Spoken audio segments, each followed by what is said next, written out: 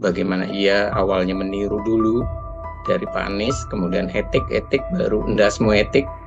Nah itu tentu bukan sesuatu yang bercanda, dan itu juga bukan menggelorakan semangat dari kalangannya atau internalnya. Artinya ini ada offside bagaimana penyampaian pidato dari Pak Prabowo, kedewasaan berpolitik, kerelaan dirinya, keikhlasan dirinya, dan seorang negarawan. Nah, hanya dalam persoalan ketika kalimat itu keluar, orang menjadi, oh ternyata ada baper toh, oh ternyata belum selesai urusan itu, masih terbawa ternyata, masih belum bisa membuat Pak Prabowo tidur dengan nyenyak di malam harinya. Apa yang disampaikan oleh Pak Prabowo itu adalah suatu fakta nyata memang. Ia mengkritik Anies secara langsung bahwa Anies ini kurang menghargai dirinya yang pernah mendorong dirinya, mendorong Pak Prabowo, Pak Prabowo mendorong Anies, maksud saya, ketika menjadi seorang gubernur. Program Tribun Sound Fokus Tribuners hari ini kembali menjumpai Anda bersama dengan saya Nila Irda, masih terkait pembahasan politik yang hari ini akan kita bahas. Baru saja ada statement yang kemudian membuat penilaian publik ini tersorot, yaitu pernyataan dari Prabowo Subianto yang dianggap mengutarakan kata-kata yang dikenal kasar dalam artian bahasa Jawa seperti itu. Untuk membahas hal tersebut, saat ini saya sudah tersambung secara langsung bersama dengan pengamat politik Citra Institut, ada Bang Efriza dalam sambungan Zoom bersama dengan saya. Bang Efriza, terima kasih sudah bergabung. Apa kabar Bang Efriza? Alhamdulillah baik, Mbak. Selamat sore untuk Mbak Nila, dan terima kasih kesempatannya. Terima kasih juga saya sampaikan pada Bang Efriza menyempatkan waktunya untuk berbincang bersama dengan saya. Hari ini saya ingin membahas terkait bagaimana statement disampaikan oleh Prabowo Subianto. Ini Bang Efriza, yang disampaikan, mohon maaf, ini adalah endasmu etik seperti itu. Padahal selama ini citra yang dilihat oleh publik dalam kontestasi Pilpres 2024 ini adalah sosok gemoy dari Prabowo Subianto. Saya mau minta komentar terlebih dahulu sebagai pengantar dari Bang Efriza soal statement Prabowo Subianto ini, Bang. Ya, soal statementnya Pak Prabowo, kita harus akui bahwa statement itu pada dasarnya di suasana yang tertutup ya, karena wartawan kan memang tidak boleh masuk, dan ketika statement itu hadir, menjadi pertanyaan berikutnya adalah di kita dan tentunya di teman-teman dan kadernya Pak Prabowo. Mereka bilang bahwa kok bisa kecolongan dan bisa hadir rekaman tersebut atau live tersebut yang direkam dan akhirnya menjadi viral. Dan ini adalah bukti bahwa ada masalah nih di internal Pak Prabowo.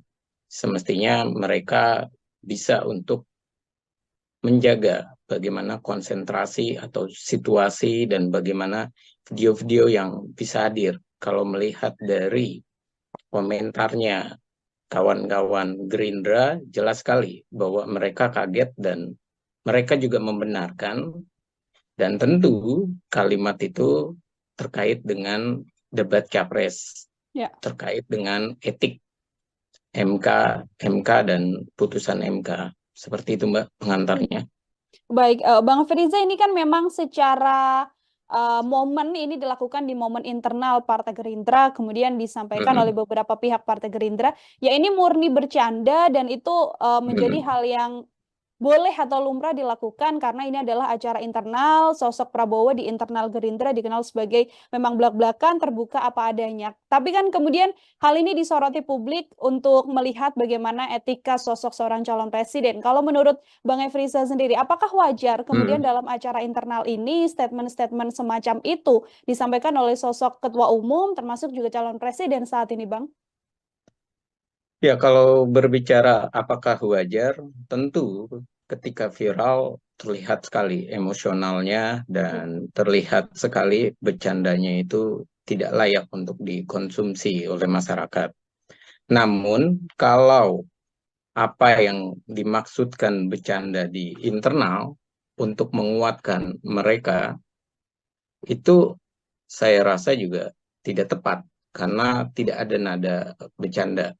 Kalau nada bercanda misalnya ia tidak mengaitkan kepada Pak Anies misalnya, bagaimana ia awalnya meniru dulu dari Pak Anies, kemudian etik baru endasmu etik.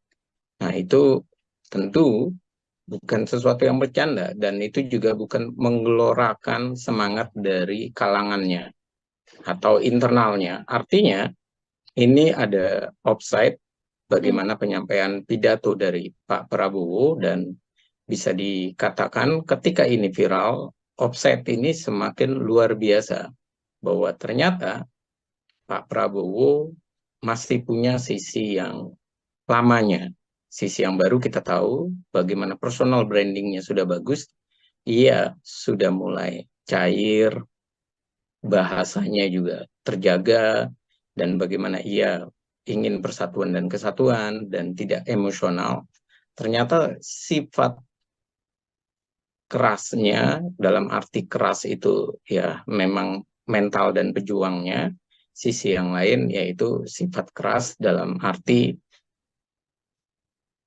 agak sedikit kurang bisa mengontrol bagaimana bahasa-bahasa yang harus dikeluarkan. Walaupun saya akui ia merasa bahwa itu di internal, dan ia bisa untuk sedikit lebih terbuka, lebih situasinya lebih tenang. Namun internalnya ini kan tidak hanya satu dua orang, dan internal ini juga tidak memahami apakah perkataan Pak Prabowo ini membawa bumerang atau perkataan Pak Prabowo ini layak untuk diupload. Dan pertanyaan berikutnya, yang mengupload ini internal atau orang lain kan.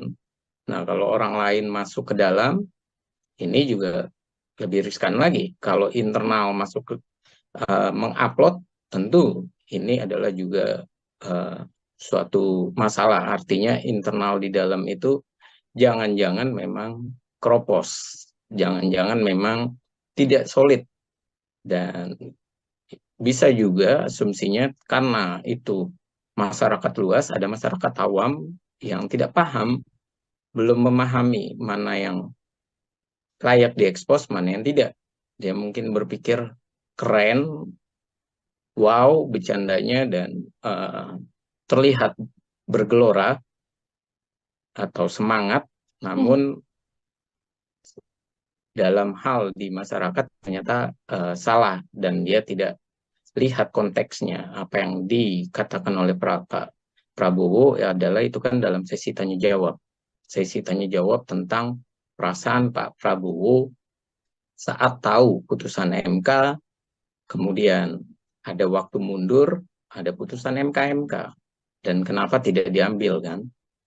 Diambil dalam arti di balik kalimatnya Pak Anies adalah tidak usah mengusung Gibran, kan bisa saat itu mengganti calon wakil presiden. Dan di mana letak rasa etikanya?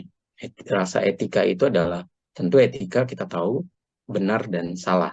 Dan itu yang coba ditanyakan oleh Pak Anies. Dan kemudian diguyonkan di dalam Rakornas, guyonannya ini ternyata sangat tinggi sekali, viral, dan sangat keras guyonannya. Etik, ndasmu etik. Artinya kalau dalam bahasa sehari-hari masih bisa kita berbicara dengan kawan, itu kan bahasa Jawa ngoko ya. Sehari-hari kita masih bisa berbahasa karena itu teman, kita bilang bahwa mau minjem duit dong, ndasmu orang lagi nggak ada duit, kan bisa seperti itu. Tapi ketika ke masyarakat dan kita tahu bahwa itu adalah bahasa Jawa yang dianggap kasar, dan di sisi yang lain etik itu adalah perilaku terpuji, dan itu akhirnya menjadi penggambaran kenapa perilaku terpuji digambarkan dengan bahasa yang kasar, dan akhirnya menjadi viral, dan akhirnya menjadi ini penolakan tentang berpikir etik. Padahal harusnya tidak perlu lagi, dan Pak Prabowo saya rasa saat di debat itu sudah menang dia ketika dia berbicara bahwa di para pengamat atau pakar hukumnya sudah menyatakan keputusannya final dan mengikat. dan ya kita jalankan. Bahkan dibilang bahwa Mas Anies kita sudah tahu lah. Itu artinya sudah selesai di dalam urusan politik. Dan ia pun juga bilang bahwa ia siap saja, biarkan rakyat yang memilih. Saya ibaratnya nothing tulus, tidak ada masalah, dan saya ikhlas andai pun tidak kalah. Yang penting tidak menang, mohon maaf, tidak menang. Yang penting itu adalah pilihan dari rakyat. Itu sudah poin sangat besar, saya bilang. Kedewasaan berpolitik, kerelaan dirinya, keikhlasan dirinya, dan seorang negarawan. Nah, hanya dalam persoalan ketika kalimat itu keluar, orang menjadi, oh ternyata ada baper toh, oh ternyata belum selesai urusan itu, masih terbawa ternyata, masih belum bisa membuat Pak Prabowo tidur dengan nyenyak di malam harinya. Seperti itu sih. Ya, kalau dari Bang Efriza, pernyataan dari Prabowo Subianto ini kan memang berkaitan soal bagaimana momen debat. Ini sebenarnya bentuk apa sih Bang? Apakah memang bentuk kekecewaan, bentuk kemarahan dari sosok Prabowo Subianto, atau tadi Prabowo masih terbawa baper, atau justru apa yang sedianya ingin disampaikan lewat statement Dasmo Etik ini terhadap Anies Baswedan? Ya, kalau saya lihat, ia masih kesal dengan pernyataan itu. Dan kita tahu bahwa ia juga kecewa kenapa pernyataan itu hadir. Sama seperti kecewa ketika Ganjar membawa isu HAM yang 5 tahunan. Dan berapa kali dalam posisi-posisi yang lain, Pak Prabowo tuh mengingatkan kepada mereka, udahlah, kita adu gagasan saja. Kita berbicara tentang gagasan. Jangan saling berjiwa tidak negarawan. Malah akhirnya di dalam adu gagasan itu adalah menyerang antara satu dengan yang lainnya. Saat itu Pak Prabowo memang diserang di antara kedua-duanya karena dia mewakili pemerintah, representasi pemerintah. Namun kembali lagi, ketika ia berbicara itu, saya melihat belum ada substansi yang ingin disampaikan untuk menguatkan internalnya. Semestinya, ya misalnya, berbicara tentang kalimat itu keluar dalam lelucon misalnya, dalam lelucon ya harusnya bisa langsung memberikan kalimat, sudahlah, soal itu kita sudah sama-sama dewasa lah, tak usah memikirkan bagaimana sebelum debat, sebelum ditetapkan keterpilihan.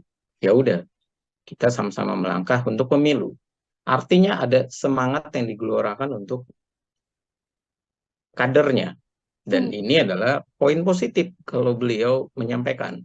Tapi ketika beliau membawa itu dalam hal bercanda kepada Pak Anies, ini adalah suatu hal yang tentunya akan menjadi viral dan tentu ini akan terus-menerus dikaji, terus-menerus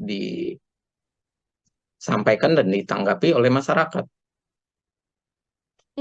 Ini kalau kita ada dalam potongan video juga Bang Efriza, setelah pernyataan terkait bagaimana Dasmo Etik itu disampaikan oleh Prabowo Subianto, ada juga statement bahwa Prabowo Subianto mengatakan, saya inginnya baik-baik saja, saya inginnya rukun, maju sama-sama untuk rakyat, tapi Anies ini justru nyerang-nyerang. Dulu mau jadi menterinya Jokowi, sekarang justru menyindir Presiden Jokowi. Saya mau minta komentar Bang Efriza terkait rangkaian pernyataan dari Prabowo mulai Dasmo Etik sampai keinginan rukun, namun justru menganggapnya Anies Baswedan yang mulai menyerang. Ya, kalau melihat runut apa yang disampaikan oleh Pak Prabowo, jelas sekali ada situasi yang ia ingin menggambarkan. Apa yang ingin digambarkan oleh Pak Prabowo, bahwa ada masalah nih, dan dia juga mengetahui masalah itu, dan ia mencoba untuk ya udah, kita politisi, kita negarawan juga, kita beradu gagasan, dan ia ingin juga menunjukkan kepada para kadernya apa yang dia lakukan selama ini itu adalah sebuah sikap. Memang karena beliau adalah militer, kita tahu bedanya militer sama sipil di sana letaknya. Kalau militer tentu persatuan dan kesatuannya begitu kuat, dan ia juga menghormati pimpinannya.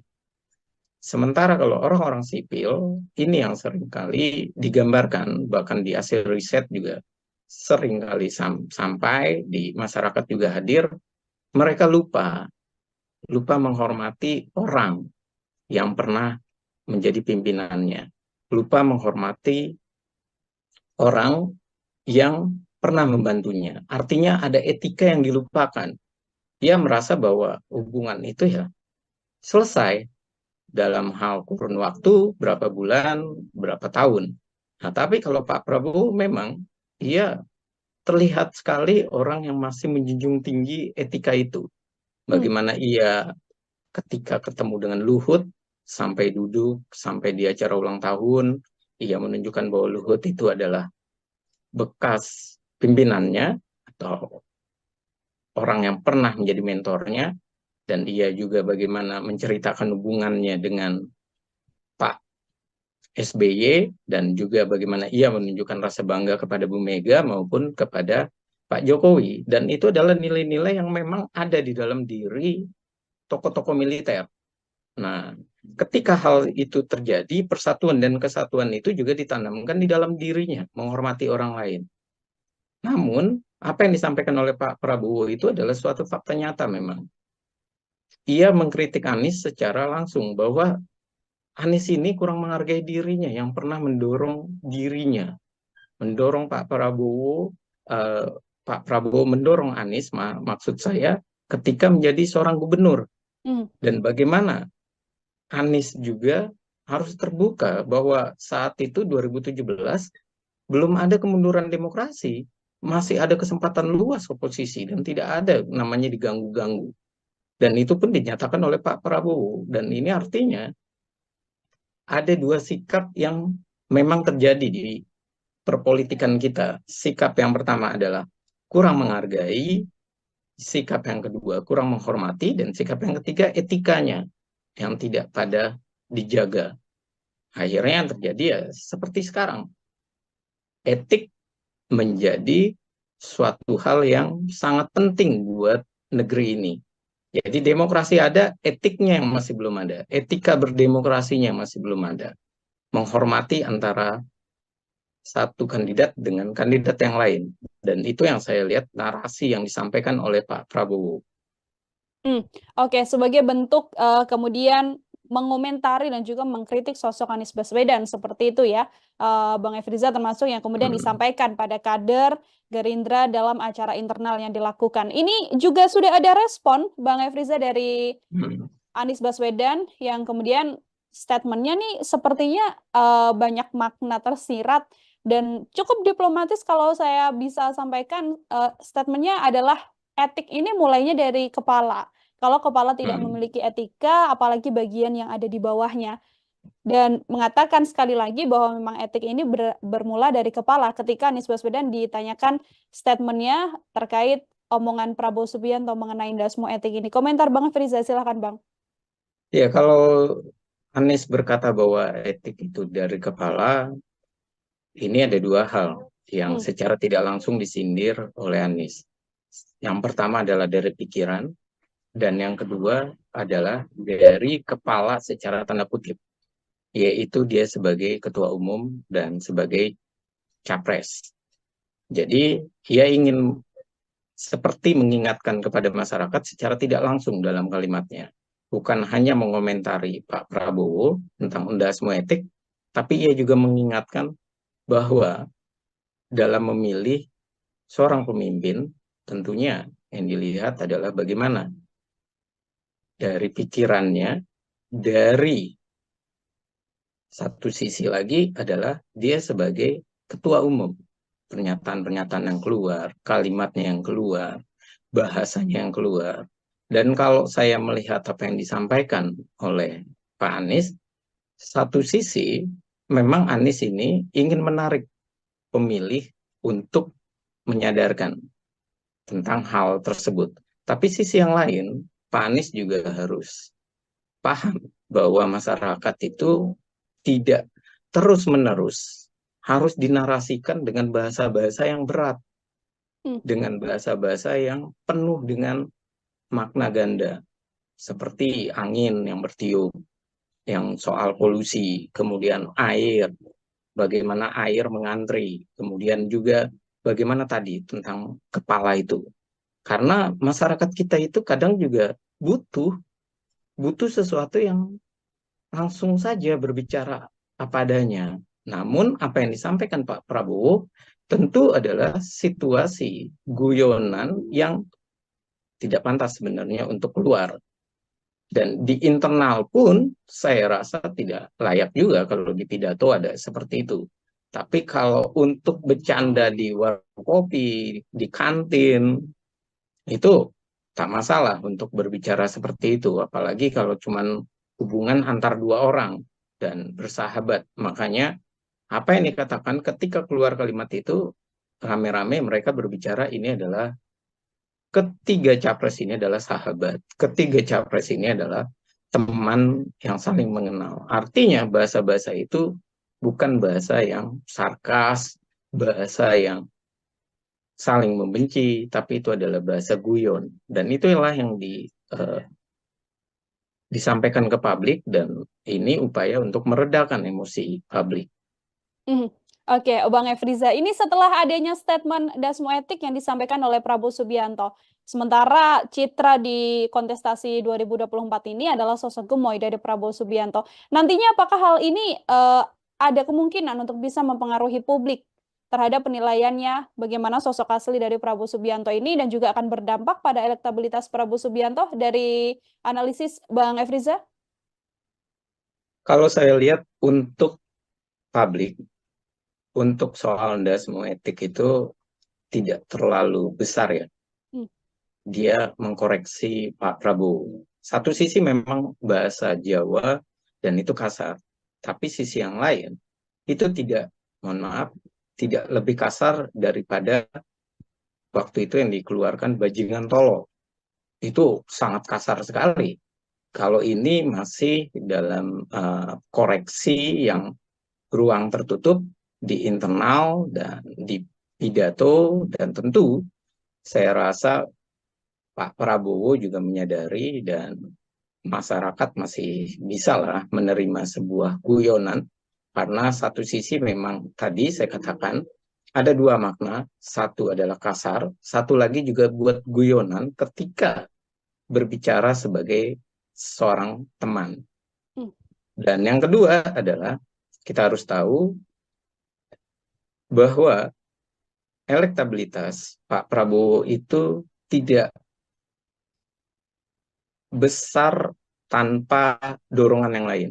Jadi bukan semata-mata Pak Prabowo semata, tapi ada juga Gibran, dan tentu yang ketiga adalah yang paling penting ini sebenarnya, ketiga tapi utama, walaupun orang menganggap ini sekundernya, yaitu Presiden Joko Widodonya. Beliau bagaimana meresponnya, atau beliau bagaimana mengendorse sekaligus di pemerintahan terkesan menguntungkan atau terlihat begitu menguntungkan bagi Pak Prabowo. Kalau menguntungkan bagi pasangan Prabowo dan Gibran, tentu masyarakat merasa bahwa nggak apa-apa lah untuk saat ini ada kalimat kasar atau ada kata kasar, tapi kita masih bisa merasakan, karena yang paling besar pengaruh di masyarakat yang orang belum pernah pahami, bahwa saya harus katakan bahwa masyarakat itu terkadang tidak hanya melihat dari pikiran atau bicara semata, tapi juga melihat hal nyata, apa yang dirasakan di perutnya, apa yang dirasakan langsung ke tubuhnya. Dan hal-hal itu yang tadi hanya dimiliki oleh penguasa, dan penguasa bisa melakukan hal tersebut. Dan itu dibuktikan ya itu tadi dengan banyak hal ya yang kita tahu ya. Saat ini masih ada BLT, Bansos, ada KIP, ada BPJS, dan itu dirasakan sekali oleh masyarakat. Dan karena itu terkadang kalau kita bertanya, siapa calon presiden, mereka menjawab yang bisa melanjutkan kebijakan Pak Presiden Jokowi, yang masih bisa kami rasakan manfaatnya itu. Dan itu besar yang masih merasakan itu, ketimbang yang menggunakan tadi kalau kita menjawab adalah pemilih kita itu terbagi 3, sosiologis, psikologis, dan rasional. Yang terbesar adalah yang masih menggunakan sosiologis dan psikologis. Sisi berikutnya yang rasional ini adalah kaum terdidik, intelektual. Nah, yang merasakan hal tersebut belum tentu juga mengkoreksi dan membahasakan tersebut. Karena yang terjadi adalah politik kita ini belum benar-benar dirasakan sebagai, oh ini kebutuhan nih kita menyampaikan gagasan, kebutuhan kita mendengarkan gagasan. Karena banyak juga masyarakat yang melihat Pak Prabowo tidak begitu besar penyampaian gagasannya, tapi merasa, oh beliau berbicara tentang persatuan dan kesatuan, oh beliau juga baik kok tipikalnya, dan beliau terlihat sekali bahwa representasi dari penguasa, dan itu penilaian yang lain gitu loh Mbak. Dan kita harus menghargai itu, dan saya rasa inilah yang terjadi kenapa elektabilitas Pak Prabowo itu masih besar, karena ada penilaian yang lain dari masyarakat, tidak sekedar hiruk pikuk politiknya, tapi yang dirasakan langsung oleh dirinya. Ada Seperti banyak, itu, Mbak. iya baik, ada banyak faktor ya Bang Efriza yang artinya Iya. kemudian membuat angka elektabilitas Prabowo ini masih tinggi, termasuk juga statement Dasmoetik ini nantinya prediksi Bang Efriza tidak akan berpengaruh banyak terkait elektabilitas Prabowo Subianto. Terakhir dari saya Bang, ini kan memang tadi Bang sempat menyinggung soal bagaimana Prabowo Subianto harus menjaga sisi emosionalnya agar kemudian statement-statement semacam ini tidak keluar lagi. Koreksi apa kalau Bang Efriza boleh menyampaikan hal apa yang kemudian berkemungkinan harus dilakukan oleh Prabowo Subianto untuk hal semacam ini tidak terulang di kemudian hari, Bang? Ya, yang pertama Pak Prabowo harus berhati-hati. Dia kan orangnya tipikalnya lepas. Ya. Terlihat sekali lepas, dan dia merasa bahwa tidak ada beban. Dan ketika orang-orang yang noting tulus atau tidak ada beban sama sekali, dia merasa bahwa ini adalah perjuangan untuk capres, tapi dia harus tahu bahwa ini adalah politisi, bahwa ini adalah dinilai oleh masyarakat dan mendapatkan ukuran dari masyarakat. Artinya, ketika ia andai pun ceplos-ceplos, saat ini dikurangi ceplos-ceplosnya dan mulai untuk lebih enjoy, lebih relax. Dan yang kedua adalah bagaimana ia dalam relaxnya ini, tentu enjoy-nya, hal lain ada harus dibangun. Ia harus mulai untuk mencari bahasa-bahasa yang tepat, bahasa yang baik untuk, walaupun itu adalah joke, walaupun itu adalah untuk semangat. Dan yang ketiga adalah bagaimana ia harus mulai saat ini menunjukkan gagasannya, menunjukkan tawaran bahwa ia adalah sosok yang tepat untuk masyarakat pilih. Jadi beliau tidak perlu lagi bilang bahwa saya siap untuk negara dan silakan masyarakat yang memilih. Tapi ia juga harus menyampaikan bahwa gagasan saya adalah ini, dan saya akan menjamin ini, dan ini. Karena debat kemarin itu kalau kita bicara, yang baru menyampaikan benar-benar visi misi dan apa yang akan dilakukannya baru Ganjar Pranowo. Kalau Pak Anies masih rangkaian gagasan dengan teknis-teknis kecilnya. Kalau Pak Prabowo masih khawatir untuk mengkoreksi pemerintah. Maka apa yang terjadi? Ia berbicara tentang hal yang terkait baru persatuan dan kesatuan. Dan ini sedikit banyak juga bukan mengkhawatirkan ya bagi masyarakat ya, tapi juga kurang untuk memberikan pendidikan politik kepada masyarakat.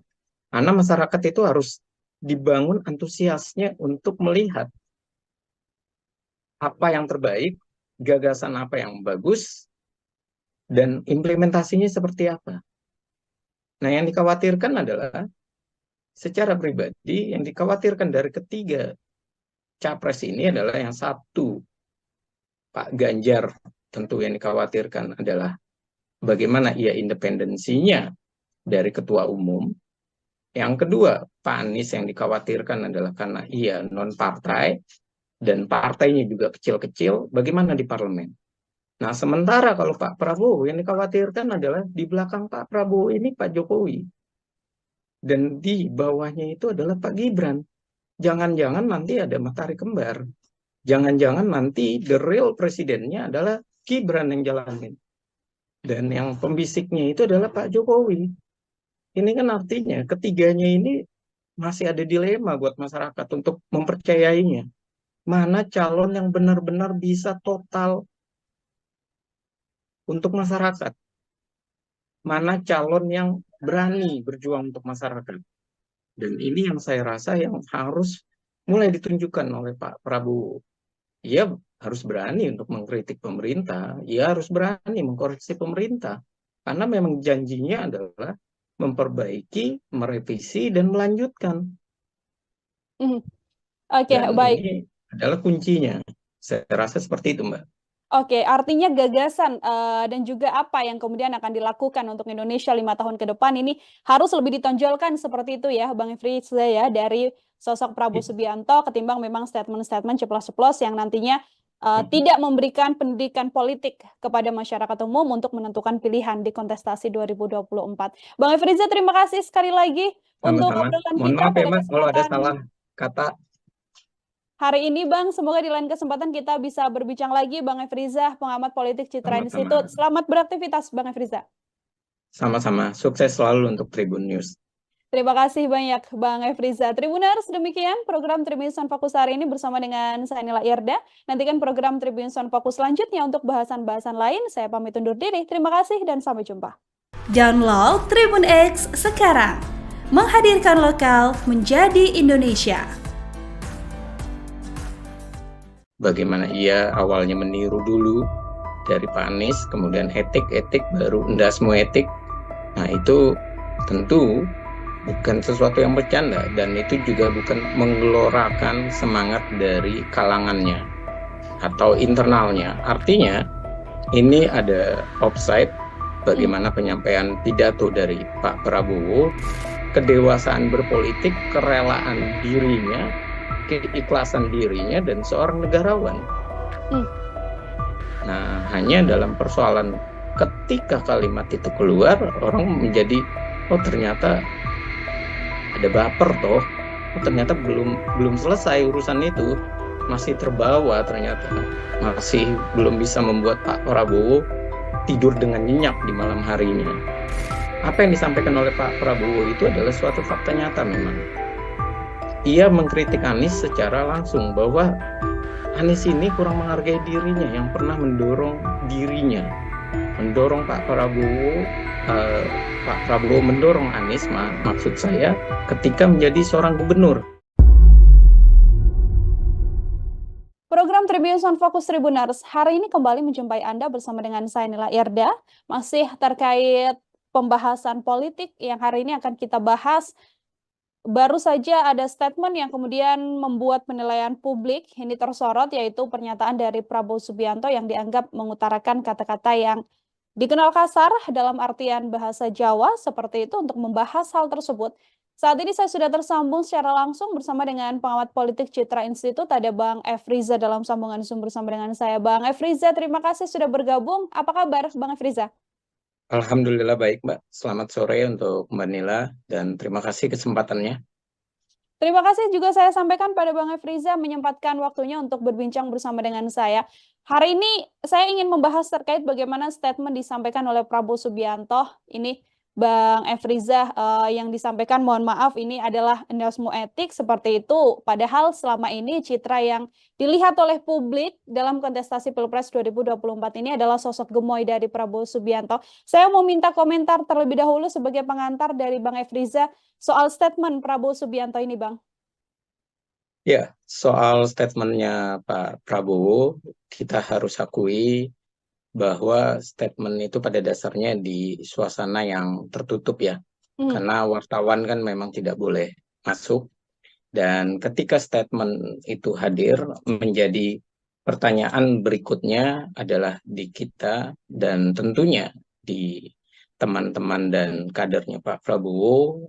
Mereka bilang bahwa kok bisa kecolongan dan bisa hadir rekaman tersebut atau live tersebut yang direkam dan akhirnya menjadi viral. Dan ini adalah bukti bahwa ada masalah nih di internal Pak Prabowo.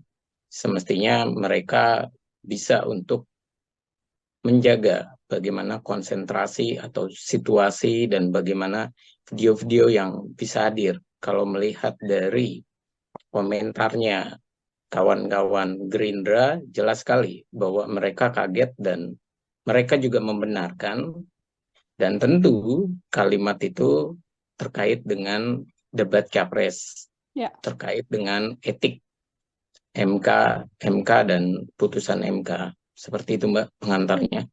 Baik, Bang Firza, ini kan memang secara momen ini dilakukan di momen internal Partai Gerindra, kemudian disampaikan oleh beberapa pihak Partai Gerindra.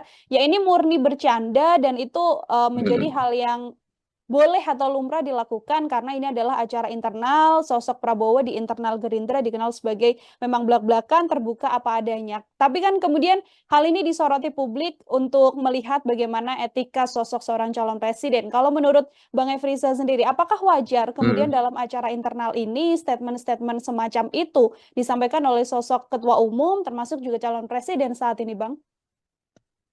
Ya, kalau berbicara apakah wajar, tentu ketika viral terlihat sekali emosionalnya dan terlihat sekali bercandanya itu tidak layak untuk dikonsumsi oleh masyarakat. Namun, kalau apa yang dimaksudkan bercanda di internal untuk menguatkan mereka, itu saya rasa juga tidak tepat karena tidak ada nada bercanda. Kalau nada bercanda misalnya ia tidak mengaitkan kepada Pak Anies misalnya, bagaimana ia awalnya meniru dulu dari Pak Anies, kemudian etik baru enggak semua etik.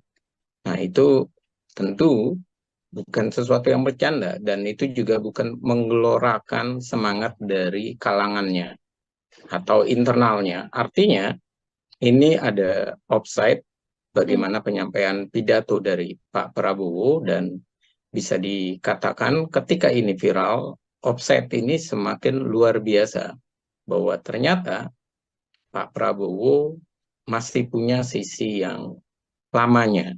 Sisi yang baru kita tahu bagaimana personal brandingnya sudah bagus, ia sudah mulai cair, bahasanya juga terjaga, dan bagaimana ia ingin persatuan dan kesatuan dan tidak emosional.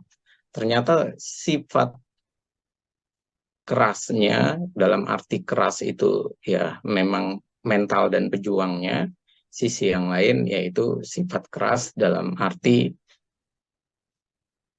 agak sedikit kurang bisa mengontrol bagaimana bahasa-bahasa yang harus dikeluarkan. Walaupun saya akui ia merasa bahwa itu di internal dan ia bisa untuk sedikit lebih terbuka, lebih situasinya lebih tenang. Namun internalnya ini kan tidak hanya 1-2 orang dan internal ini juga tidak memahami apakah perkataan Pak Prabowo ini membawa bumerang atau perkataan Pak Prabowo ini layak untuk di-upload. Dan pertanyaan berikutnya yang mengupload ini internal atau orang lain kan.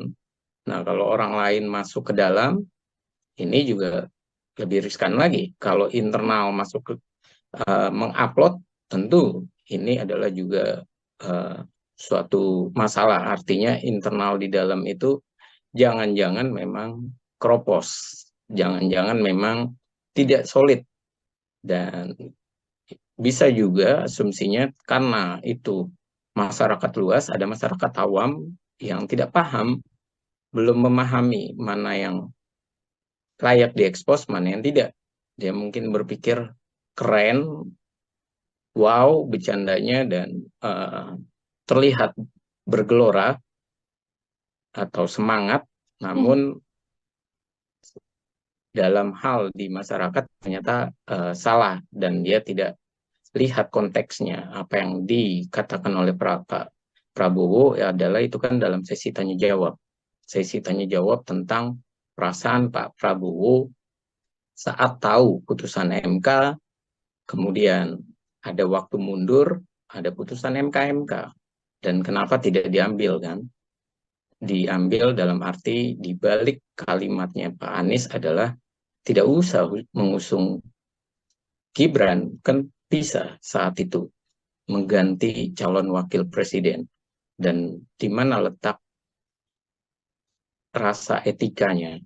Rasa etika itu adalah, tentu etika kita tahu benar dan salah. Dan itu yang coba ditanyakan oleh Pak Anies. Dan kemudian diguyurkan di dalam Rakornas, guyonannya ini ternyata sangat tinggi sekali, viral dan sangat keras guyonannya. Etik, ndasmu etik. Artinya kalau dalam bahasa sehari-hari masih bisa kita berbicara dengan kawan, itu kan bahasa Jawa ngoko ya.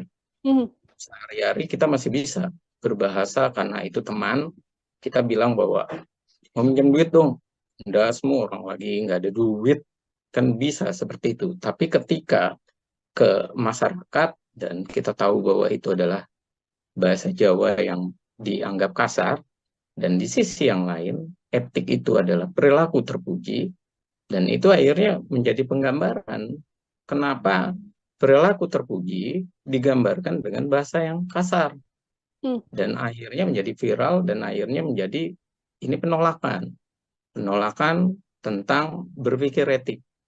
Padahal harusnya tidak perlu lagi, dan Pak Prabowo saya rasa saat di debat itu sudah menang dia ketika dia berbicara bahwa di para pengamat atau pakar hukumnya sudah menyatakan keputusannya final dan mengikat. Dan ya kita jalankan, bahkan dia bilang bahwa Mas Anies kita sudah tahu lah.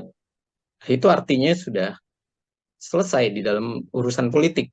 Dan ia pun juga bilang bahwa ia siap saja, biarkan rakyat yang memilih. Saya ibaratnya nothing tulus, tidak ada masalah, dan saya ikhlas andai-pun tidak kalah, yang penting tidak menang, mohon maaf, tidak menang, yang penting itu adalah pilihan dari rakyat. Itu sudah poin sangat besar, saya bilang. Kedewasaan berpolitik, kerelaan dirinya, keikhlasan dirinya, dan seorang negarawan. Nah, hanya dalam persoalan ketika kalimat itu keluar, orang menjadi, oh ternyata ada baper toh, oh ternyata belum selesai urusan itu, masih terbawa ternyata, masih belum bisa membuat Pak Prabowo tidur dengan nyenyak di malam harinya. Seperti itu sih. Ya, kalau dari Bang Efriza, pernyataan dari Prabowo Subianto ini kan memang berkaitan soal bagaimana momen debat. Ini sebenarnya bentuk apa sih Bang? Apakah memang bentuk kekecewaan, bentuk kemarahan dari sosok Prabowo Subianto, atau tadi Prabowo masih terbawa baper, atau justru apa yang sedianya ingin disampaikan lewat statement Dasmo Etik ini terhadap Anies Baswedan? Ya, kalau saya lihat, ia masih kesal dengan pernyataan itu. Dan kita tahu bahwa ia juga kecewa kenapa pernyataan itu hadir. Sama seperti kecewa ketika Ganjar membawa isu HAM yang 5 tahunan. Dan berapa kali dalam posisi-posisi yang lain, Pak Prabowo tuh mengingatkan kepada mereka, udahlah, kita adu gagasan saja. Kita berbicara tentang gagasan. Jangan saling berjiwa tidak negarawan, malah akhirnya di dalam adu gagasan itu adalah menyerang antara satu dengan yang lainnya. Saat itu Pak Prabowo memang diserang di antara kedua-duanya karena dia mewakili pemerintah, representasi pemerintah. Namun kembali lagi, ketika ia berbicara itu, saya melihat belum ada substansi yang ingin disampaikan untuk menguatkan internalnya. Semestinya ya misalnya berbicara tentang kalimat itu keluar dalam lelucon misalnya, dalam lelucon ya harusnya bisa langsung memberikan kalimat, sudahlah, soal itu kita sudah sama-sama dewasa lah, tak usah memikirkan bagaimana sebelum debat, sebelum ditetapkan keterpilihan, ya udah kita sama-sama melangkah untuk pemilu. Artinya ada semangat yang digelorakan untuk kadernya. Dan ini adalah poin positif kalau beliau menyampaikan. Tapi ketika beliau membawa itu dalam hal bercanda kepada Pak Anies, ini adalah suatu hal yang tentunya akan menjadi viral dan tentu ini akan terus-menerus terus-menerus dikaji, terus-menerus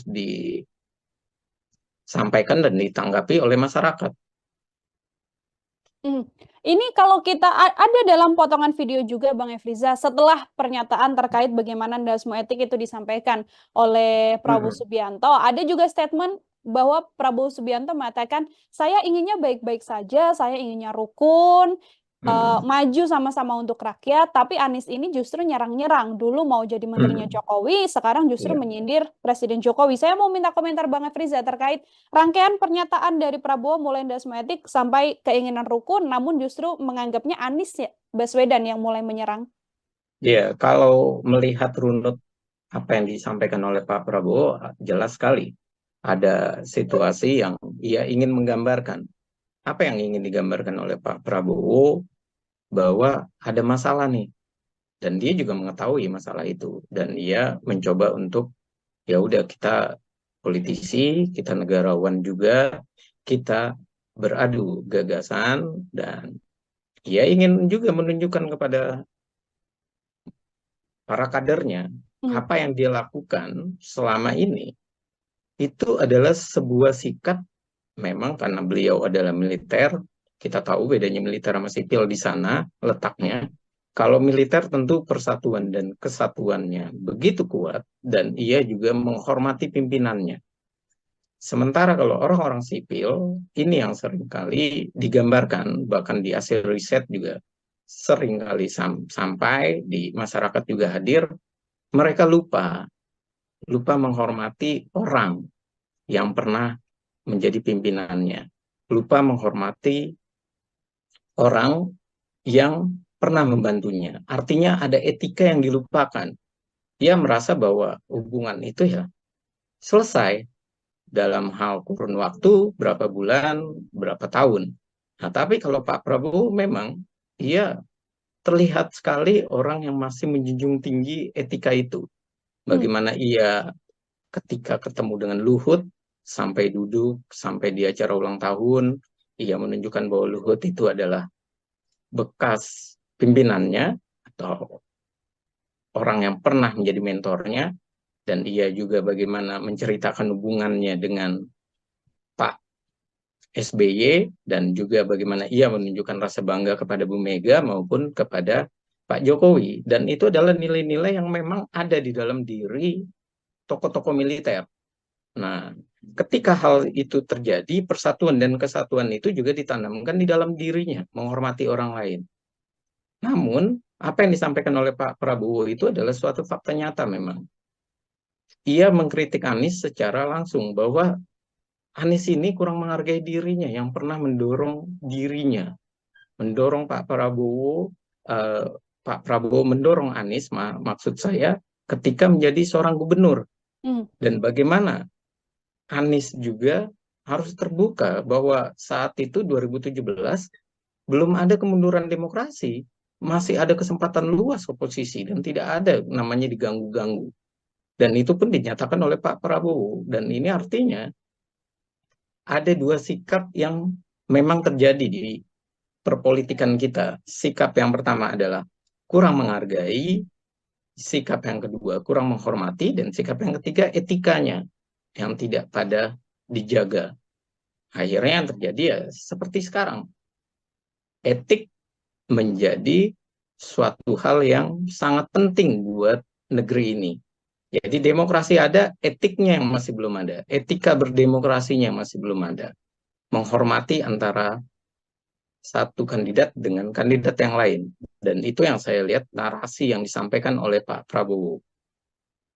Oke, sebagai bentuk kemudian mengomentari dan juga mengkritik sosok Anies Baswedan seperti itu ya, Bang Efriza, termasuk yang kemudian disampaikan pada kader Gerindra dalam acara internal yang dilakukan. Ini juga sudah ada respon Bang Efriza dari Anies Baswedan yang kemudian statementnya nih sepertinya banyak makna tersirat dan cukup diplomatis kalau saya bisa sampaikan, statementnya adalah etik ini mulainya dari kepala. Kalau kepala tidak Hmm. memiliki etika, apalagi bagian yang ada di bawahnya. Dan mengatakan sekali lagi bahwa memang etik ini bermula dari kepala. Ketika Anies Baswedan ditanyakan statementnya terkait omongan Prabowo Subianto mengenai dasmu etik ini. Komentar Bang Friza, silakan Bang. Ya, kalau Anies berkata bahwa etik itu dari kepala, ini ada dua hal yang Hmm. secara tidak langsung disindir oleh Anies. Yang pertama adalah dari pikiran, dan yang kedua adalah dari kepala secara tanda kutip, yaitu dia sebagai ketua umum dan sebagai capres. Jadi ia ingin seperti mengingatkan kepada masyarakat secara tidak langsung dalam kalimatnya. Bukan hanya mengomentari Pak Prabowo tentang undasmu etik, tapi ia juga mengingatkan bahwa dalam memilih seorang pemimpin, tentunya yang dilihat adalah bagaimana dari pikirannya, dari satu sisi lagi adalah dia sebagai ketua umum.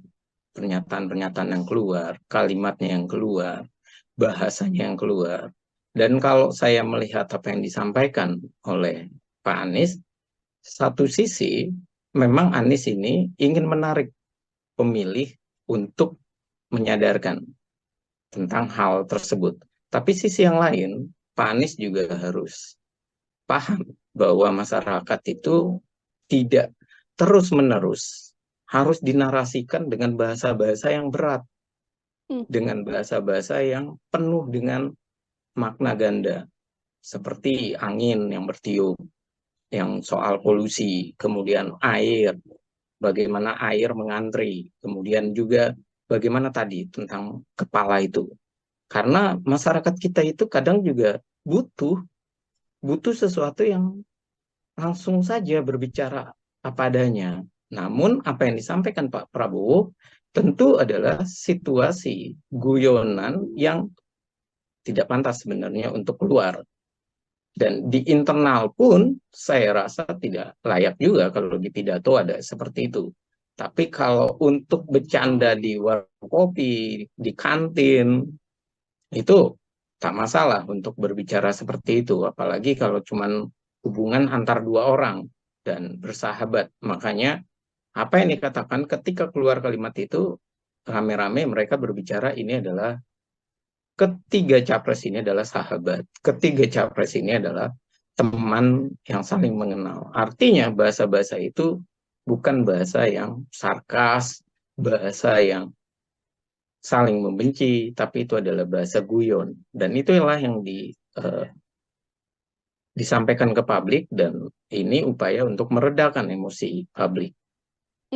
Oke, Bang Efriza, ini setelah adanya statement dasmu etik yang disampaikan oleh Prabowo Subianto. Sementara citra di kontestasi 2024 ini adalah sosok gemoy dari Prabowo Subianto.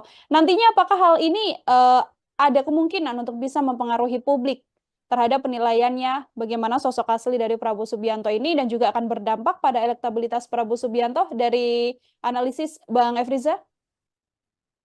Kalau saya lihat untuk publik, untuk soal dasmu etik itu tidak terlalu besar ya.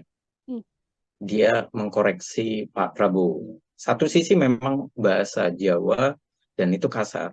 Tapi sisi yang lain itu tidak, mohon maaf, tidak lebih kasar daripada waktu itu yang dikeluarkan bajingan tolol. Itu sangat kasar sekali.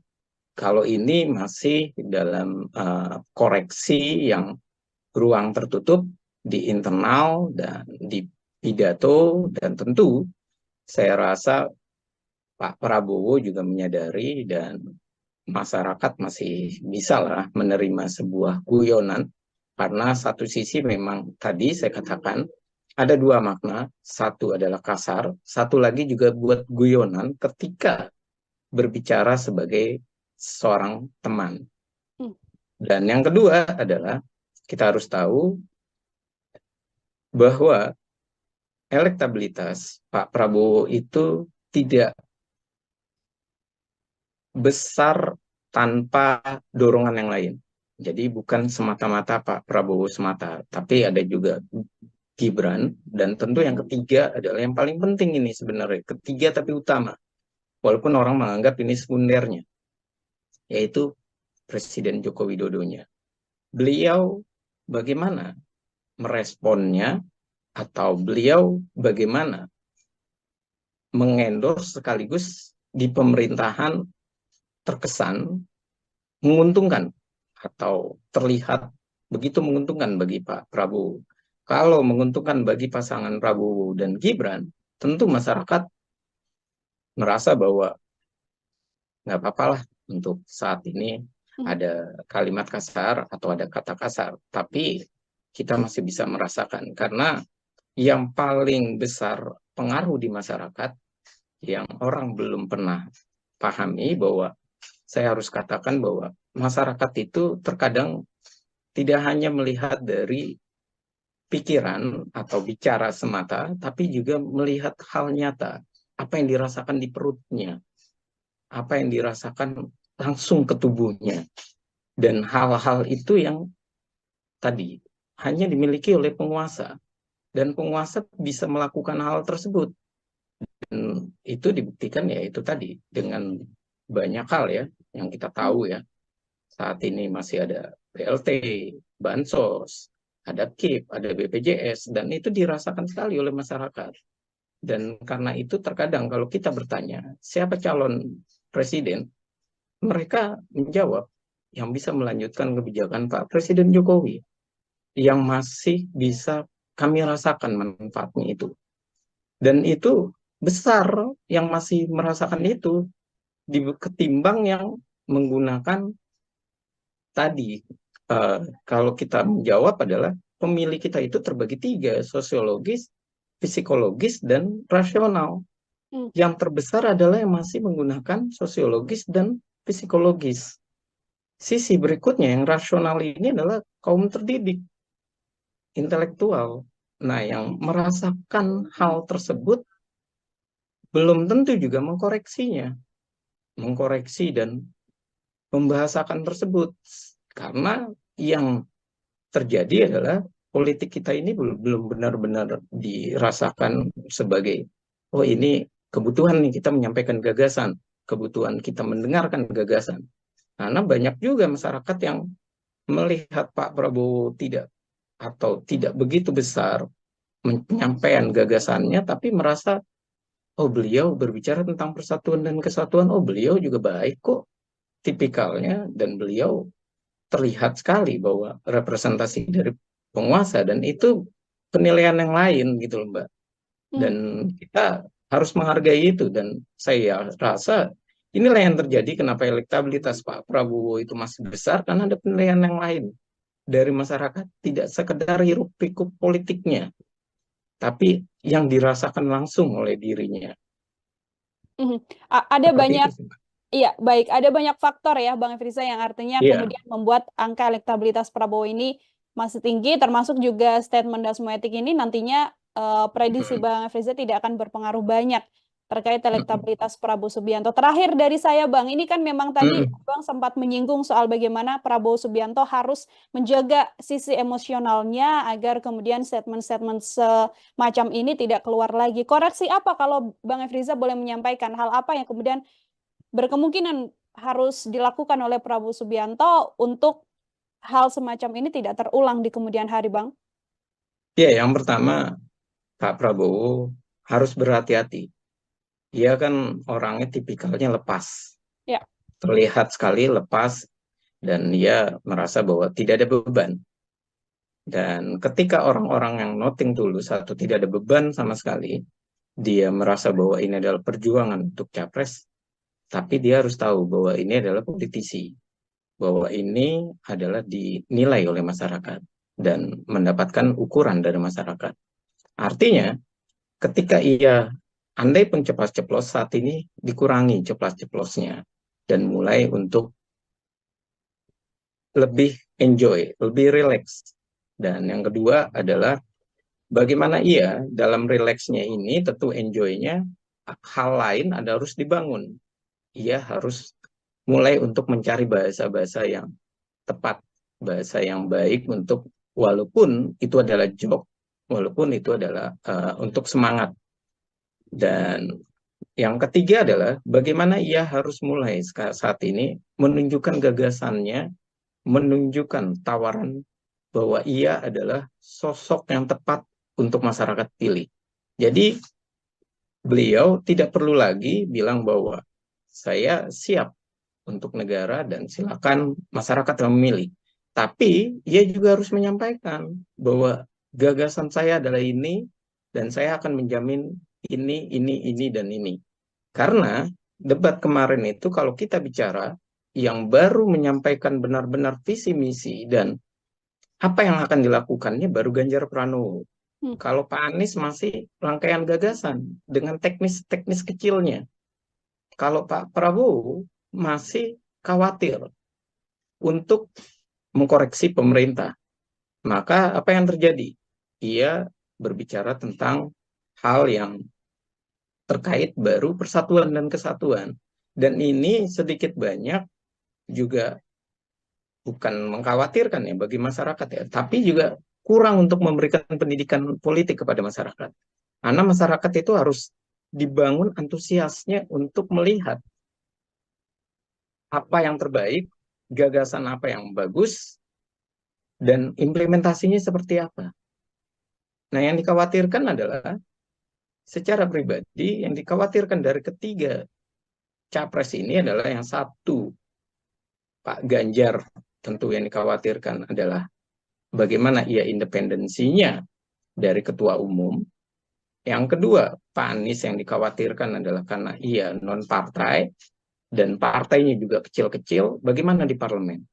Nah, sementara kalau Pak Prabowo yang dikhawatirkan adalah di belakang Pak Prabowo ini Pak Jokowi. Dan di bawahnya itu adalah Pak Gibran. Jangan-jangan nanti ada matahari kembar. Jangan-jangan nanti the real presidennya adalah Gibran yang jalanin. Dan yang pembisiknya itu adalah Pak Jokowi. Ini kan artinya ketiganya ini masih ada dilema buat masyarakat untuk mempercayainya. Mana calon yang benar-benar bisa total untuk masyarakat. Mana calon yang berani berjuang untuk masyarakat. Dan ini yang saya rasa yang harus mulai ditunjukkan oleh Pak Prabowo. Ia harus berani untuk mengkritik pemerintah, ia harus berani mengkoreksi pemerintah. Karena memang janjinya adalah memperbaiki, merevisi, dan melanjutkan. Oke, baik. Ini adalah kuncinya. Saya rasa seperti itu, Mbak. Oke, artinya gagasan dan juga apa yang kemudian akan dilakukan untuk Indonesia 5 tahun ke depan ini harus lebih ditonjolkan seperti itu ya, Bang Efriza ya, dari sosok Prabowo Subianto ketimbang memang statement-statement ceplos-ceplos yang nantinya tidak memberikan pendidikan politik kepada masyarakat umum untuk menentukan pilihan di kontestasi 2024. Bang Efriza, terima kasih sekali lagi untuk obrolan Mohon kita maaf ya, pada Mas, kalau ada kesempatan salah kata. hari ini, Bang. Semoga di lain kesempatan kita bisa berbincang lagi. Bang Efriza, pengamat politik Citra Institute. Selamat beraktivitas, Bang Efriza. Sama-sama. Sukses selalu untuk Tribun News. Terima kasih banyak, Bang Efriza. Tribuners, demikian program Tribun Sound Fokus hari ini bersama dengan saya Nila Irda. Nantikan program Tribun Sound Fokus selanjutnya untuk bahasan-bahasan lain. Saya pamit undur diri. Terima kasih dan sampai jumpa. Download Tribun X sekarang. Menghadirkan lokal menjadi Indonesia. Bagaimana ia awalnya meniru dulu dari Pak Anies, kemudian etik, baru endasmu etik. Nah, itu tentu bukan sesuatu yang bercanda, dan itu juga bukan menggelorakan semangat dari kalangannya atau internalnya. Artinya ini ada offside bagaimana penyampaian pidato dari Pak Prabowo, kedewasaan berpolitik, kerelaan dirinya, keikhlasan dirinya, dan seorang negarawan. Nah, hanya dalam persoalan ketika kalimat itu keluar, orang menjadi, oh ternyata ada baper toh, oh ternyata belum selesai urusan itu, masih terbawa ternyata, masih belum bisa membuat Pak Prabowo tidur dengan nyenyak di malam harinya. Apa yang disampaikan oleh Pak Prabowo itu adalah suatu fakta nyata memang. Ia mengkritik Anies secara langsung bahwa Anies ini kurang menghargai dirinya yang pernah mendorong dirinya mendorong Pak Prabowo, Pak Prabowo mendorong Anies, maksud saya, ketika menjadi seorang gubernur. Program Tribun Fokus Tribuners hari ini kembali menjumpai Anda bersama dengan saya Nila Irda, masih terkait pembahasan politik yang hari ini akan kita bahas. Baru saja ada statement yang kemudian membuat penilaian publik ini tersorot, yaitu pernyataan dari Prabowo Subianto yang dianggap mengutarakan kata-kata yang dikenal kasar dalam artian bahasa Jawa seperti itu. Untuk membahas hal tersebut, saat ini saya sudah tersambung secara langsung bersama dengan pengamat politik Citra Institut, ada Bang Efriza dalam sambungan Zoom bersama dengan saya. Bang Efriza, terima kasih sudah bergabung. Apa kabar Bang Efriza? Alhamdulillah baik, Mbak. Selamat sore untuk Mbak Nila dan terima kasih kesempatannya. Terima kasih juga saya sampaikan pada Bang Efriza menyempatkan waktunya untuk berbincang bersama dengan saya. Hari ini saya ingin membahas terkait bagaimana statement disampaikan oleh Prabowo Subianto. Ini Bang Efriza, yang disampaikan, mohon maaf, ini adalah endasmu etik seperti itu. Padahal selama ini citra yang dilihat oleh publik dalam kontestasi Pilpres 2024 ini adalah sosok gemoy dari Prabowo Subianto. Saya mau minta komentar terlebih dahulu sebagai pengantar dari Bang Efriza soal statement Prabowo Subianto ini, Bang. Ya, soal statementnya Pak Prabowo, kita harus akui bahwa statement itu pada dasarnya di suasana yang tertutup ya. Karena wartawan kan memang tidak boleh masuk. Dan ketika statement itu hadir, menjadi pertanyaan berikutnya adalah di kita dan tentunya di teman-teman dan kadernya Pak Prabowo. Mereka bilang bahwa kok bisa kecolongan dan bisa hadir rekaman tersebut atau live tersebut yang direkam dan akhirnya menjadi viral. Dan ini adalah bukti bahwa ada masalah nih di internal Pak Prabowo. Semestinya mereka bisa untuk menjaga bagaimana konsentrasi atau situasi dan bagaimana video-video yang bisa hadir. Kalau melihat dari komentarnya kawan-kawan Gerindra, jelas sekali bahwa mereka kaget dan mereka juga membenarkan. Dan tentu kalimat itu terkait dengan debat capres, terkait dengan etik MK dan putusan MK. Seperti itu Mbak pengantarnya. Baik, Bang Efriza, ini kan memang secara momen ini dilakukan di momen internal Partai Gerindra, kemudian disampaikan oleh beberapa pihak Partai Gerindra, ya ini murni bercanda dan itu menjadi hal yang boleh atau lumrah dilakukan karena ini adalah acara internal. Sosok Prabowo di internal Gerindra dikenal sebagai memang belak-belakan, terbuka apa adanya. Tapi kan kemudian hal ini disoroti publik untuk melihat bagaimana etika sosok seorang calon presiden. Kalau menurut Bang Efriza sendiri, apakah wajar kemudian dalam acara internal ini statement-statement semacam itu disampaikan oleh sosok ketua umum termasuk juga calon presiden saat ini, Bang? Ya, kalau berbicara apakah wajar, tentu ketika viral terlihat sekali emosionalnya dan terlihat sekali bercandanya itu tidak layak untuk dikonsumsi oleh masyarakat. Namun, kalau apa yang dimaksudkan bercanda di internal untuk menguatkan mereka, itu saya rasa juga tidak tepat karena tidak ada nada bercanda. Kalau nada bercanda misalnya ia tidak mengaitkan kepada Pak Anies misalnya, bagaimana ia awalnya meniru dulu dari Pak Anies, kemudian etik baru endasmu etik.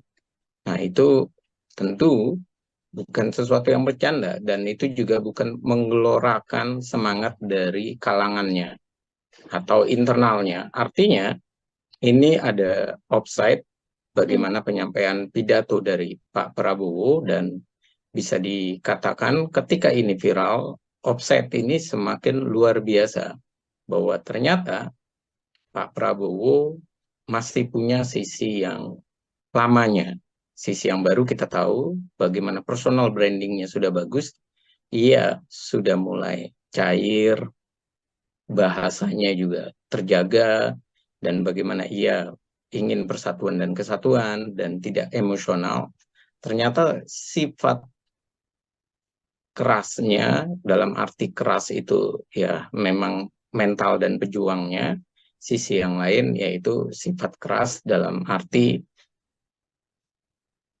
agak sedikit kurang bisa mengontrol bagaimana bahasa-bahasa yang harus dikeluarkan. Walaupun saya akui ia merasa bahwa itu di internal dan ia bisa untuk sedikit lebih terbuka, lebih situasinya lebih tenang. Namun internalnya ini kan tidak hanya 1-2 orang, dan internal ini juga tidak memahami apakah perkataan Pak Prabowo ini membawa bumerang atau perkataan Pak Prabowo ini layak untuk di-upload. Dan pertanyaan berikutnya, yang mengupload ini internal atau orang lain kan.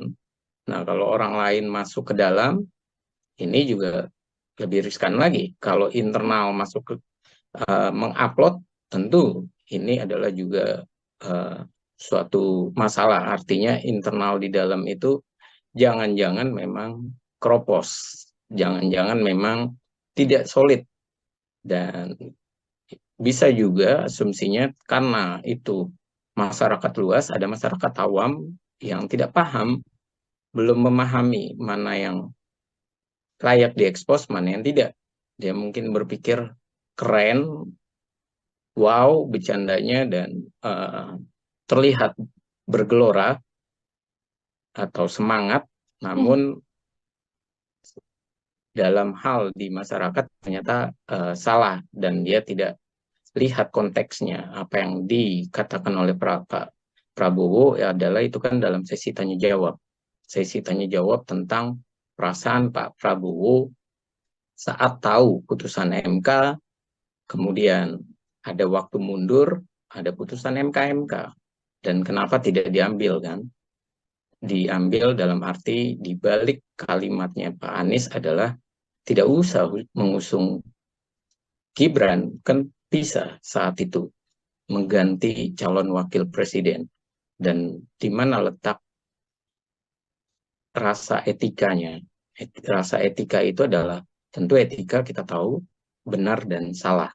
Dan itu yang coba ditanyakan oleh Pak Anies. Dan kemudian diguyonkan di dalam Rakornas. Guyonannya ini ternyata sangat tinggi sekali, viral, dan sangat keras guyonannya. Etik, ndasmu etik. Artinya kalau dalam bahasa sehari-hari masih bisa kita berbicara dengan kawan, itu kan bahasa Jawa ngoko ya. Sehari-hari kita masih bisa berbahasa karena itu teman, kita bilang bahwa mau minjem duit dong, ndasmu, orang lagi nggak ada duit, kan bisa seperti itu. Tapi ketika ke masyarakat dan kita tahu bahwa itu adalah bahasa Jawa yang dianggap kasar, dan di sisi yang lain etik itu adalah perilaku terpuji, dan itu akhirnya menjadi penggambaran kenapa perilaku terpuji digambarkan dengan bahasa yang kasar, dan akhirnya menjadi viral, dan akhirnya menjadi ini penolakan tentang berpikir etik.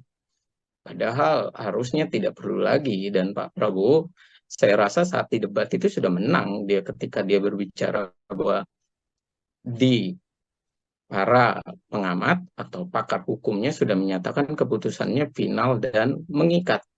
Dan ya kita jalankan. Bahkan dia bilang bahwa Mas Anies, kita sudah tahu lah. Itu artinya sudah selesai di dalam urusan politik.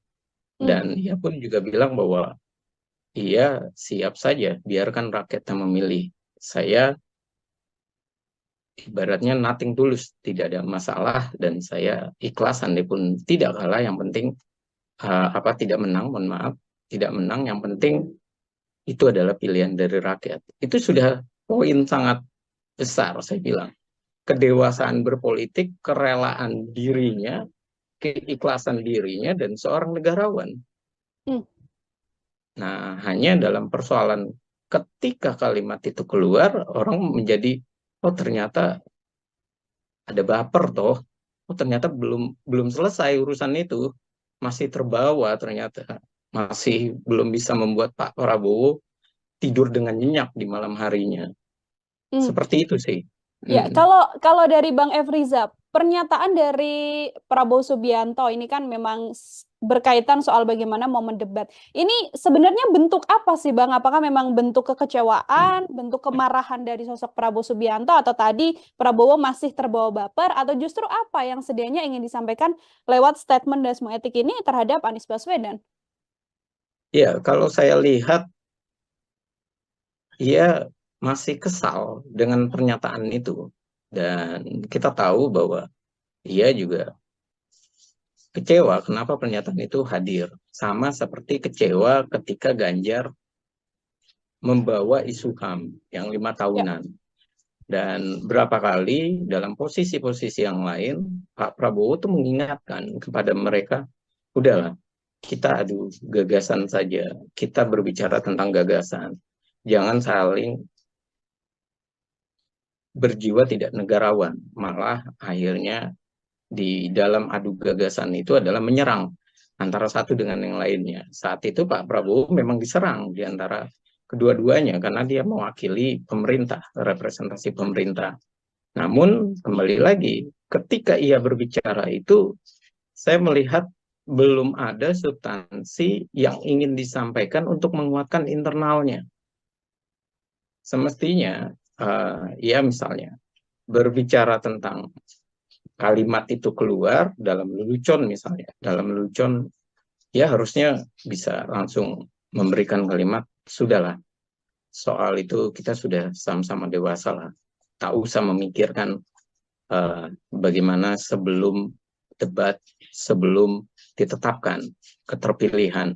Ya udah, kita sama-sama melangkah untuk pemilu. Artinya ada semangat yang digelorakan untuk kadernya. Dan ini adalah poin positif kalau beliau menyampaikan.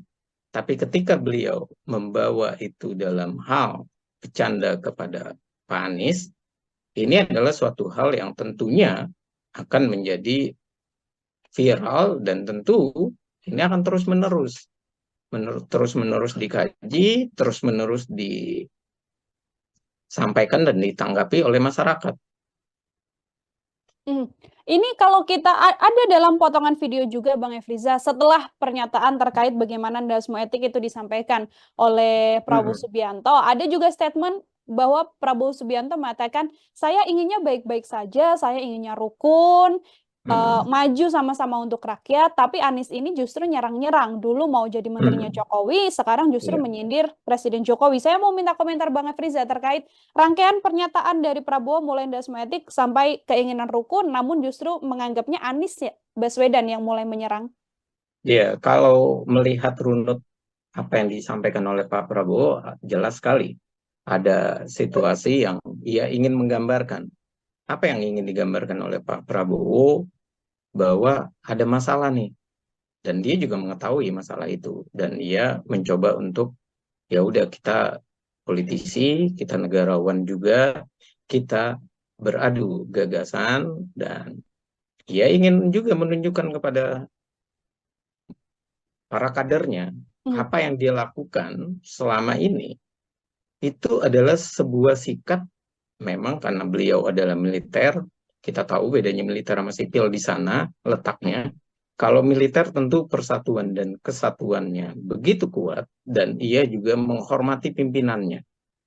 Sementara kalau orang-orang sipil, ini yang seringkali digambarkan, bahkan di hasil riset juga seringkali sampai di masyarakat juga hadir, mereka lupa menghormati orang yang pernah menjadi pimpinannya, lupa menghormati orang yang pernah membantunya. Artinya ada etika yang dilupakan. Dia merasa bahwa hubungan itu ya selesai dalam hal kurun waktu, berapa bulan, berapa tahun. Nah, tapi kalau Pak Prabowo memang ia terlihat sekali orang yang masih menjunjung tinggi etika itu. Bagaimana ia ketika ketemu dengan Luhut, sampai duduk, sampai di acara ulang tahun, ia menunjukkan bahwa Luhut itu adalah bekas pimpinannya atau orang yang pernah menjadi mentornya, dan ia juga bagaimana menceritakan hubungannya dengan Pak SBY dan juga bagaimana ia menunjukkan rasa bangga kepada Bu Mega maupun kepada Pak Jokowi. Dan itu adalah nilai-nilai yang memang ada di dalam diri tokoh-tokoh militer. Nah, ketika hal itu terjadi, persatuan dan kesatuan itu juga ditanamkan di dalam dirinya, menghormati orang lain. Namun, apa yang disampaikan oleh Pak Prabowo itu adalah suatu fakta nyata memang. Ia mengkritik Anies secara langsung bahwa Anies ini kurang menghargai dirinya yang pernah mendorong dirinya, mendorong Pak Prabowo, Pak Prabowo mendorong Anies, maksud saya, ketika menjadi seorang gubernur. Dan bagaimana Anies juga harus terbuka bahwa saat itu 2017 belum ada kemunduran demokrasi, masih ada kesempatan luas oposisi dan tidak ada namanya diganggu-ganggu. Dan itu pun dinyatakan oleh Pak Prabowo. Dan ini artinya ada dua sikap yang memang terjadi di perpolitikan kita. Sikap yang pertama adalah kurang menghargai, sikap yang kedua kurang menghormati, dan sikap yang ketiga etikanya yang tidak pada dijaga. Akhirnya yang terjadi ya seperti sekarang. Etik menjadi suatu hal yang sangat penting buat negeri ini. Jadi demokrasi ada, etiknya yang masih belum ada. Etika berdemokrasinya masih belum ada. Menghormati antara satu kandidat dengan kandidat yang lain. Dan itu yang saya lihat narasi yang disampaikan oleh Pak Prabowo.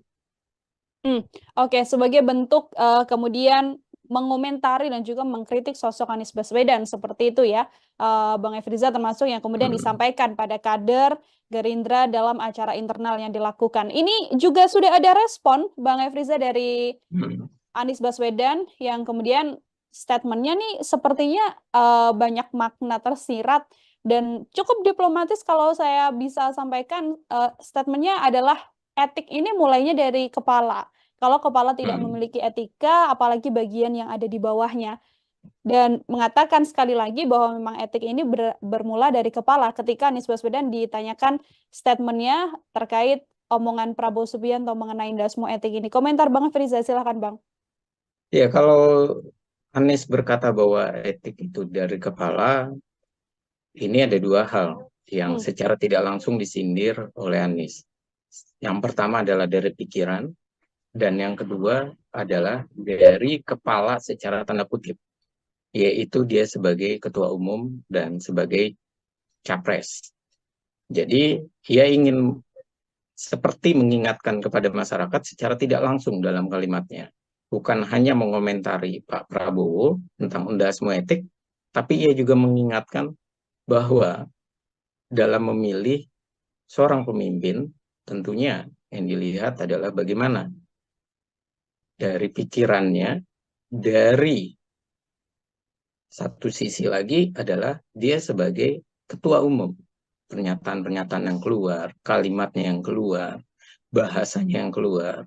Dan kalau saya melihat apa yang disampaikan oleh Pak Anies, satu sisi memang Anies ini ingin menarik pemilih untuk menyadarkan tentang hal tersebut.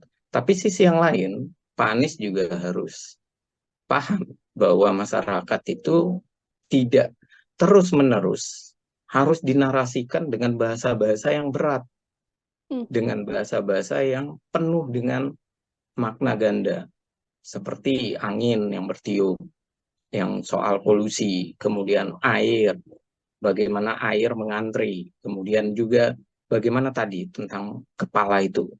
Karena masyarakat kita itu kadang juga butuh sesuatu yang langsung saja berbicara apa adanya. Namun apa yang disampaikan Pak Prabowo tentu adalah situasi guyonan yang tidak pantas sebenarnya untuk keluar. Dan di internal pun saya rasa tidak layak juga kalau di pidato ada seperti itu. Tapi kalau untuk bercanda di warung kopi, di kantin, itu tak masalah untuk berbicara seperti itu. Apalagi kalau cuman hubungan antar dua orang dan bersahabat. Makanya apa yang dikatakan ketika keluar kalimat itu, rame-rame mereka berbicara ini adalah ketiga capres ini adalah sahabat. Ketiga capres ini adalah teman yang saling mengenal. Artinya bahasa-bahasa itu bukan bahasa yang sarkas, bahasa yang saling membenci, tapi itu adalah bahasa guyon. Dan itulah yang disampaikan ke publik, dan ini upaya untuk meredakan emosi publik. Mhm. Oke, Bang Efriza, ini setelah adanya statement Dasmoetik yang disampaikan oleh Prabowo Subianto. Sementara citra di kontestasi 2024 ini adalah sosok gemoy dari Prabowo Subianto. Nantinya apakah hal ini ada kemungkinan untuk bisa mempengaruhi publik terhadap penilaiannya bagaimana sosok asli dari Prabowo Subianto ini, dan juga akan berdampak pada elektabilitas Prabowo Subianto dari analisis Bang Efriza? Kalau saya lihat untuk publik, untuk soal Dasmoetik itu tidak terlalu besar ya. Dia mengkoreksi Pak Prabowo. Satu sisi memang bahasa Jawa dan itu kasar. Tapi sisi yang lain, itu tidak, mohon maaf, tidak lebih kasar daripada waktu itu yang dikeluarkan bajingan tolol. Itu sangat kasar sekali.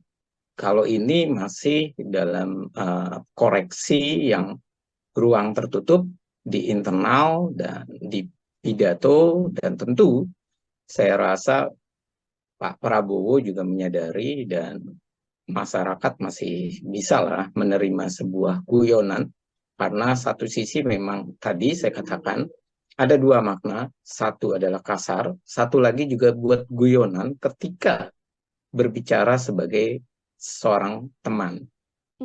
Dan yang kedua adalah kita harus tahu bahwa elektabilitas Pak Prabowo itu tidak besar tanpa dorongan yang lain. Jadi bukan semata-mata Pak Prabowo semata, tapi ada juga Gibran, dan tentu yang ketiga adalah yang paling penting ini sebenarnya, ketiga tapi utama, walaupun orang menganggap ini sekundernya, yaitu Presiden Joko Widodonya. Beliau bagaimana meresponnya, atau beliau bagaimana mengendorse sekaligus di pemerintahan terkesan menguntungkan atau terlihat begitu menguntungkan bagi Pak Prabowo. Kalau menguntungkan bagi pasangan Prabowo dan Gibran, tentu masyarakat merasa bahwa nggak apa-apa lah untuk saat ini ada kalimat kasar atau ada kata kasar, tapi kita masih bisa merasakan, karena yang paling besar pengaruh di masyarakat yang orang belum pernah pahami, bahwa saya harus katakan bahwa masyarakat itu terkadang tidak hanya melihat dari pikiran atau bicara semata, tapi juga melihat hal nyata, apa yang dirasakan di perutnya, apa yang dirasakan langsung ke tubuhnya. Dan hal-hal itu yang tadi hanya dimiliki oleh penguasa, dan penguasa bisa melakukan hal tersebut. Dan itu dibuktikan ya itu tadi dengan banyak hal ya yang kita tahu ya. Saat ini masih ada BLT, Bansos, ada KIP, ada BPJS, dan itu dirasakan sekali oleh masyarakat. Dan karena itu terkadang kalau kita bertanya siapa calon presiden, mereka menjawab yang bisa melanjutkan kebijakan Pak Presiden Jokowi, yang masih bisa kami rasakan manfaatnya itu. Dan itu besar yang masih merasakan itu ketimbang yang menggunakan tadi. Kalau kita menjawab adalah pemilih kita itu terbagi tiga, sosiologis, psikologis, dan rasional. Yang terbesar adalah yang masih menggunakan sosiologis dan psikologis. Sisi berikutnya yang rasional ini adalah kaum terdidik, intelektual. Nah, yang merasakan hal tersebut belum tentu juga mengkoreksi dan membahasakan tersebut. Karena yang terjadi adalah politik kita ini belum benar-benar dirasakan sebagai, oh ini kebutuhan nih kita menyampaikan gagasan, kebutuhan kita mendengarkan gagasan.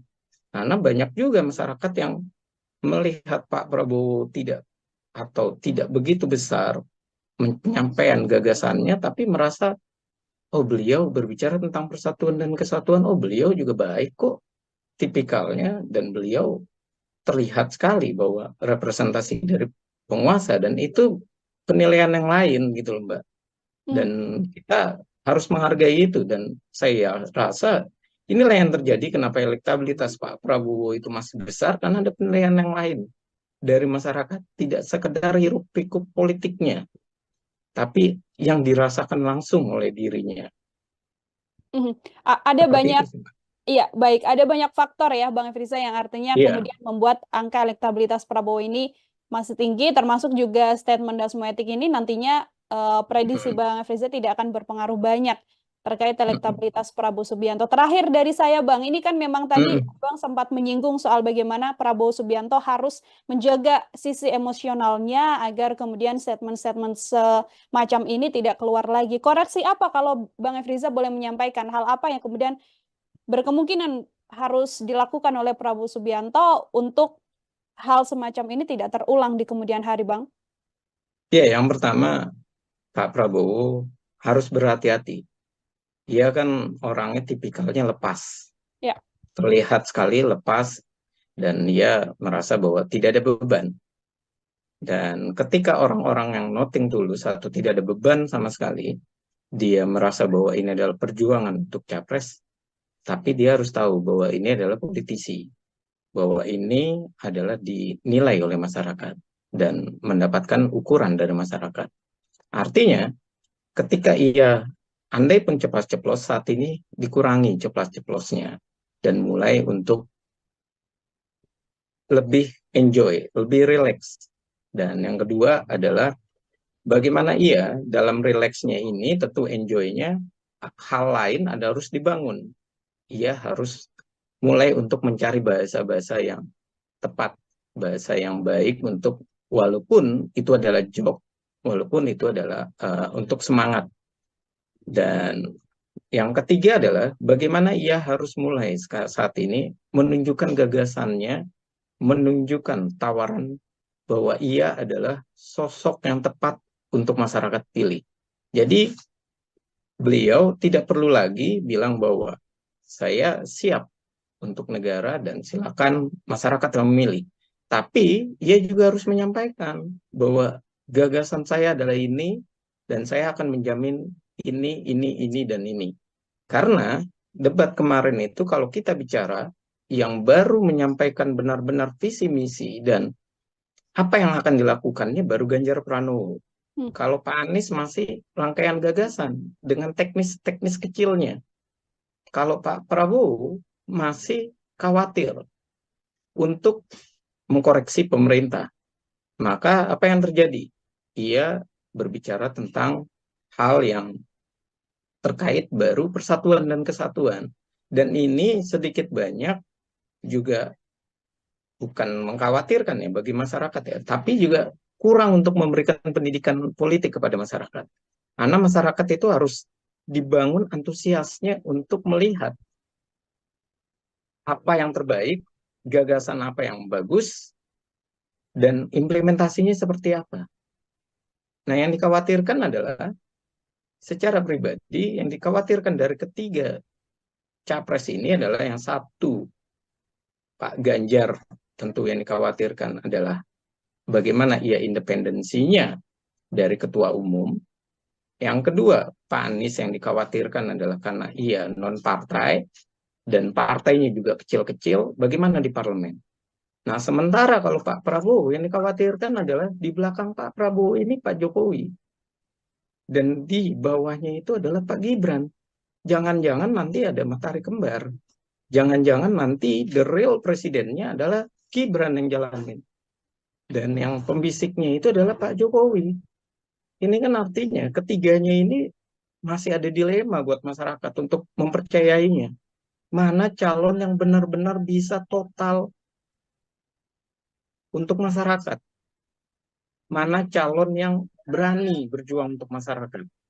Dan ini yang saya rasa yang harus mulai ditunjukkan oleh Pak Prabowo. Ia harus berani untuk mengkritik pemerintah, ia harus berani mengkoreksi pemerintah. Karena memang janjinya adalah memperbaiki, merevisi, dan melanjutkan. Oke, Dan baik. ini adalah kuncinya. Saya rasa seperti itu, Mbak. Oke, artinya gagasan, dan juga apa yang kemudian akan dilakukan untuk Indonesia 5 tahun ke depan ini harus lebih ditonjolkan seperti itu ya, Bang Efriza ya, dari sosok Prabowo I- Subianto ketimbang memang statement-statement ceplos-ceplos yang nantinya, mm, tidak memberikan pendidikan politik kepada masyarakat umum untuk menentukan pilihan di kontestasi 2024. Bang Efriza, terima kasih sekali lagi untuk Sama-sama. obrolan Mohon kita maaf ya pada Mbak, kalau ada kesempatan salah kata. hari ini, Bang. Semoga di lain kesempatan kita bisa berbincang lagi, Bang Efriza, pengamat politik Citra Institut. Sama-sama. Selamat beraktivitas, Bang Efriza. Sama-sama. Sukses selalu untuk Tribun News. Terima kasih banyak, Bang Efriza. Tribuners, demikian program Tribun Sound Fokus hari ini bersama dengan saya Nila Irda. Nantikan program Tribun Sound Fokus selanjutnya untuk bahasan-bahasan lain. Saya pamit undur diri. Terima kasih dan sampai jumpa. Download Tribun X sekarang. Menghadirkan lokal menjadi Indonesia. Bagaimana ia awalnya meniru dulu dari Pak Anies, kemudian etik, baru endasmu etik. Nah itu tentu bukan sesuatu yang bercanda, dan itu juga bukan menggelorakan semangat dari kalangannya atau internalnya. Artinya ini ada offside bagaimana penyampaian pidato dari Pak Prabowo, kedewasaan berpolitik, kerelaan dirinya, keikhlasan dirinya, dan seorang negarawan. Nah, hanya dalam persoalan ketika kalimat itu keluar, orang menjadi, oh ternyata ada baper toh, oh ternyata belum selesai urusan itu, masih terbawa ternyata, masih belum bisa membuat Pak Prabowo tidur dengan nyenyak di malam harinya. Apa yang disampaikan oleh Pak Prabowo itu adalah suatu fakta nyata memang. Ia mengkritik Anies secara langsung bahwa Anies ini kurang menghargai dirinya yang pernah mendorong dirinya, mendorong Pak Prabowo, mendorong Anies, maksud saya, ketika menjadi seorang gubernur. Program Tribun Sound Fokus Tribuners hari ini kembali menjumpai Anda bersama dengan saya Nila Irda, masih terkait pembahasan politik yang hari ini akan kita bahas. Baru saja ada statement yang kemudian membuat penilaian publik ini tersorot, yaitu pernyataan dari Prabowo Subianto yang dianggap mengutarakan kata-kata yang dikenal kasar dalam artian bahasa Jawa seperti itu. Untuk membahas hal tersebut, saat ini saya sudah tersambung secara langsung bersama dengan pengamat politik Citra Institut, ada Bang Efriza dalam sambungan Zoom bersama dengan saya. Bang Efriza, terima kasih sudah bergabung. Apa kabar, Bang Efriza? Alhamdulillah baik, Mbak. Selamat sore untuk Mbak Nila, dan terima kasih kesempatannya. Terima kasih juga saya sampaikan pada Bang Efriza menyempatkan waktunya untuk berbincang bersama dengan saya. Hari ini saya ingin membahas terkait bagaimana statement disampaikan oleh Prabowo Subianto. Ini Bang Efriza, yang disampaikan, mohon maaf, ini adalah endasmu etik seperti itu. Padahal selama ini citra yang dilihat oleh publik dalam kontestasi Pilpres 2024 ini adalah sosok gemoy dari Prabowo Subianto. Saya mau minta komentar terlebih dahulu sebagai pengantar dari Bang Efriza soal statement Prabowo Subianto ini, Bang. Ya, soal statementnya Pak Prabowo, kita harus akui bahwa statement itu pada dasarnya di suasana yang tertutup ya, karena wartawan kan memang tidak boleh masuk, dan ketika statement itu hadir, menjadi pertanyaan berikutnya adalah di kita dan tentunya di teman-teman dan kadernya Pak Prabowo. Mereka bilang bahwa kok bisa kecolongan dan bisa hadir rekaman tersebut atau live tersebut yang direkam dan akhirnya menjadi viral. Dan ini adalah bukti bahwa ada masalah nih di internal Pak Prabowo. Semestinya mereka bisa untuk menjaga bagaimana konsentrasi atau situasi dan bagaimana video-video yang bisa hadir. Kalau melihat dari komentarnya kawan-kawan Gerindra, jelas sekali bahwa mereka kaget dan mereka juga membenarkan, dan tentu kalimat itu terkait dengan debat capres, terkait dengan etik MK dan putusan MK. Seperti itu Mbak pengantarnya. Baik, Bang Efriza, ini kan memang secara momen ini dilakukan di momen internal Partai Gerindra, kemudian disampaikan oleh beberapa pihak Partai Gerindra, ya ini murni bercanda dan itu menjadi hal yang boleh atau lumrah dilakukan karena ini adalah acara internal, sosok Prabowo di internal Gerindra dikenal sebagai memang belak-belakan, terbuka apa adanya. Tapi kan kemudian hal ini disoroti publik untuk melihat bagaimana etika sosok seorang calon presiden. Kalau menurut Bang Efriza sendiri, apakah wajar kemudian dalam acara internal ini statement-statement semacam itu disampaikan oleh sosok ketua umum termasuk juga calon presiden saat ini, Bang? Ya, kalau berbicara apakah wajar, tentu ketika viral terlihat sekali emosionalnya dan terlihat sekali bercandanya itu tidak layak untuk dikonsumsi oleh masyarakat. Namun, kalau apa yang dimaksudkan bercanda di internal untuk menguatkan mereka, itu saya rasa juga tidak tepat karena tidak ada nada bercanda. Kalau nada bercanda misalnya ia tidak mengaitkan kepada Pak Anies misalnya, bagaimana ia awalnya meniru dulu dari Pak Anies, kemudian etik baru enggak semua etik. Nah itu tentu bukan sesuatu yang bercanda dan itu juga bukan menggelorakan semangat dari kalangannya atau internalnya. Artinya ini ada offside bagaimana penyampaian pidato dari Pak Prabowo dan bisa dikatakan ketika ini viral, offset ini semakin luar biasa bahwa ternyata Pak Prabowo masih punya sisi yang lamanya. Sisi yang baru kita tahu bagaimana personal brandingnya sudah bagus, ia sudah mulai cair, bahasanya juga terjaga, dan bagaimana ia ingin persatuan dan kesatuan dan tidak emosional. Ternyata sifat kerasnya, dalam arti keras itu ya memang mental dan pejuangnya, sisi yang lain yaitu sifat keras dalam arti agak sedikit kurang bisa mengontrol bagaimana bahasa-bahasa yang harus dikeluarkan. Walaupun saya akui ia merasa bahwa itu di internal dan ia bisa untuk sedikit lebih terbuka, lebih situasinya lebih tenang. Namun internalnya ini kan tidak hanya satu dua orang dan internal ini juga tidak memahami apakah perkataan Pak Prabowo ini membawa bumerang atau perkataan Pak Prabowo ini layak untuk diupload. Dan pertanyaan berikutnya yang mengupload ini internal atau orang lain kan. Nah, kalau orang lain masuk ke dalam, ini juga lebih riskan lagi. Kalau internal masuk ke mengupload, tentu ini adalah juga suatu masalah. Artinya internal di dalam itu jangan-jangan memang kropos, jangan-jangan memang tidak solid. Dan bisa juga asumsinya karena itu masyarakat luas, ada masyarakat awam yang tidak paham, belum memahami mana yang layak diekspos, mana yang tidak. Dia mungkin berpikir keren, wow, bercandanya dan terlihat bergelora atau semangat, namun dalam hal di masyarakat ternyata salah dan dia tidak lihat konteksnya. Apa yang dikatakan oleh Pak Prabowo adalah itu kan dalam sesi tanya jawab. Sesi tanya jawab tentang perasaan Pak Prabowo saat tahu putusan MK, kemudian ada waktu mundur, ada putusan MK, dan kenapa tidak diambil kan?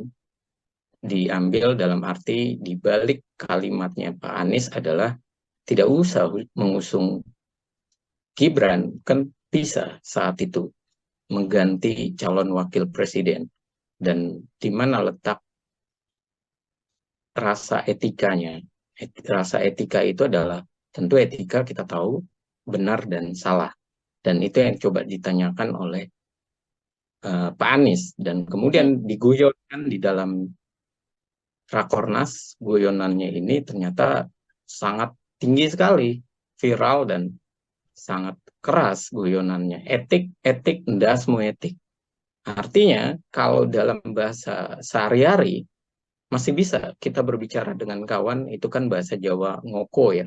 Mhm. Sehari-hari kita masih bisa berbahasa karena itu teman, kita bilang bahwa mau minjem duit dong. Enggak, semua orang lagi nggak ada duit, kan bisa seperti itu. Tapi ketika ke masyarakat dan kita tahu bahwa itu adalah bahasa Jawa yang dianggap kasar, dan di sisi yang lain etik itu adalah perilaku terpuji, dan itu akhirnya menjadi penggambaran kenapa perilaku terpuji digambarkan dengan bahasa yang kasar, Hmm. dan akhirnya menjadi viral, dan akhirnya menjadi ini penolakan tentang berpikir etik. Padahal harusnya tidak perlu lagi, dan Pak Prabowo saya rasa saat di debat itu sudah menang dia ketika dia berbicara bahwa di para pengamat atau pakar hukumnya sudah menyatakan keputusannya final dan mengikat. Dan ya kita jalankan, bahkan dia bilang bahwa Mas Anies kita sudah tahu lah. Itu artinya sudah selesai di dalam urusan politik. Dan ia pun juga bilang bahwa ia siap saja, biarkan rakyat yang memilih. Saya ibaratnya nothing tulus, tidak ada masalah, dan saya ikhlas andai-pun tidak kalah, yang penting tidak menang, mohon maaf, tidak menang, yang penting itu adalah pilihan dari rakyat. Itu sudah poin sangat besar, saya bilang. Kedewasaan berpolitik, kerelaan dirinya, keikhlasan dirinya, dan seorang negarawan.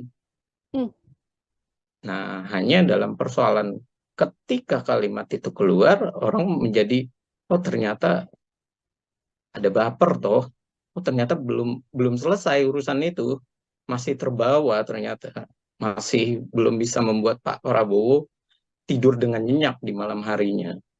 Seperti itu sih. Ya, kalau dari Bang Efriza, pernyataan dari Prabowo Subianto ini kan memang berkaitan soal bagaimana momen debat. Ini sebenarnya bentuk apa sih Bang? Apakah memang bentuk kekecewaan, bentuk kemarahan dari sosok Prabowo Subianto, atau tadi Prabowo masih terbawa baper, atau justru apa yang sedianya ingin disampaikan lewat statement Dasmo Etik ini terhadap Anies Baswedan? Ya, kalau saya lihat, ia masih kesal dengan pernyataan itu. Dan kita tahu bahwa ia juga kecewa kenapa pernyataan itu hadir. Sama seperti kecewa ketika Ganjar membawa isu HAM yang 5 tahunan. Dan berapa kali dalam posisi-posisi yang lain, Pak Prabowo tuh mengingatkan kepada mereka, udahlah, kita adu gagasan saja, kita berbicara tentang gagasan. Jangan saling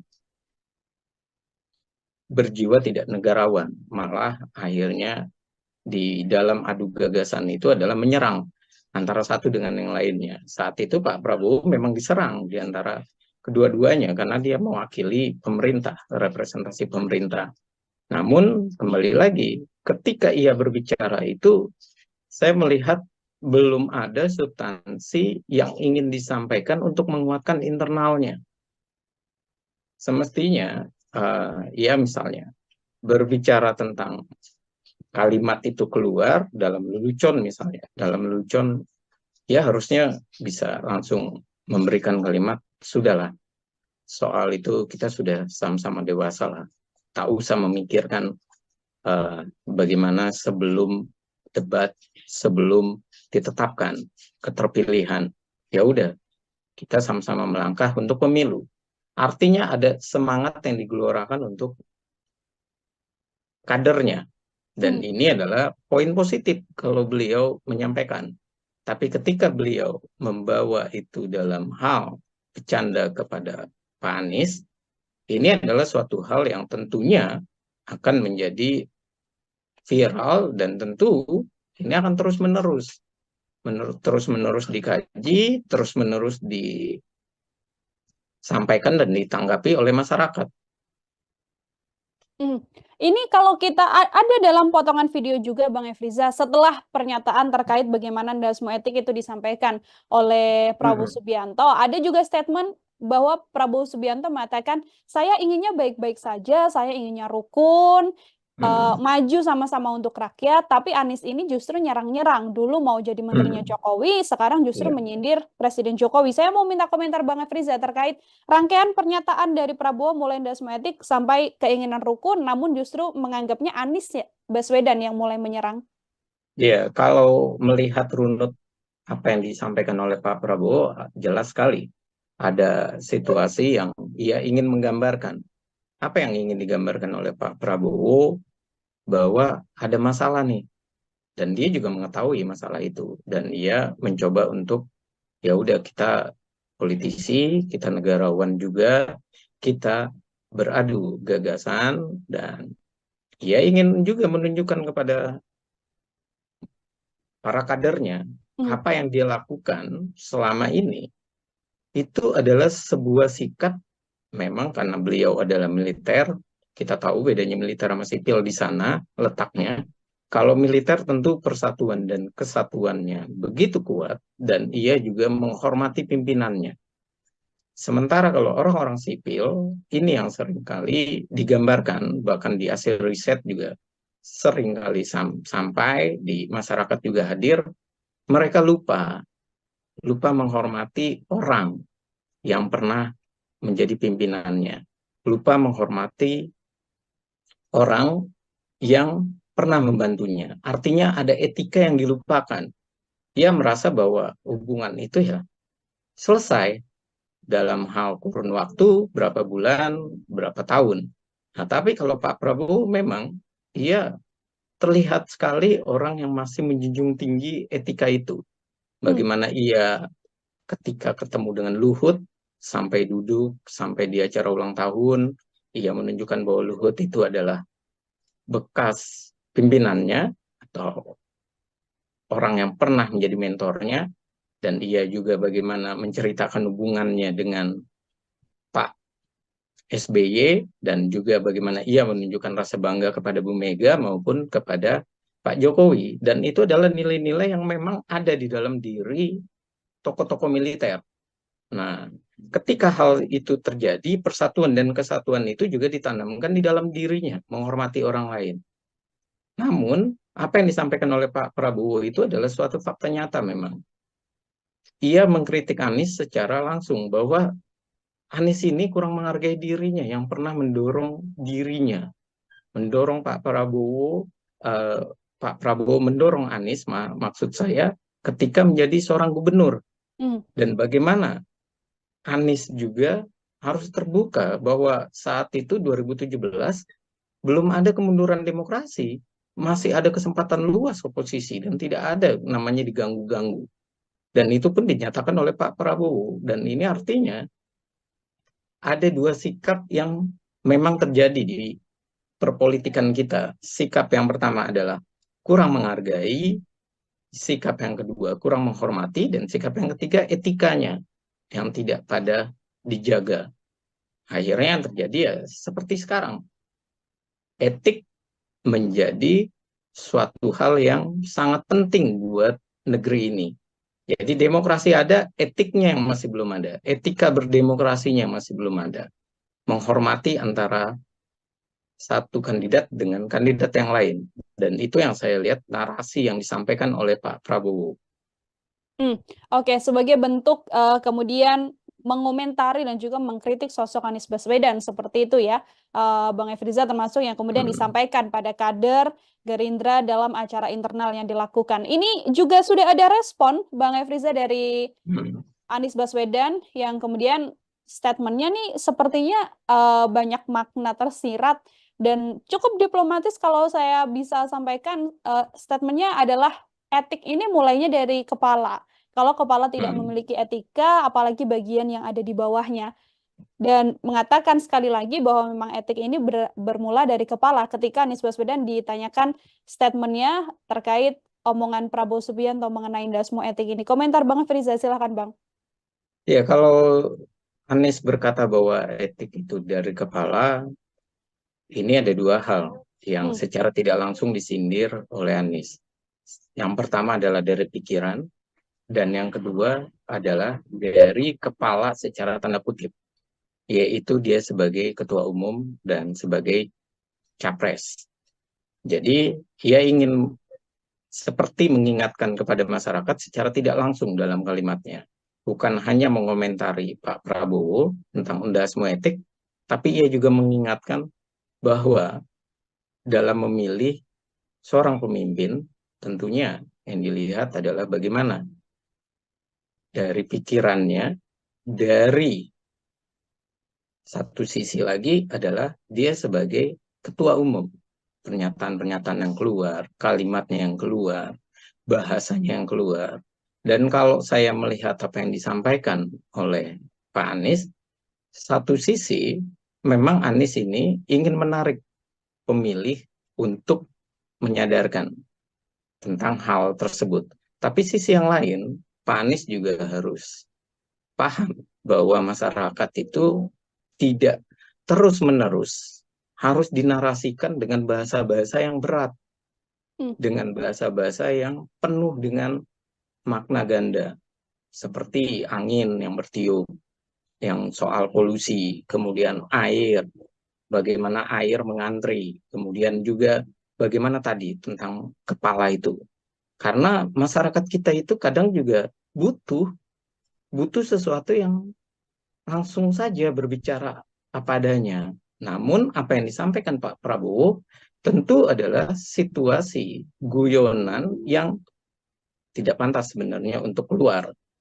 Dan di internal pun saya rasa tidak layak juga kalau di pidato ada seperti itu.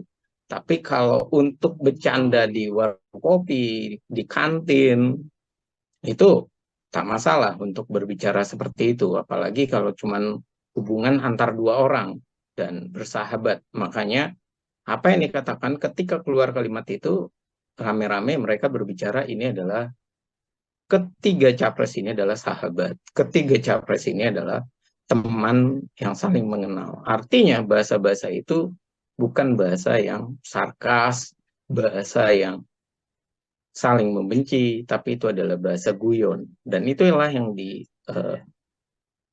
disampaikan ke publik, dan ini upaya untuk meredakan emosi publik. Oke, Bang Efriza, ini setelah adanya statement dasmu etik yang disampaikan oleh Prabowo Subianto. Sementara citra di kontestasi 2024 ini adalah sosok gemoy dari Prabowo Subianto. Nantinya apakah hal ini ada kemungkinan untuk bisa mempengaruhi publik terhadap penilaiannya bagaimana sosok asli dari Prabowo Subianto ini, dan juga akan berdampak pada elektabilitas Prabowo Subianto dari analisis Bang Efriza? Kalau saya lihat untuk publik, untuk soal dasmu etik itu tidak terlalu besar ya. Dia mengkoreksi Pak Prabowo. Satu sisi memang bahasa Jawa dan itu kasar. Tapi sisi yang lain itu tidak, mohon maaf, tidak lebih kasar daripada waktu itu yang dikeluarkan bajingan tolol. Itu sangat kasar sekali. Kalau ini masih dalam koreksi yang ruang tertutup di internal dan di pidato, dan tentu saya rasa Pak Prabowo juga menyadari dan masyarakat masih bisa lah menerima sebuah guyonan, karena satu sisi memang tadi saya katakan ada dua makna, satu adalah kasar, satu lagi juga buat guyonan ketika berbicara sebagai seorang teman. Dan yang kedua adalah kita harus tahu bahwa elektabilitas Pak Prabowo itu tidak besar tanpa dorongan yang lain. Jadi bukan semata-mata Pak Prabowo semata, tapi ada juga Gibran, dan tentu yang ketiga adalah yang paling penting ini sebenarnya, ketiga tapi utama, walaupun orang menganggap ini sekundernya, yaitu Presiden Joko Widodonya. Beliau bagaimana meresponnya, atau beliau bagaimana mengendorse sekaligus di pemerintahan terkesan menguntungkan atau terlihat begitu menguntungkan bagi Pak Prabowo. Kalau menguntungkan bagi pasangan Prabowo dan Gibran, tentu masyarakat merasa bahwa nggak apa-apa lah untuk saat ini ada kalimat kasar atau ada kata kasar, tapi kita masih bisa merasakan, karena yang paling besar pengaruh di masyarakat yang orang belum pernah pahami, bahwa saya harus katakan bahwa masyarakat itu terkadang tidak hanya melihat dari pikiran atau bicara semata, tapi juga melihat hal nyata, apa yang dirasakan di perutnya, apa yang dirasakan langsung ke tubuhnya. Dan hal-hal itu yang tadi hanya dimiliki oleh penguasa. Dan penguasa bisa melakukan hal tersebut. Dan itu dibuktikan ya itu tadi, dengan banyak hal ya, yang kita tahu ya. Saat ini masih ada BLT, Bansos, ada KIP, ada BPJS, dan itu dirasakan sekali oleh masyarakat. Dan karena itu terkadang kalau kita bertanya, siapa calon presiden, mereka menjawab yang bisa melanjutkan kebijakan Pak Presiden Jokowi, yang masih bisa kami rasakan manfaatnya itu. Dan itu besar yang masih merasakan itu, ketimbang yang menggunakan tadi. Kalau kita menjawab adalah pemilih kita itu terbagi 3, sosiologis, psikologis, dan rasional. Yang terbesar adalah yang masih menggunakan sosiologis dan psikologis. Sisi berikutnya yang rasional ini adalah kaum terdidik, intelektual. Nah, yang merasakan hal tersebut belum tentu juga mengkoreksi dan membahasakan tersebut. Karena yang terjadi adalah politik kita ini belum benar-benar dirasakan sebagai, oh ini kebutuhan nih kita menyampaikan gagasan, kebutuhan kita mendengarkan gagasan.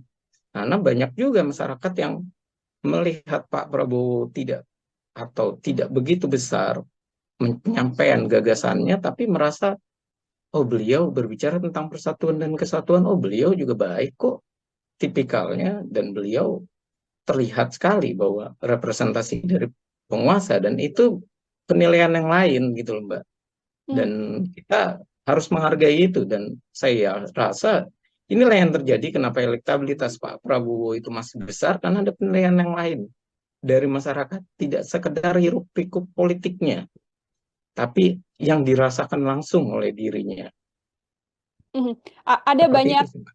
iya baik, ada banyak faktor ya Bang Efriza yang artinya Iya. kemudian membuat angka elektabilitas Prabowo ini masih tinggi, termasuk juga statement Dasmoetik ini nantinya prediksi Bang Efriza tidak akan berpengaruh banyak terkait elektabilitas Prabowo Subianto. Terakhir dari saya Bang, ini kan memang tadi Bang sempat menyinggung soal bagaimana Prabowo Subianto harus menjaga sisi emosionalnya agar kemudian statement-statement semacam ini tidak keluar lagi. Koreksi apa kalau Bang Efriza boleh menyampaikan hal apa yang kemudian berkemungkinan harus dilakukan oleh Prabowo Subianto untuk hal semacam ini tidak terulang di kemudian hari, Bang? Ya, yang pertama Pak Prabowo harus berhati-hati. Dia kan orangnya tipikalnya lepas. Ya. Terlihat sekali lepas, dan dia merasa bahwa tidak ada beban. Dan ketika orang-orang yang noting tulus atau tidak ada beban sama sekali, dia merasa bahwa ini adalah perjuangan untuk capres, tapi dia harus tahu bahwa ini adalah politisi, bahwa ini adalah dinilai oleh masyarakat dan mendapatkan ukuran dari masyarakat. Artinya, ketika ia andai pun ceplas-ceplos, saat ini dikurangi ceplas-ceplosnya dan mulai untuk lebih enjoy, lebih relax. Dan yang kedua adalah bagaimana ia dalam relaxnya ini, tentu enjoy-nya, hal lain harus dibangun. Ia harus mulai untuk mencari bahasa-bahasa yang tepat, bahasa yang baik untuk, walaupun itu adalah joke, walaupun itu adalah untuk semangat. Dan yang ketiga adalah bagaimana ia harus mulai saat ini menunjukkan gagasannya, menunjukkan tawaran bahwa ia adalah sosok yang tepat untuk masyarakat pilih. Jadi beliau tidak perlu lagi bilang bahwa saya siap untuk negara dan silakan masyarakat yang memilih. Tapi ia juga harus menyampaikan bahwa gagasan saya adalah ini, dan saya akan menjamin ini, dan ini. Karena debat kemarin itu kalau kita bicara, yang baru menyampaikan benar-benar visi misi dan apa yang akan dilakukannya baru Ganjar Pranowo. Kalau Pak Anies masih rangkaian gagasan dengan teknis-teknis kecilnya. Kalau Pak Prabowo masih khawatir untuk mengkoreksi pemerintah. Maka apa yang terjadi? Ia berbicara tentang hal yang terkait baru persatuan dan kesatuan. Dan ini sedikit banyak juga bukan mengkhawatirkan ya bagi masyarakat ya, tapi juga kurang untuk memberikan pendidikan politik kepada masyarakat. Karena masyarakat itu harus dibangun antusiasnya untuk melihat apa yang terbaik, gagasan apa yang bagus, dan implementasinya seperti apa. Nah, yang dikhawatirkan adalah secara pribadi, yang dikhawatirkan dari ketiga capres ini adalah yang satu, Pak Ganjar, tentu yang dikhawatirkan adalah bagaimana ia independensinya dari ketua umum. Yang kedua, Pak Anies yang dikhawatirkan adalah karena ia non-partai, dan partainya juga kecil-kecil, bagaimana di parlemen. Nah, sementara kalau Pak Prabowo yang dikhawatirkan adalah di belakang Pak Prabowo ini Pak Jokowi. Dan di bawahnya itu adalah Pak Gibran. Jangan-jangan nanti ada matahari kembar. Jangan-jangan nanti the real presidennya adalah Gibran yang jalanin. Dan yang pembisiknya itu adalah Pak Jokowi. Ini kan artinya ketiganya ini masih ada dilema buat masyarakat untuk mempercayainya. Mana calon yang benar-benar bisa total untuk masyarakat? Mana calon yang berani berjuang untuk masyarakat? Dan ini yang saya rasa yang harus mulai ditunjukkan oleh Pak Prabowo. Ia harus berani untuk mengkritik pemerintah, ia harus berani mengkoreksi pemerintah. Karena memang janjinya adalah memperbaiki, merevisi, dan melanjutkan. Oke, Dan baik. ini adalah kuncinya. Saya rasa seperti itu, Mbak. Oke, artinya gagasan dan juga apa yang kemudian akan dilakukan untuk Indonesia 5 tahun ke depan ini harus lebih ditonjolkan seperti itu ya, Bang Efriza ya, dari sosok Prabowo Subianto ketimbang memang statement-statement ceplos-ceplos yang nantinya tidak memberikan pendidikan politik kepada masyarakat umum untuk menentukan pilihan di kontestasi 2024. Bang Efriza, terima kasih sekali lagi untuk Sama-sama. obrolan Mohon kita maaf ya, pada Mbak, kalau ada kesempatan salah kata. hari ini, Bang. Semoga di lain kesempatan kita bisa berbincang lagi, Bang Efriza, pengamat politik Citra Sama-sama. Institute. Selamat beraktivitas, Bang Efriza. Sama-sama. Sukses selalu untuk Tribun News. Terima kasih banyak, Bang Efriza. Tribuners, demikian program Tribun Sound Fokus hari ini bersama dengan saya Nila Irda. Nantikan program Tribun Sound Fokus selanjutnya untuk bahasan-bahasan lain. Saya pamit undur diri. Terima kasih dan sampai jumpa. Download Tribun X sekarang. Menghadirkan lokal menjadi Indonesia. Bagaimana ia awalnya meniru dulu dari Pak Anies, kemudian etik, baru enggak semua etik. Nah, itu tentu bukan sesuatu yang bercanda, dan itu juga bukan menggelorakan semangat dari kalangannya atau internalnya. Artinya ini ada offside bagaimana penyampaian pidato dari Pak Prabowo, kedewasaan berpolitik, kerelaan dirinya, keikhlasan dirinya, dan seorang negarawan.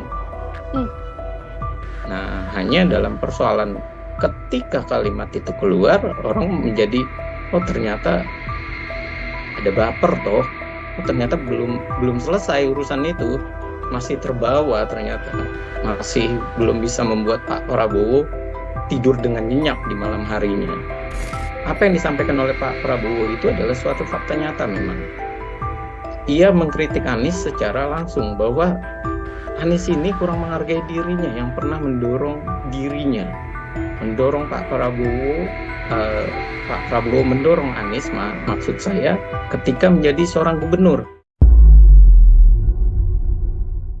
Program Tribun Sound Fokus Tribuners hari ini kembali menjumpai Anda bersama dengan saya Nila Irda, masih terkait pembahasan politik yang hari ini akan kita bahas. Baru saja ada statement yang kemudian membuat penilaian publik ini tersorot, yaitu pernyataan dari Prabowo Subianto yang dianggap mengutarakan kata-kata yang dikenal kasar dalam artian bahasa Jawa seperti itu. Untuk membahas hal tersebut, saat ini saya sudah tersambung secara langsung bersama dengan pengamat politik Citra Institute, ada Bang Efriza dalam sambungan Zoom bersama dengan saya. Bang Efriza, terima kasih sudah bergabung. Apa kabar, Bang Efriza? Alhamdulillah baik, Mbak. Selamat sore untuk Mbak Nila dan terima kasih kesempatannya.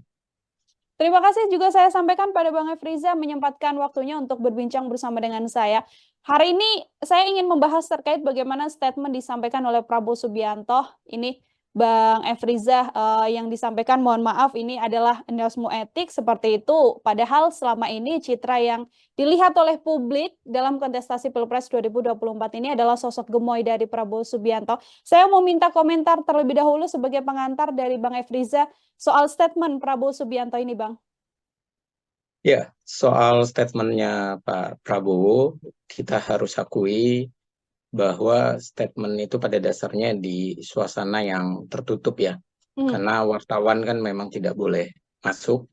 Dan ketika statement itu hadir, menjadi pertanyaan berikutnya adalah di kita dan tentunya di teman-teman dan kadernya Pak Prabowo. Mereka bilang bahwa kok bisa kecolongan dan bisa hadir rekaman tersebut atau live tersebut yang direkam dan akhirnya menjadi viral. Dan ini adalah bukti bahwa ada masalah nih di internal Pak Prabowo. Semestinya mereka bisa untuk menjaga bagaimana konsentrasi atau situasi dan bagaimana video-video yang bisa hadir. Kalau melihat dari komentarnya kawan-kawan Gerindra, jelas sekali bahwa mereka kaget dan mereka juga membenarkan, dan tentu kalimat itu terkait dengan debat capres, terkait dengan etik MK dan putusan MK. Seperti itu Mbak pengantarnya.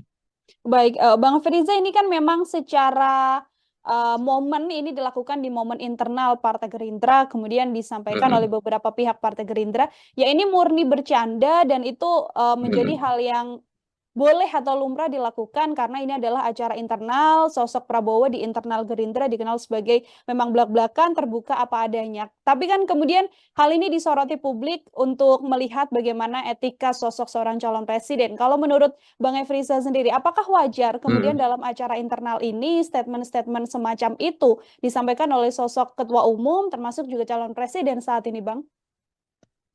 Ya, kalau berbicara apakah wajar, tentu ketika viral terlihat sekali emosionalnya dan terlihat sekali bercandanya itu tidak layak untuk dikonsumsi oleh masyarakat. Namun, kalau apa yang dimaksudkan bercanda di internal untuk menguatkan mereka, itu saya rasa juga tidak tepat karena tidak ada nada bercanda. Kalau nada bercanda misalnya ia tidak mengaitkan kepada Pak Anies misalnya, bagaimana ia awalnya meniru dulu dari Pak Anies, kemudian etik baru endasmu etik.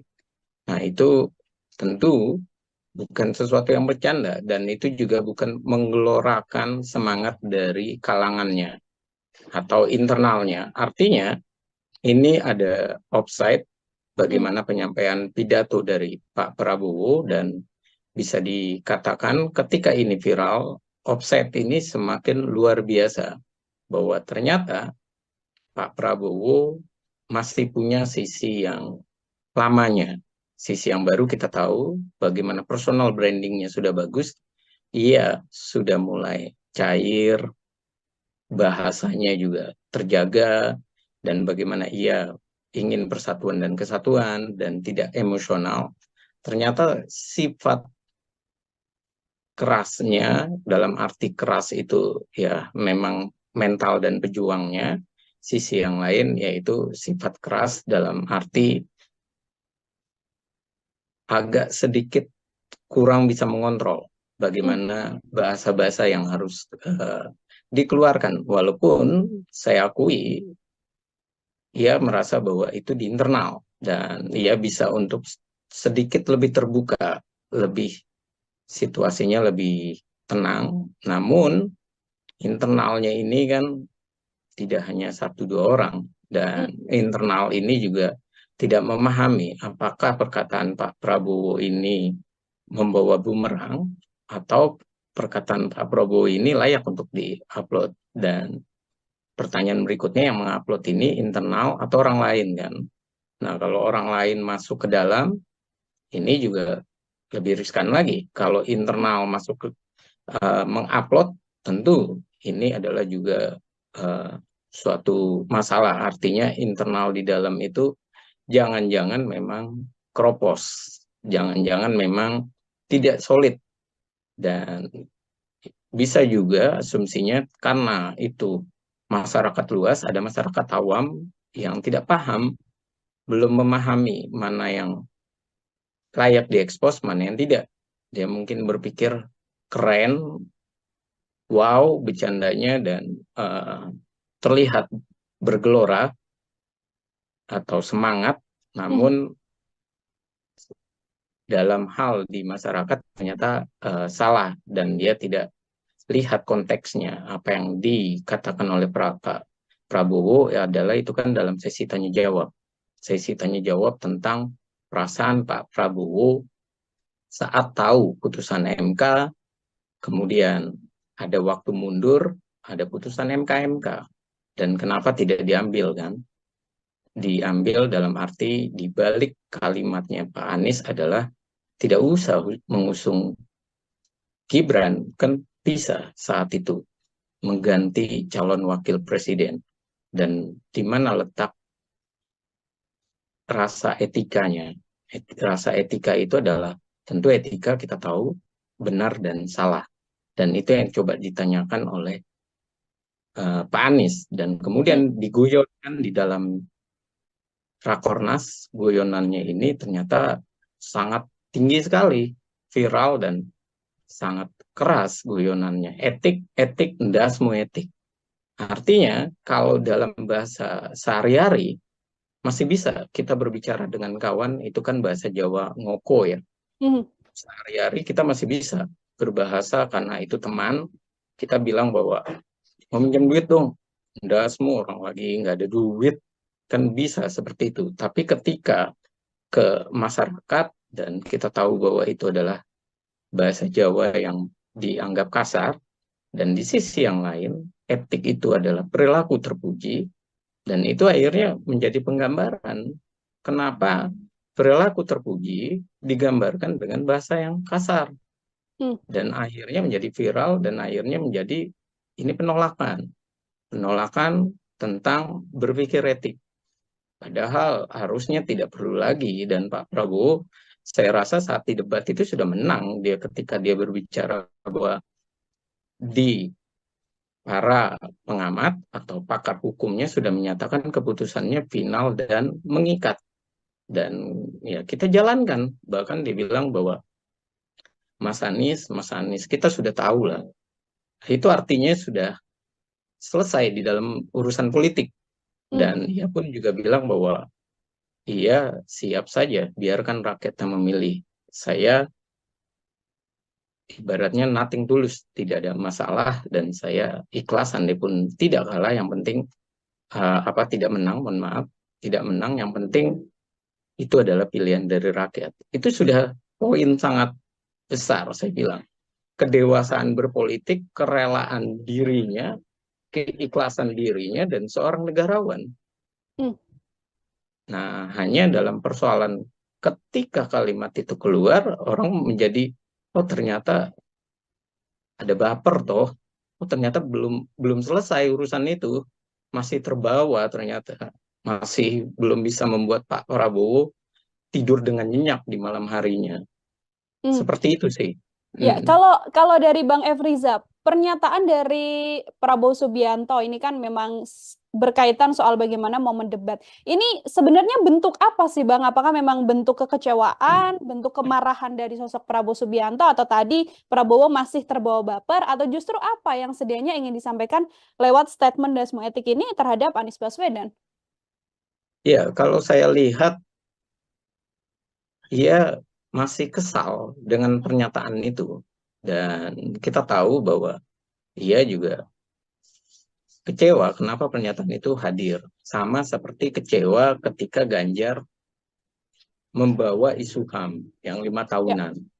Dan berapa kali dalam posisi-posisi yang lain, Pak Prabowo tuh mengingatkan kepada mereka, udahlah, kita adu gagasan saja, kita berbicara tentang gagasan, jangan saling berjiwa tidak negarawan, malah akhirnya di dalam adu gagasan itu adalah menyerang antara satu dengan yang lainnya. Saat itu Pak Prabowo memang diserang di antara kedua-duanya karena dia mewakili pemerintah, representasi pemerintah. Namun kembali lagi, ketika ia berbicara itu, saya melihat belum ada substansi yang ingin disampaikan untuk menguatkan internalnya.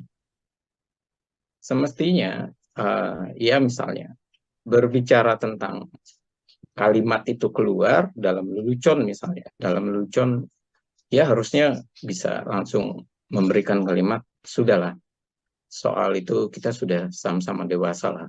Tak usah memikirkan bagaimana sebelum debat, sebelum ditetapkan keterpilihan. Ya udah, kita sama-sama melangkah untuk pemilu. Artinya ada semangat yang digelorakan untuk kadernya. Dan ini adalah poin positif kalau beliau menyampaikan. Tapi ketika beliau membawa itu dalam hal bercanda kepada Pak Anies, ini adalah suatu hal yang tentunya akan menjadi viral dan tentu ini akan terus-menerus dikaji, terus-menerus disampaikan dan ditanggapi oleh masyarakat. Ini kalau kita ada dalam potongan video juga Bang Efriza, setelah pernyataan terkait bagaimana nasionalisme etik itu disampaikan oleh Prabowo Subianto, ada juga statement bahwa Prabowo Subianto mengatakan, saya inginnya baik-baik saja, saya inginnya rukun, maju sama-sama untuk rakyat, tapi Anies ini justru nyerang-nyerang. Dulu mau jadi menterinya Jokowi, sekarang justru menyindir Presiden Jokowi. Saya mau minta komentar Bang Efriza terkait rangkaian pernyataan dari Prabowo mulai nasionalisme etik sampai keinginan rukun, namun justru menganggapnya Anies Baswedan yang mulai menyerang. Ya, kalau melihat runut apa yang disampaikan oleh Pak Prabowo, jelas sekali ada situasi yang ia ingin menggambarkan. Apa yang ingin digambarkan oleh Pak Prabowo?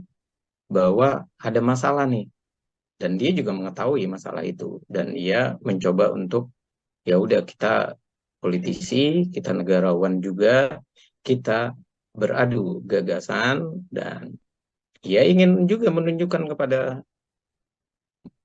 para kadernya apa yang dia lakukan selama ini itu adalah sebuah sikap. Memang karena beliau adalah militer, kita tahu bedanya militer sama sipil di sana letaknya. Kalau militer tentu persatuan dan kesatuannya begitu kuat, dan ia juga menghormati pimpinannya. Sementara kalau orang-orang sipil, ini yang seringkali digambarkan, bahkan di hasil riset juga seringkali sampai di masyarakat juga hadir, mereka lupa menghormati orang yang pernah menjadi pimpinannya, lupa menghormati orang yang pernah membantunya. Artinya ada etika yang dilupakan. Dia merasa bahwa hubungan itu ya selesai dalam hal kurun waktu, berapa bulan, berapa tahun. Nah, tapi kalau Pak Prabowo memang dia terlihat sekali orang yang masih menjunjung tinggi etika itu. Bagaimana ia ketika ketemu dengan Luhut, sampai duduk, sampai di acara ulang tahun, ia menunjukkan bahwa Luhut itu adalah bekas pimpinannya atau orang yang pernah menjadi mentornya, dan ia juga bagaimana menceritakan hubungannya dengan Pak SBY, dan juga bagaimana ia menunjukkan rasa bangga kepada Bu Mega maupun kepada Pak Jokowi. Dan itu adalah nilai-nilai yang memang ada di dalam diri tokoh-tokoh militer. Nah, ketika hal itu terjadi, persatuan dan kesatuan itu juga ditanamkan di dalam dirinya, menghormati orang lain. Namun, apa yang disampaikan oleh Pak Prabowo itu adalah suatu fakta nyata memang. Ia mengkritik Anies secara langsung bahwa Anies ini kurang menghargai dirinya yang pernah mendorong dirinya, mendorong Pak Prabowo, mendorong Anies, maksud saya, ketika menjadi seorang gubernur.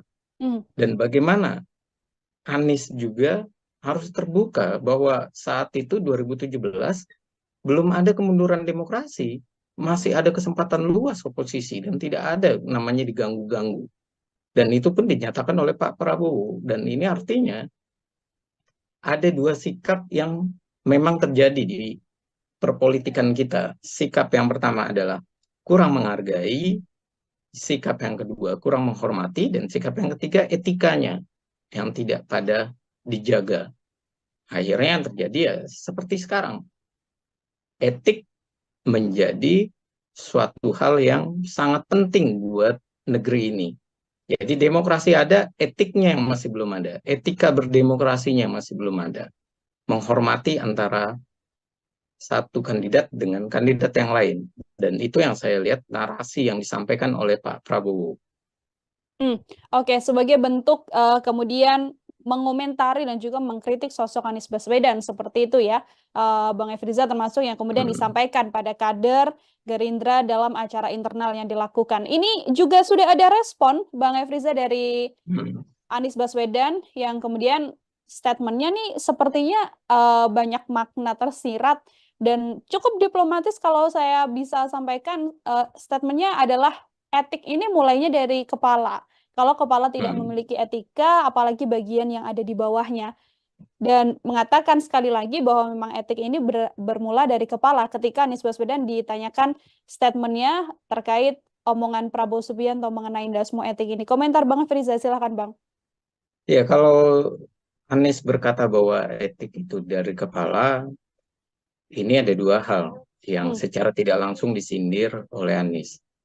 Yang pertama adalah dari pikiran, dan yang kedua adalah dari kepala secara tanda kutip, yaitu dia sebagai ketua umum dan sebagai capres. Jadi dia ingin seperti mengingatkan kepada masyarakat secara tidak langsung dalam kalimatnya. Bukan hanya mengomentari Pak Prabowo tentang undasmu etik, tapi ia juga mengingatkan bahwa dalam memilih seorang pemimpin, tentunya yang dilihat adalah bagaimana dari pikirannya, dari satu sisi lagi adalah dia sebagai ketua umum. Pernyataan-pernyataan yang keluar, kalimatnya yang keluar, bahasanya yang keluar. Dan kalau saya melihat apa yang disampaikan oleh Pak Anies, satu sisi memang Anies ini ingin menarik pemilih untuk menyadarkan tentang hal tersebut. Tapi sisi yang lain, Pak Anies juga harus paham bahwa masyarakat itu tidak terus-menerus harus dinarasikan dengan bahasa-bahasa yang berat, dengan bahasa-bahasa yang penuh dengan makna ganda, seperti angin yang bertiup, yang soal polusi, kemudian air, bagaimana air mengantri, kemudian juga bagaimana tadi tentang kepala itu. Karena masyarakat kita itu kadang juga butuh sesuatu yang langsung saja berbicara apa adanya. Namun apa yang disampaikan Pak Prabowo tentu adalah situasi guyonan yang tidak pantas sebenarnya untuk keluar. Dan di internal pun saya rasa tidak layak juga kalau di pidato ada seperti itu. Tapi kalau untuk bercanda di warung kopi, di kantin, itu tak masalah untuk berbicara seperti itu. Apalagi kalau cuman hubungan antar dua orang dan bersahabat. Makanya apa yang dikatakan ketika keluar kalimat itu, rame-rame mereka berbicara ini adalah ketiga capres ini adalah sahabat. Ketiga capres ini adalah teman yang saling mengenal. Artinya bahasa-bahasa itu bukan bahasa yang sarkas, bahasa yang saling membenci, tapi itu adalah bahasa guyon. Dan itulah yang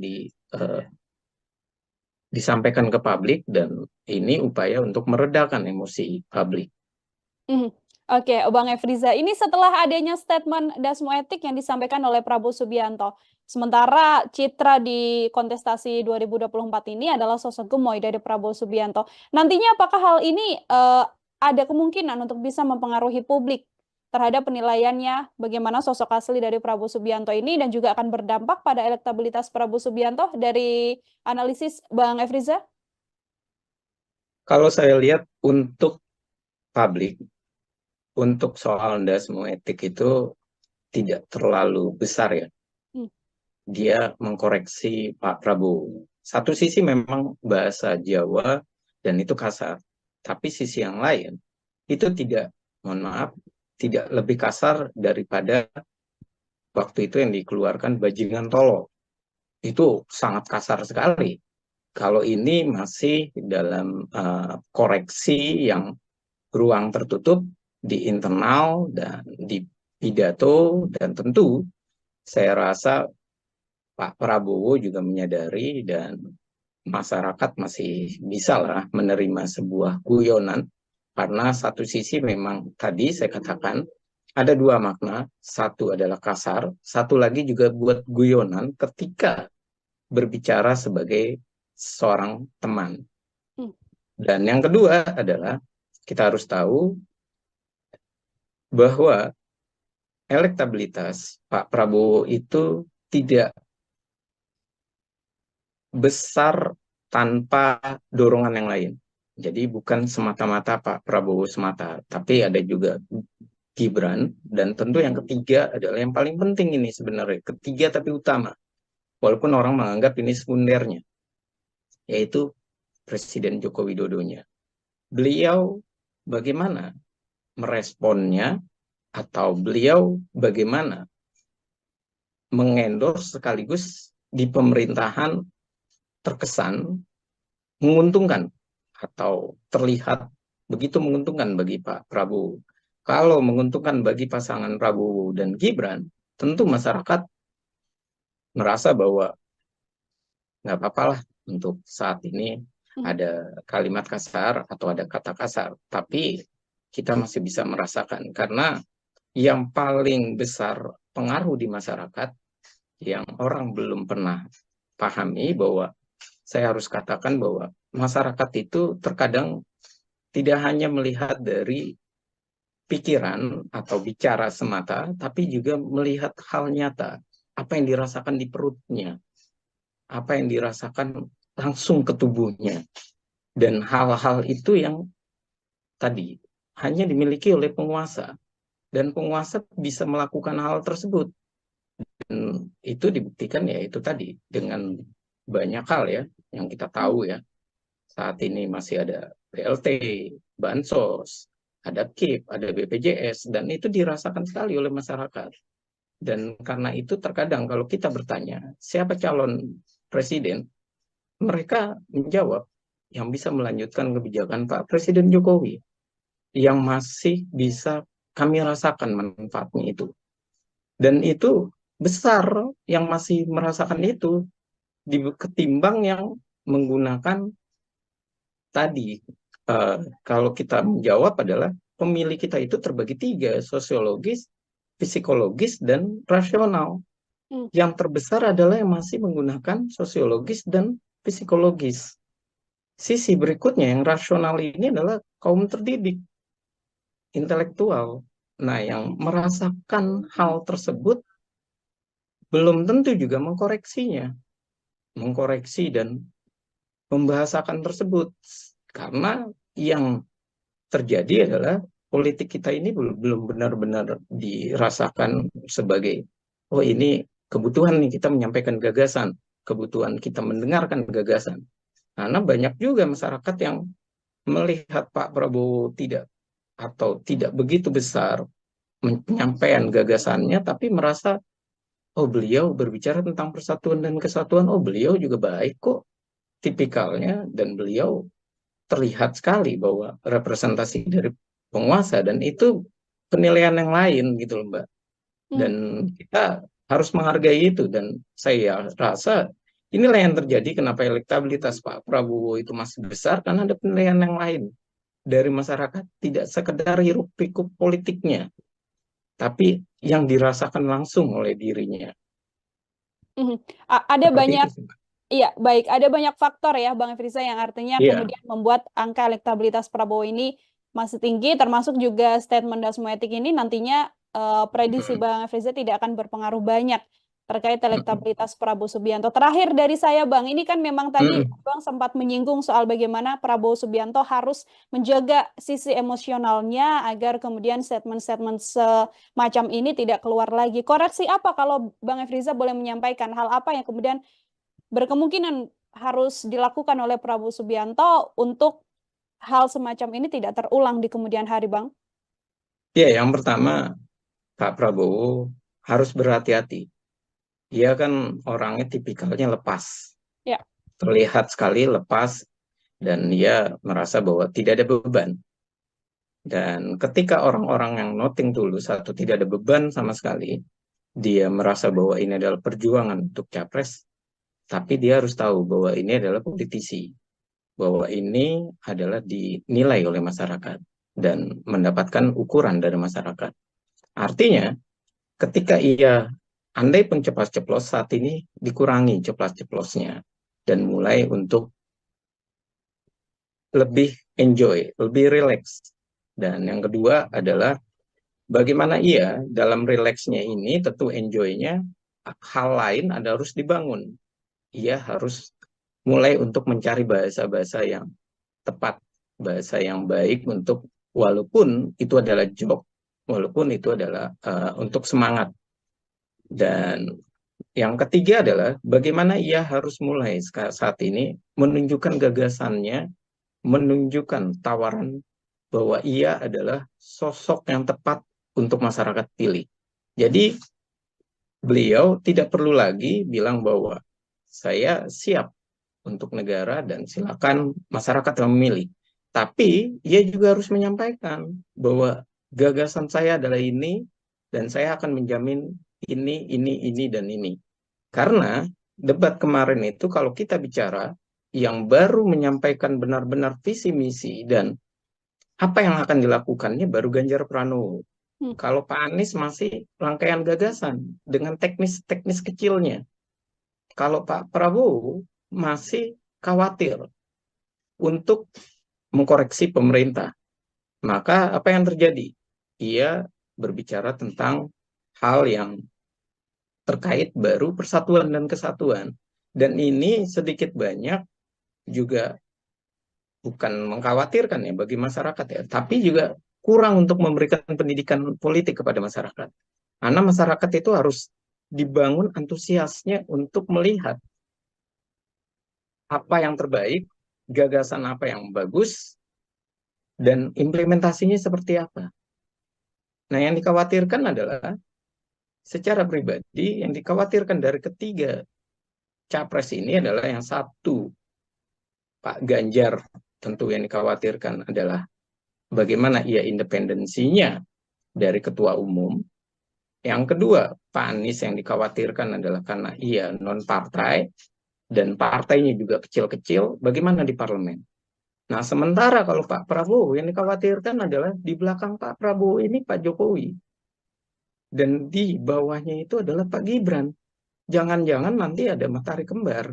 Jangan-jangan nanti the real presidennya adalah Gibran yang jalanin.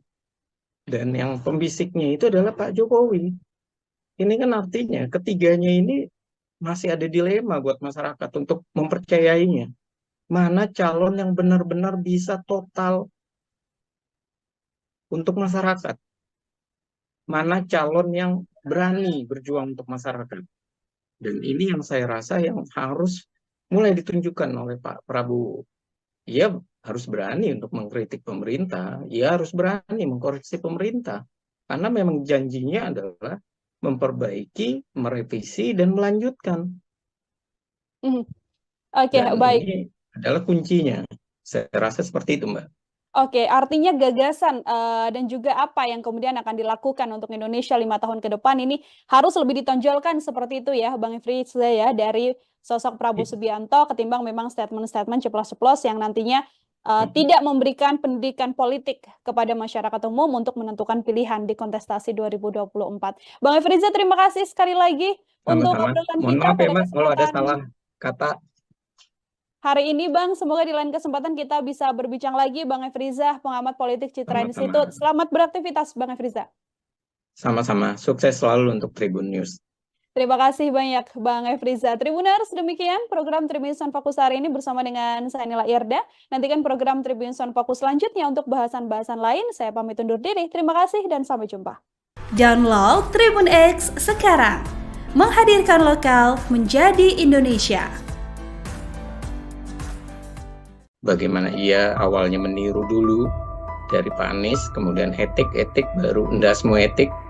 Nah itu tentu bukan sesuatu yang bercanda, dan itu juga bukan menggelorakan semangat dari kalangannya atau internalnya. Artinya ini ada offside bagaimana penyampaian pidato dari Pak Prabowo, kedewasaan berpolitik, kerelaan dirinya, keikhlasan dirinya, dan seorang negarawan.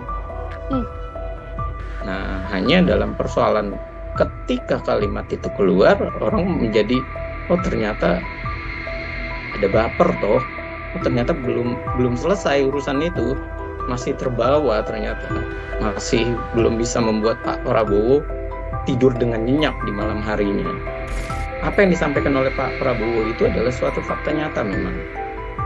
Ia mengkritik Anies secara langsung bahwa Anies ini kurang menghargai dirinya yang pernah mendorong dirinya, mendorong Pak Prabowo mendorong Anies, maksud saya, ketika menjadi seorang gubernur. Program Tribun Sound Fokus Tribuners hari ini kembali menjumpai Anda bersama dengan saya Nila Irda, masih terkait pembahasan politik yang hari ini akan kita bahas. Baru saja ada statement yang kemudian membuat penilaian publik ini tersorot, yaitu pernyataan dari Prabowo Subianto yang dianggap mengutarakan kata-kata yang dikenal kasar dalam artian bahasa Jawa seperti itu. Untuk membahas hal tersebut, saat ini saya sudah tersambung secara langsung bersama dengan pengamat politik Citra Institut, ada Bang Efriza dalam sambungan Zoom bersama dengan saya. Bang Efriza, terima kasih sudah bergabung. Apa kabar Bang Efriza? Alhamdulillah baik, Mbak. Selamat sore untuk Mbak Nila, dan terima kasih kesempatannya. Terima kasih juga saya sampaikan pada Bang Efriza menyempatkan waktunya untuk berbincang bersama dengan saya. Hari ini saya ingin membahas terkait bagaimana statement disampaikan oleh Prabowo Subianto. Ini Bang Efriza, yang disampaikan, mohon maaf, ini adalah endasmu etik seperti itu. Padahal selama ini citra yang dilihat oleh publik dalam kontestasi Pilpres 2024 ini adalah sosok gemoy dari Prabowo Subianto. Saya mau minta komentar terlebih dahulu sebagai pengantar dari Bang Efriza soal statement Prabowo Subianto ini, Bang. Ya, soal statementnya Pak Prabowo, kita harus akui bahwa statement itu pada dasarnya di suasana yang tertutup ya, karena wartawan kan memang tidak boleh masuk, dan ketika statement itu hadir, menjadi pertanyaan berikutnya adalah di kita dan tentunya di teman-teman dan kadernya Pak Prabowo. Mereka bilang bahwa kok bisa kecolongan dan bisa hadir rekaman tersebut atau live tersebut yang direkam dan akhirnya menjadi viral. Dan ini adalah bukti bahwa ada masalah nih di internal Pak Prabowo.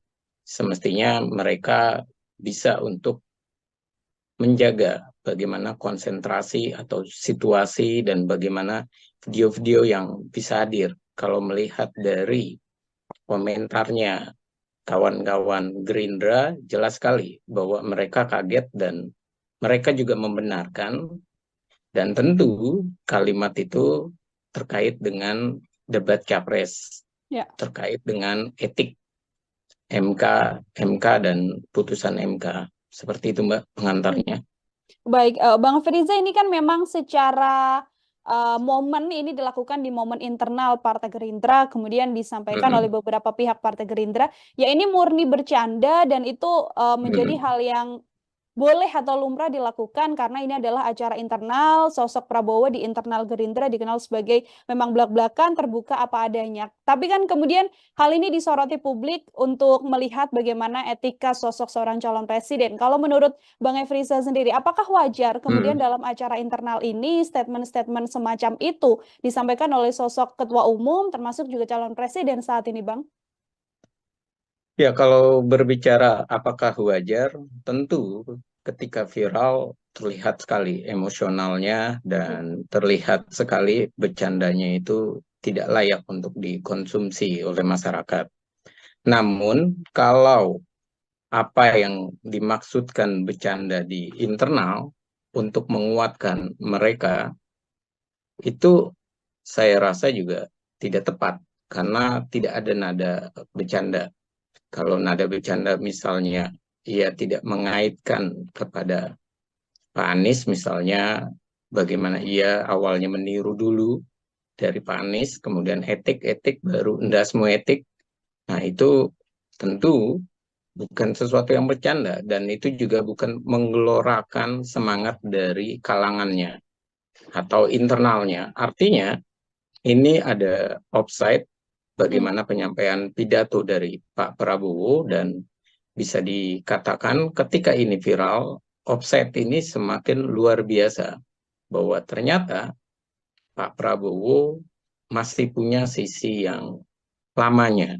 Sisi yang baru kita tahu bagaimana personal brandingnya sudah bagus, ia sudah mulai cair, bahasanya juga terjaga, dan bagaimana ia ingin persatuan dan kesatuan dan tidak emosional. Ternyata sifat kerasnya, dalam arti keras itu ya memang mental dan pejuangnya, sisi yang lain yaitu sifat keras dalam arti agak sedikit kurang bisa mengontrol bagaimana bahasa-bahasa yang harus dikeluarkan. Walaupun saya akui, ia merasa bahwa itu di internal dan ia bisa untuk sedikit lebih terbuka, lebih situasinya lebih tenang. Namun internalnya ini kan tidak hanya 1-2 orang dan internal ini juga tidak memahami apakah perkataan Pak Prabowo ini membawa bumerang atau perkataan Pak Prabowo ini layak untuk di-upload. Dan pertanyaan berikutnya yang mengupload ini internal atau orang lain kan. Nah kalau orang lain masuk ke dalam, ini juga lebih riskan lagi. Kalau internal masuk ke mengupload, tentu ini adalah juga suatu masalah. Artinya internal di dalam itu jangan-jangan memang kropos, jangan-jangan memang tidak solid. Dan bisa juga asumsinya karena itu masyarakat luas, ada masyarakat awam yang tidak paham, belum memahami mana yang layak diekspos, mana yang tidak. Dia mungkin berpikir keren, wow bercandanya dan terlihat bergelora atau semangat, namun dalam hal di masyarakat ternyata salah dan dia tidak lihat konteksnya. Apa yang dikatakan oleh Pak Prabowo adalah itu kan dalam sesi tanya jawab. Sesi tanya jawab tentang perasaan Pak Prabowo saat tahu putusan MK, kemudian ada waktu mundur, ada putusan MK, dan kenapa tidak diambil kan? Diambil dalam arti di balik kalimatnya Pak Anies adalah tidak usah mengusung Gibran, kan bisa saat itu mengganti calon wakil presiden. Dan di mana letak rasa etikanya? Rasa etika itu adalah, tentu etika kita tahu benar dan salah. Dan itu yang coba ditanyakan oleh Pak Anies. Dan kemudian digoyonkan di dalam Rakornas, guyonannya ini ternyata sangat tinggi sekali, viral dan sangat keras guyonannya. Etik, enggak semua etik. Artinya kalau dalam bahasa sehari-hari masih bisa kita berbicara dengan kawan, itu kan bahasa Jawa ngoko ya. Sehari-hari kita masih bisa berbahasa karena itu teman, kita bilang bahwa mau minjem duit dong. Enggak, semua orang lagi nggak ada duit. Kan bisa seperti itu. Tapi ketika ke masyarakat dan kita tahu bahwa itu adalah bahasa Jawa yang dianggap kasar, dan di sisi yang lain etik itu adalah perilaku terpuji, dan itu akhirnya menjadi penggambaran kenapa perilaku terpuji digambarkan dengan bahasa yang kasar. Dan akhirnya menjadi viral dan akhirnya menjadi ini penolakan tentang berpikir etik. Padahal harusnya tidak perlu lagi, dan Pak Prabowo saya rasa saat di debat itu sudah menang dia ketika dia berbicara bahwa di para pengamat atau pakar hukumnya sudah menyatakan keputusannya final dan mengikat. Dan ya kita jalankan, bahkan dia bilang bahwa Mas Anies, kita sudah tahu lah. Itu artinya sudah selesai di dalam urusan politik. Dan ia pun juga bilang bahwa ia siap saja, biarkan rakyat yang memilih. Saya ibaratnya nothing tulus, tidak ada masalah, dan saya ikhlas andai-pun tidak kalah, yang penting tidak menang, mohon maaf, tidak menang, yang penting itu adalah pilihan dari rakyat. Itu sudah poin sangat besar, saya bilang. Kedewasaan berpolitik, kerelaan dirinya, keikhlasan dirinya, dan seorang negarawan.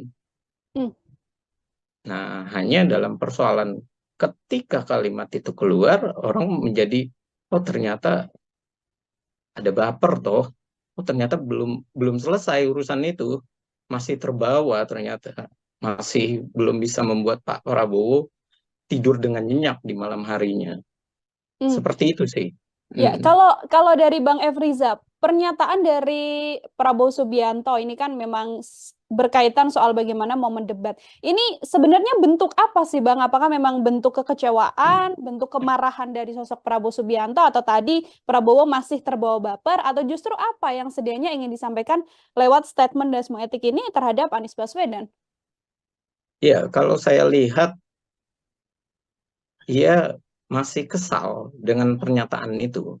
Dan kita tahu bahwa ia juga kecewa kenapa pernyataan itu hadir. Sama seperti kecewa ketika Ganjar membawa isu HAM yang 5 tahunan. Dan berapa kali dalam posisi-posisi yang lain, Pak Prabowo tuh mengingatkan kepada mereka, udahlah, kita adu gagasan saja. Kita berbicara tentang gagasan. Jangan saling berjiwa tidak negarawan, malah akhirnya di dalam adu gagasan itu adalah menyerang antara satu dengan yang lainnya. Saat itu Pak Prabowo memang diserang di antara kedua-duanya karena dia mewakili pemerintah, representasi pemerintah. Namun kembali lagi, ketika ia berbicara itu, saya melihat belum ada substansi yang ingin disampaikan untuk menguatkan internalnya.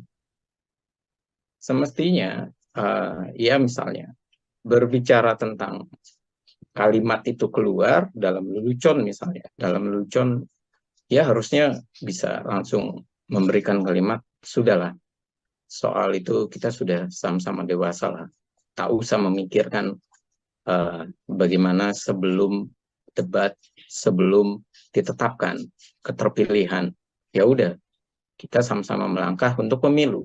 Artinya ada semangat yang digelorakan untuk kadernya. Dan ini adalah poin positif kalau beliau menyampaikan. Tapi ketika beliau membawa itu dalam hal bercanda kepada Pak Anies, ini adalah suatu hal yang tentunya akan menjadi viral dan tentu ini akan terus-menerus dikaji, terus-menerus disampaikan dan ditanggapi oleh masyarakat. Ini kalau kita ada dalam potongan video juga Bang Efriza, setelah pernyataan terkait bagaimana Dasmo Etik itu disampaikan oleh Prabowo Subianto, ada juga statement bahwa Prabowo Subianto mengatakan, saya inginnya baik-baik saja, saya inginnya rukun, maju sama-sama untuk rakyat, tapi Anies ini justru nyerang-nyerang. Dulu mau jadi menterinya Jokowi, sekarang justru menyindir Presiden Jokowi. Saya mau minta komentar Bang Efriza terkait rangkaian pernyataan dari Prabowo mulai Dasmo Etik sampai keinginan rukun, namun justru menganggapnya Anies Baswedan yang mulai menyerang. Ya, kalau melihat runut apa yang disampaikan oleh Pak Prabowo, jelas sekali ada situasi yang ia ingin menggambarkan. Apa yang ingin digambarkan oleh Pak Prabowo? Bahwa ada masalah nih, dan dia juga mengetahui masalah itu, dan ia mencoba untuk ya udah, kita politisi, kita negarawan juga, kita beradu gagasan, dan Ia ingin juga menunjukkan kepada para kadernya apa yang dia lakukan selama ini itu adalah sebuah sikap. Memang karena beliau adalah militer, kita tahu bedanya militer sama sipil di sana letaknya. Kalau militer tentu persatuan dan kesatuannya begitu kuat dan ia juga menghormati pimpinannya.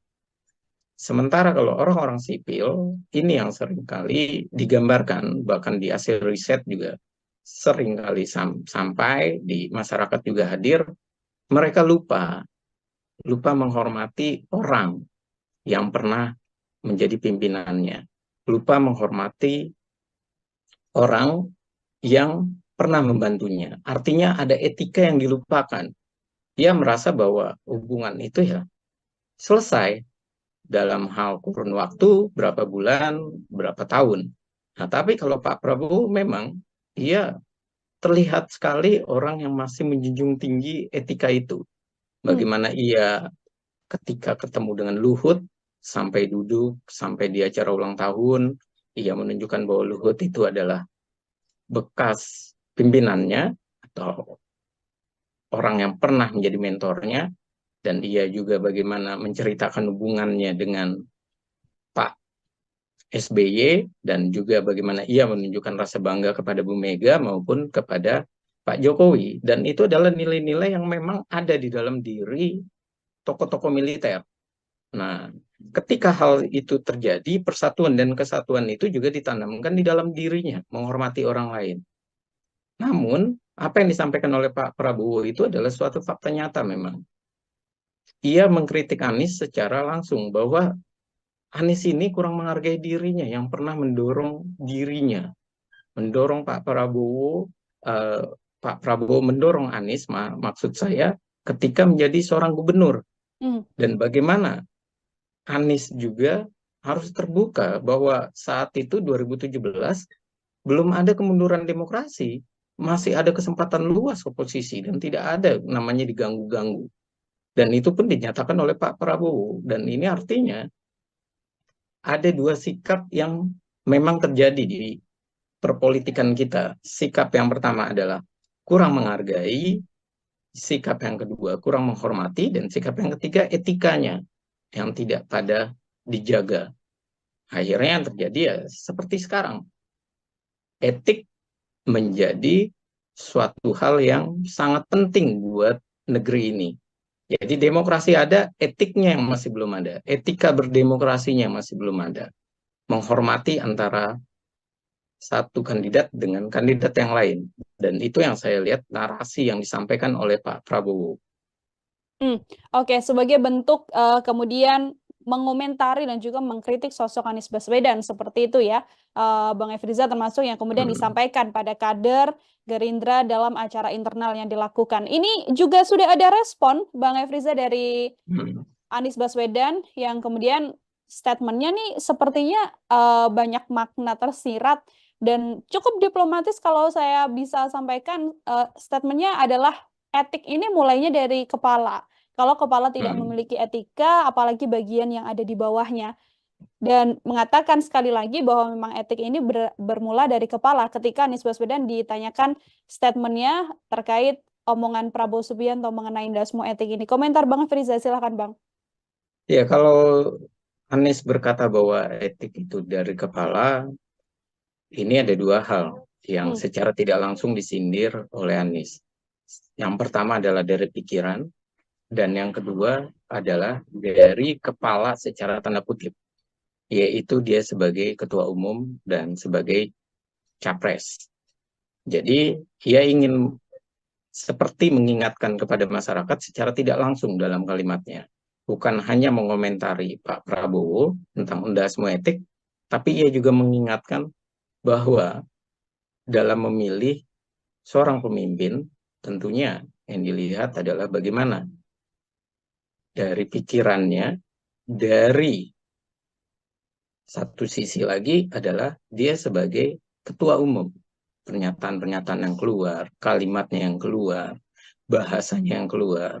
Dan kalau saya melihat apa yang disampaikan oleh Pak Anies, satu sisi memang Anies ini ingin menarik pemilih untuk menyadarkan tentang hal tersebut.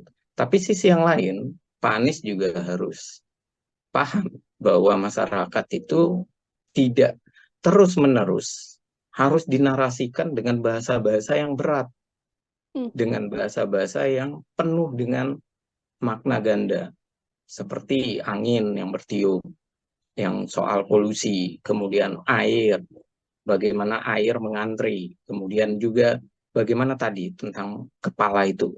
Karena masyarakat kita itu kadang juga butuh sesuatu yang langsung saja berbicara apa adanya. Namun apa yang disampaikan Pak Prabowo tentu adalah situasi guyonan yang tidak pantas sebenarnya untuk keluar. Dan di internal pun saya rasa tidak layak juga kalau di pidato ada seperti itu. Tapi kalau untuk bercanda di warung kopi, di kantin, itu tak masalah untuk berbicara seperti itu. Apalagi kalau cuman hubungan antar dua orang dan bersahabat. Makanya apa yang dikatakan ketika keluar kalimat itu, rame-rame mereka berbicara ini adalah ketiga capres ini adalah sahabat. Ketiga capres ini adalah teman yang saling mengenal. Artinya bahasa-bahasa itu bukan bahasa yang sarkas, bahasa yang saling membenci, tapi itu adalah bahasa guyon. Dan itulah yang disampaikan ke publik, dan ini upaya untuk meredakan emosi publik.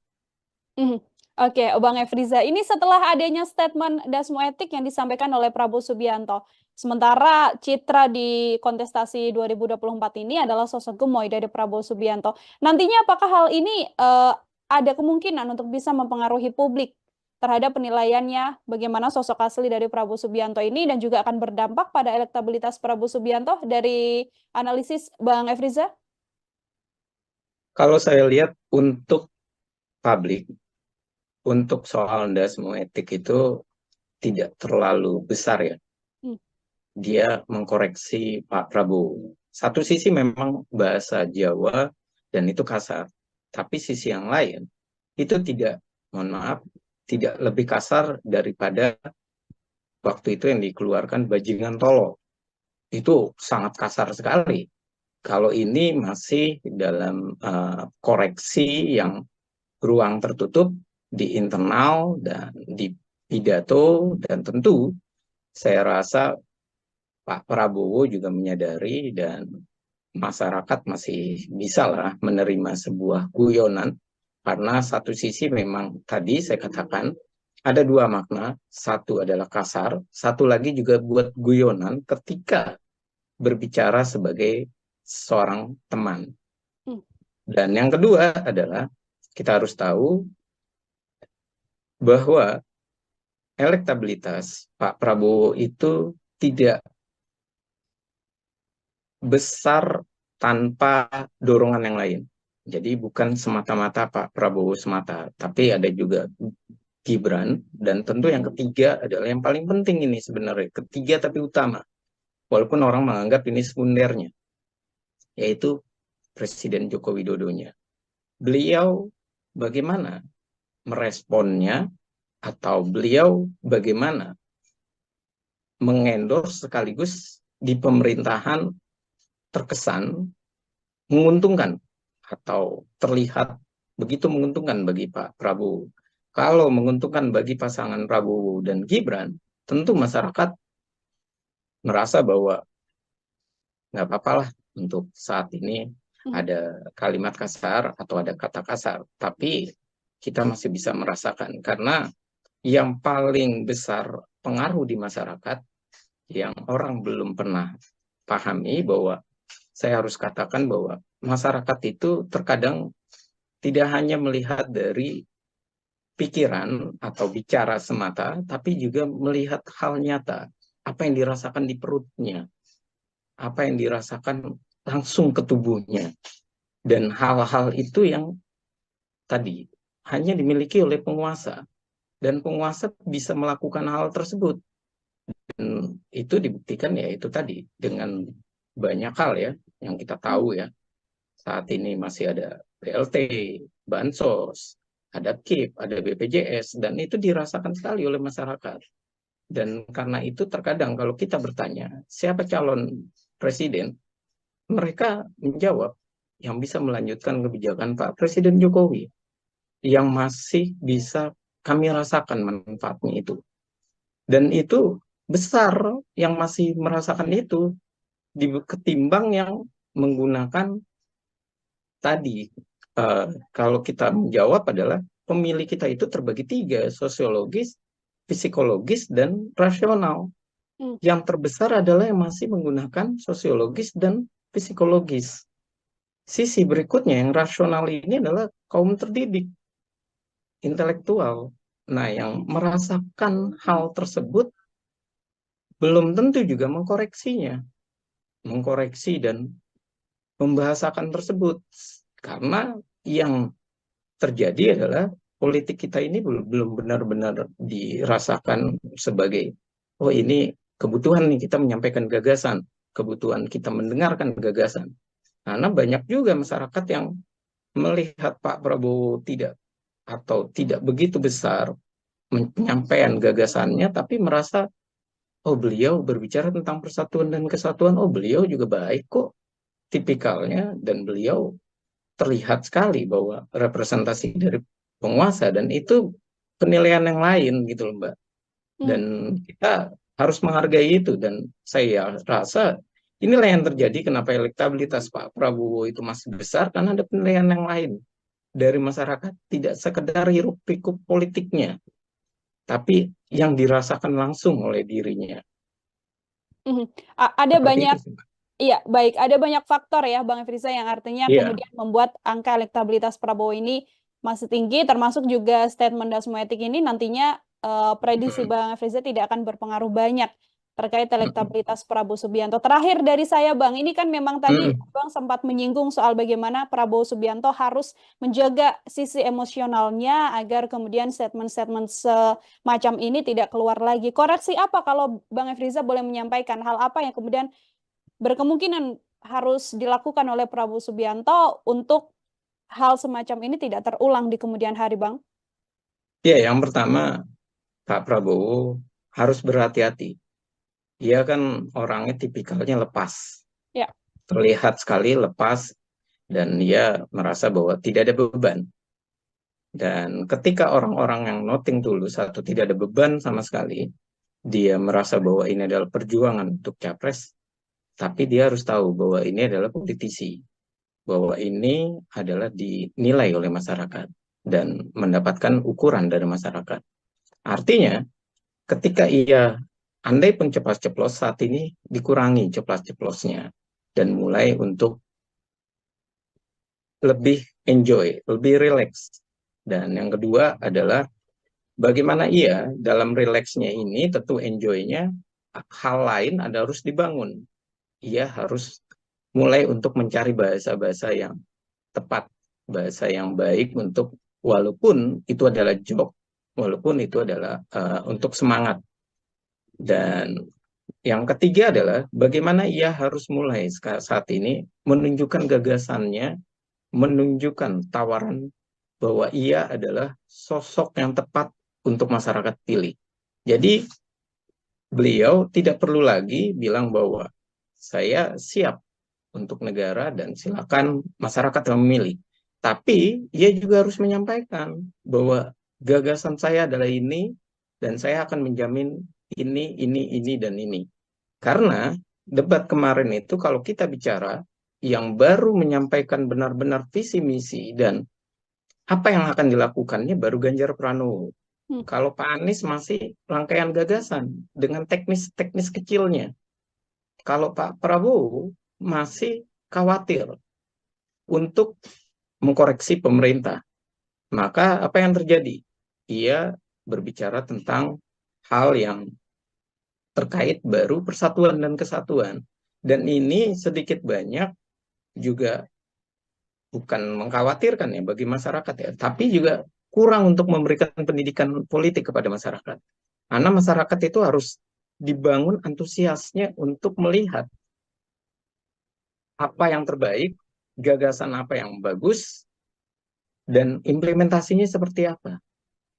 Nah, yang dikhawatirkan adalah secara pribadi, yang dikhawatirkan dari ketiga capres ini adalah yang satu, Pak Ganjar, tentu yang dikhawatirkan adalah bagaimana ia independensinya dari ketua umum. Yang kedua, Pak Anies yang dikhawatirkan adalah karena ia non-partai dan partainya juga kecil-kecil, bagaimana di parlemen. Nah, sementara kalau Pak Prabowo yang dikhawatirkan adalah di belakang Pak Prabowo ini Pak Jokowi. Dan di bawahnya itu adalah Pak Gibran. Jangan-jangan nanti ada matahari kembar. Jangan-jangan nanti the real presidennya adalah Gibran yang jalanin. Dan yang pembisiknya itu adalah Pak Jokowi. Ini kan artinya ketiganya ini masih ada dilema buat masyarakat untuk mempercayainya. Mana calon yang benar-benar bisa total untuk masyarakat? Mana calon yang berani berjuang untuk masyarakat? Dan ini yang saya rasa yang harus mulai ditunjukkan oleh Pak Prabowo. Ia harus berani untuk mengkritik pemerintah, ia harus berani mengkoreksi pemerintah. Karena memang janjinya adalah memperbaiki, merevisi, dan melanjutkan. Oke, Dan baik. ini adalah kuncinya. Saya rasa seperti itu, Mbak. Oke, artinya gagasan dan juga apa yang kemudian akan dilakukan untuk Indonesia 5 tahun ke depan ini harus lebih ditonjolkan seperti itu ya, Bang Efriza ya, dari sosok Prabowo Subianto ketimbang memang statement-statement ceplos-ceplos yang nantinya tidak memberikan pendidikan politik kepada masyarakat umum untuk menentukan pilihan di kontestasi 2024. Bang Efriza, terima kasih sekali lagi untuk Sama-sama. obrolan Mohon kita maaf ya, pada Mbak, kalau ada kesempatan salah kata. hari ini, Bang. Semoga di lain kesempatan kita bisa berbincang lagi, Bang Efriza, pengamat politik Citra Sama-sama. Institut. Selamat beraktivitas, Bang Efriza. Sama-sama. Sukses selalu untuk Tribun News. Terima kasih banyak, Bang Efriza. Tribuners, demikian program Tribun Sound Fokus hari ini bersama dengan saya Nila Irda. Nantikan program Tribun Sound Fokus selanjutnya untuk bahasan-bahasan lain. Saya pamit undur diri. Terima kasih dan sampai jumpa. Download Tribun X sekarang. Menghadirkan lokal menjadi Indonesia. Bagaimana ia awalnya meniru dulu dari Pak Anies, kemudian etik, baru endasmu etik. Nah, itu tentu bukan sesuatu yang bercanda, dan itu juga bukan menggelorakan semangat dari kalangannya atau internalnya. Artinya, ini ada offside bagaimana penyampaian pidato dari Pak Prabowo, kedewasaan berpolitik, kerelaan dirinya, keikhlasan dirinya, dan seorang negarawan. Nah, hanya dalam persoalan ketika kalimat itu keluar, orang menjadi, oh ternyata ada baper toh, oh ternyata belum selesai urusan itu, masih terbawa ternyata, masih belum bisa membuat Pak Prabowo tidur dengan nyenyak di malam harinya. Apa yang disampaikan oleh Pak Prabowo itu adalah suatu fakta nyata memang. Ia mengkritik Anies secara langsung bahwa Anies ini kurang menghargai dirinya yang pernah mendorong dirinya, mendorong Pak Prabowo mendorong Anies, maksud saya, ketika menjadi seorang gubernur. Program Tribun Sound Fokus Tribuners hari ini kembali menjumpai Anda bersama dengan saya Nila Irda, masih terkait pembahasan politik yang hari ini akan kita bahas. Baru saja ada statement yang kemudian membuat penilaian publik ini tersorot, yaitu pernyataan dari Prabowo Subianto yang dianggap mengutarakan kata-kata yang dikenal kasar dalam artian bahasa Jawa seperti itu. Untuk membahas hal tersebut, saat ini saya sudah tersambung secara langsung bersama dengan pengamat politik Citra Institut, ada Bang Efriza dalam sambungan Zoom bersama dengan saya. Bang Efriza, terima kasih sudah bergabung. Apa kabar, Bang Efriza? Alhamdulillah baik, Mbak. Selamat sore untuk Mbak Nila, dan terima kasih kesempatannya. Terima kasih juga saya sampaikan pada Bang Efriza menyempatkan waktunya untuk berbincang bersama dengan saya. Hari ini saya ingin membahas terkait bagaimana statement disampaikan oleh Prabowo Subianto. Ini Bang Efriza, yang disampaikan, mohon maaf, ini adalah endasmu etik seperti itu. Padahal selama ini citra yang dilihat oleh publik dalam kontestasi Pilpres 2024 ini adalah sosok gemoy dari Prabowo Subianto. Saya mau minta komentar terlebih dahulu sebagai pengantar dari Bang Efriza soal statement Prabowo Subianto ini, Bang. Ya, soal statementnya Pak Prabowo, kita harus akui bahwa statement itu pada dasarnya di suasana yang tertutup ya, karena wartawan kan memang tidak boleh masuk. Dan ketika statement itu hadir, menjadi pertanyaan berikutnya adalah di kita dan tentunya di teman-teman dan kadernya Pak Prabowo. Mereka bilang bahwa kok bisa kecolongan dan bisa hadir rekaman tersebut atau live tersebut yang direkam dan akhirnya menjadi viral. Dan ini adalah bukti bahwa ada masalah nih di internal Pak Prabowo. Semestinya mereka bisa untuk menjaga bagaimana konsentrasi atau situasi dan bagaimana video-video yang bisa hadir. Kalau melihat dari komentarnya kawan-kawan Gerindra, jelas sekali bahwa mereka kaget dan mereka juga membenarkan, dan tentu kalimat itu terkait dengan debat capres, terkait dengan etik MK dan putusan MK. Seperti itu Mbak pengantarnya. Baik, Bang Feriza, ini kan memang secara momen ini dilakukan di momen internal Partai Gerindra, kemudian disampaikan oleh beberapa pihak Partai Gerindra. Ya ini murni bercanda dan itu menjadi hal yang boleh atau lumrah dilakukan karena ini adalah acara internal. Sosok Prabowo di internal Gerindra dikenal sebagai memang belak-belakan, terbuka apa adanya. Tapi kan kemudian hal ini disoroti publik untuk melihat bagaimana etika sosok seorang calon presiden. Kalau menurut Bang Efriza sendiri, apakah wajar kemudian dalam acara internal ini statement-statement semacam itu disampaikan oleh sosok ketua umum termasuk juga calon presiden saat ini, Bang? Ya, kalau berbicara apakah wajar, tentu ketika viral terlihat sekali emosionalnya dan terlihat sekali bercandanya itu tidak layak untuk dikonsumsi oleh masyarakat. Namun, kalau apa yang dimaksudkan bercanda di internal untuk menguatkan mereka, itu saya rasa juga tidak tepat karena tidak ada nada bercanda. Kalau nada bercanda misalnya ia tidak mengaitkan kepada Pak Anies misalnya, bagaimana ia awalnya meniru dulu dari Pak Anies, kemudian etik baru enggak semua etik. Nah itu tentu bukan sesuatu yang bercanda dan itu juga bukan menggelorakan semangat dari kalangannya atau internalnya. Artinya ini ada offside bagaimana penyampaian pidato dari Pak Prabowo dan bisa dikatakan ketika ini viral, offset ini semakin luar biasa bahwa ternyata Pak Prabowo masih punya sisi yang lamanya. Sisi yang baru kita tahu bagaimana personal brandingnya sudah bagus, ia sudah mulai cair, bahasanya juga terjaga, dan bagaimana ia ingin persatuan dan kesatuan dan tidak emosional. Ternyata sifat kerasnya, dalam arti keras itu ya memang mental dan pejuangnya. Sisi yang lain yaitu sifat keras dalam arti agak sedikit kurang bisa mengontrol bagaimana bahasa-bahasa yang harus dikeluarkan. Walaupun saya akui ia merasa bahwa itu di internal dan ia bisa untuk sedikit lebih terbuka, lebih situasinya lebih tenang. Namun internalnya ini kan tidak hanya 1-2 orang dan internal ini juga tidak memahami apakah perkataan Pak Prabowo ini membawa bumerang atau perkataan Pak Prabowo ini layak untuk di-upload. Dan pertanyaan berikutnya yang mengupload ini internal atau orang lain kan. Nah, kalau orang lain masuk ke dalam, ini juga lebih riskan lagi. Kalau internal masuk ke mengupload, tentu ini adalah juga suatu masalah. Artinya internal di dalam itu jangan-jangan memang kropos, jangan-jangan memang tidak solid.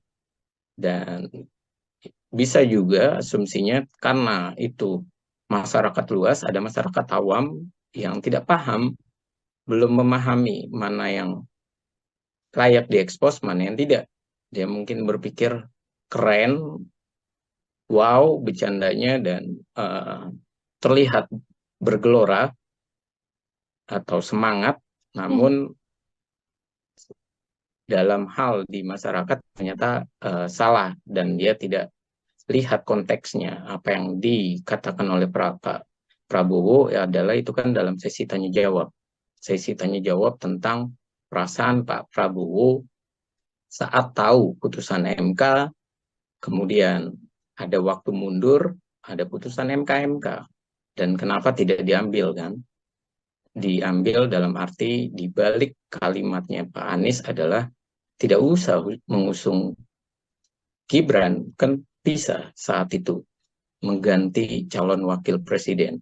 Dan di mana letak rasa etikanya? Rasa etika itu adalah, tentu etika kita tahu benar dan salah. Dan itu yang coba ditanyakan oleh Pak Anies. Dan kemudian diguyonkan di dalam Rakornas, guyonannya ini ternyata sangat tinggi sekali, viral dan sangat keras guyonannya. Etik, ndasmu etik.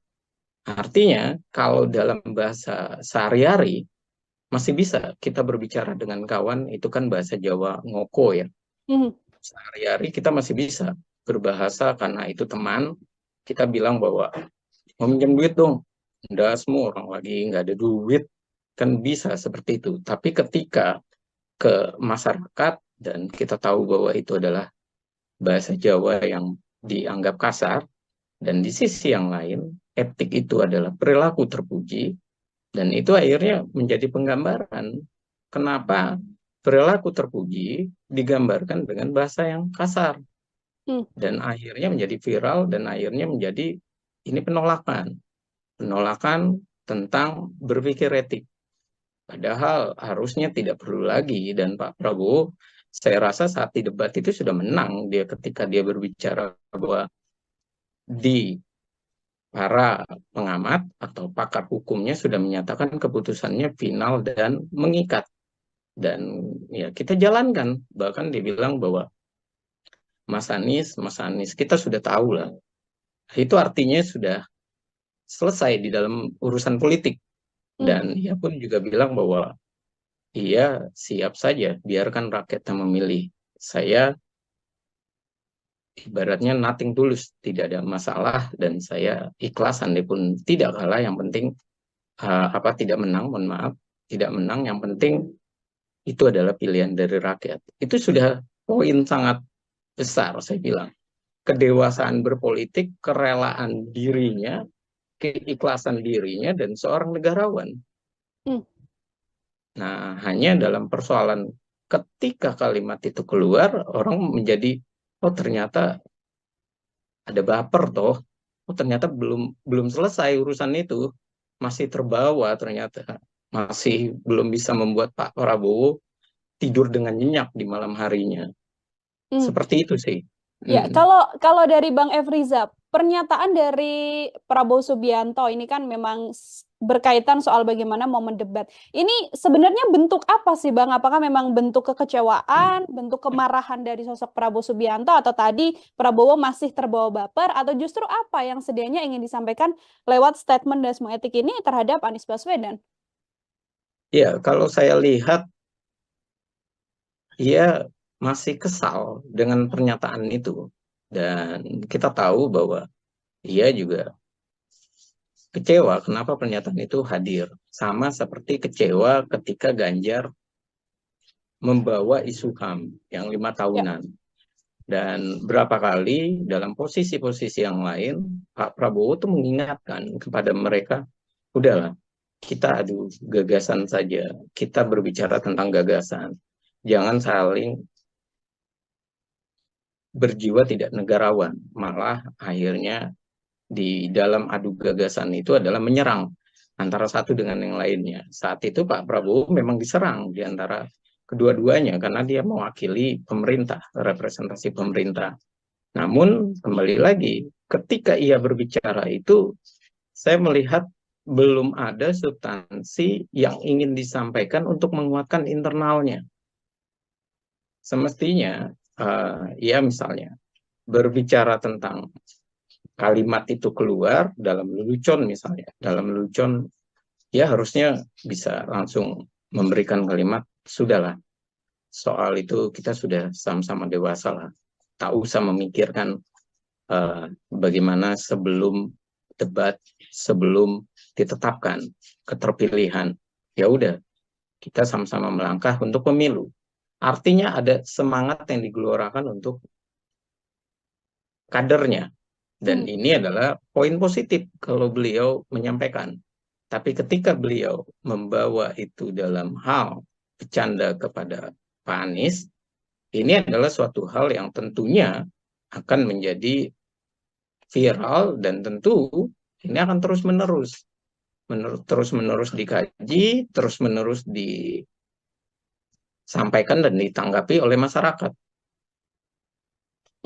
Ini kalau kita ada dalam potongan video juga Bang Efriza, setelah pernyataan terkait bagaimana Dasmo Etik itu disampaikan oleh Prabowo Subianto, ada juga statement bahwa Prabowo Subianto mengatakan, saya inginnya baik-baik saja, saya inginnya rukun, maju sama-sama untuk rakyat, tapi Anies ini justru nyerang-nyerang. Dulu mau jadi menterinya Jokowi, sekarang justru menyindir Presiden Jokowi. Saya mau minta komentar Bang Efriza terkait rangkaian pernyataan dari Prabowo mulai Dasmo Etik sampai keinginan rukun, namun justru menganggapnya Anies Baswedan yang mulai menyerang. Ya, kalau melihat runut apa yang disampaikan oleh Pak Prabowo, jelas sekali ada situasi yang ia ingin menggambarkan. Apa yang ingin digambarkan oleh Pak Prabowo? Bahwa ada masalah nih, dan dia juga mengetahui masalah itu, dan ia mencoba untuk ya udah, kita politisi, kita negarawan juga, kita beradu gagasan, dan ia ingin juga menunjukkan kepada para kadernya apa yang dia lakukan selama ini itu adalah sebuah sikap. Memang karena beliau adalah militer, kita tahu bedanya militer sama sipil di sana letaknya. Kalau militer tentu persatuan dan kesatuannya begitu kuat, dan ia juga menghormati pimpinannya. Sementara kalau orang-orang sipil, ini yang seringkali digambarkan, bahkan di hasil riset juga seringkali sampai di masyarakat juga hadir, mereka lupa menghormati orang yang pernah menjadi pimpinannya, lupa menghormati orang yang pernah membantunya. Artinya ada etika yang dilupakan. Dia merasa bahwa hubungan itu ya selesai dalam hal kurun waktu berapa bulan, berapa tahun. Nah, tapi kalau Pak Prabowo memang ia terlihat sekali orang yang masih menjunjung tinggi etika itu. Bagaimana ia ketika ketemu dengan Luhut, sampai duduk, sampai di acara ulang tahun, ia menunjukkan bahwa Luhut itu adalah bekas pimpinannya atau orang yang pernah menjadi mentornya, dan ia juga bagaimana menceritakan hubungannya dengan Pak SBY, dan juga bagaimana ia menunjukkan rasa bangga kepada Bu Mega maupun kepada Pak Jokowi. Dan itu adalah nilai-nilai yang memang ada di dalam diri tokoh-tokoh militer. Nah, ketika hal itu terjadi, persatuan dan kesatuan itu juga ditanamkan di dalam dirinya, menghormati orang lain. Namun, apa yang disampaikan oleh Pak Prabowo itu adalah suatu fakta nyata memang.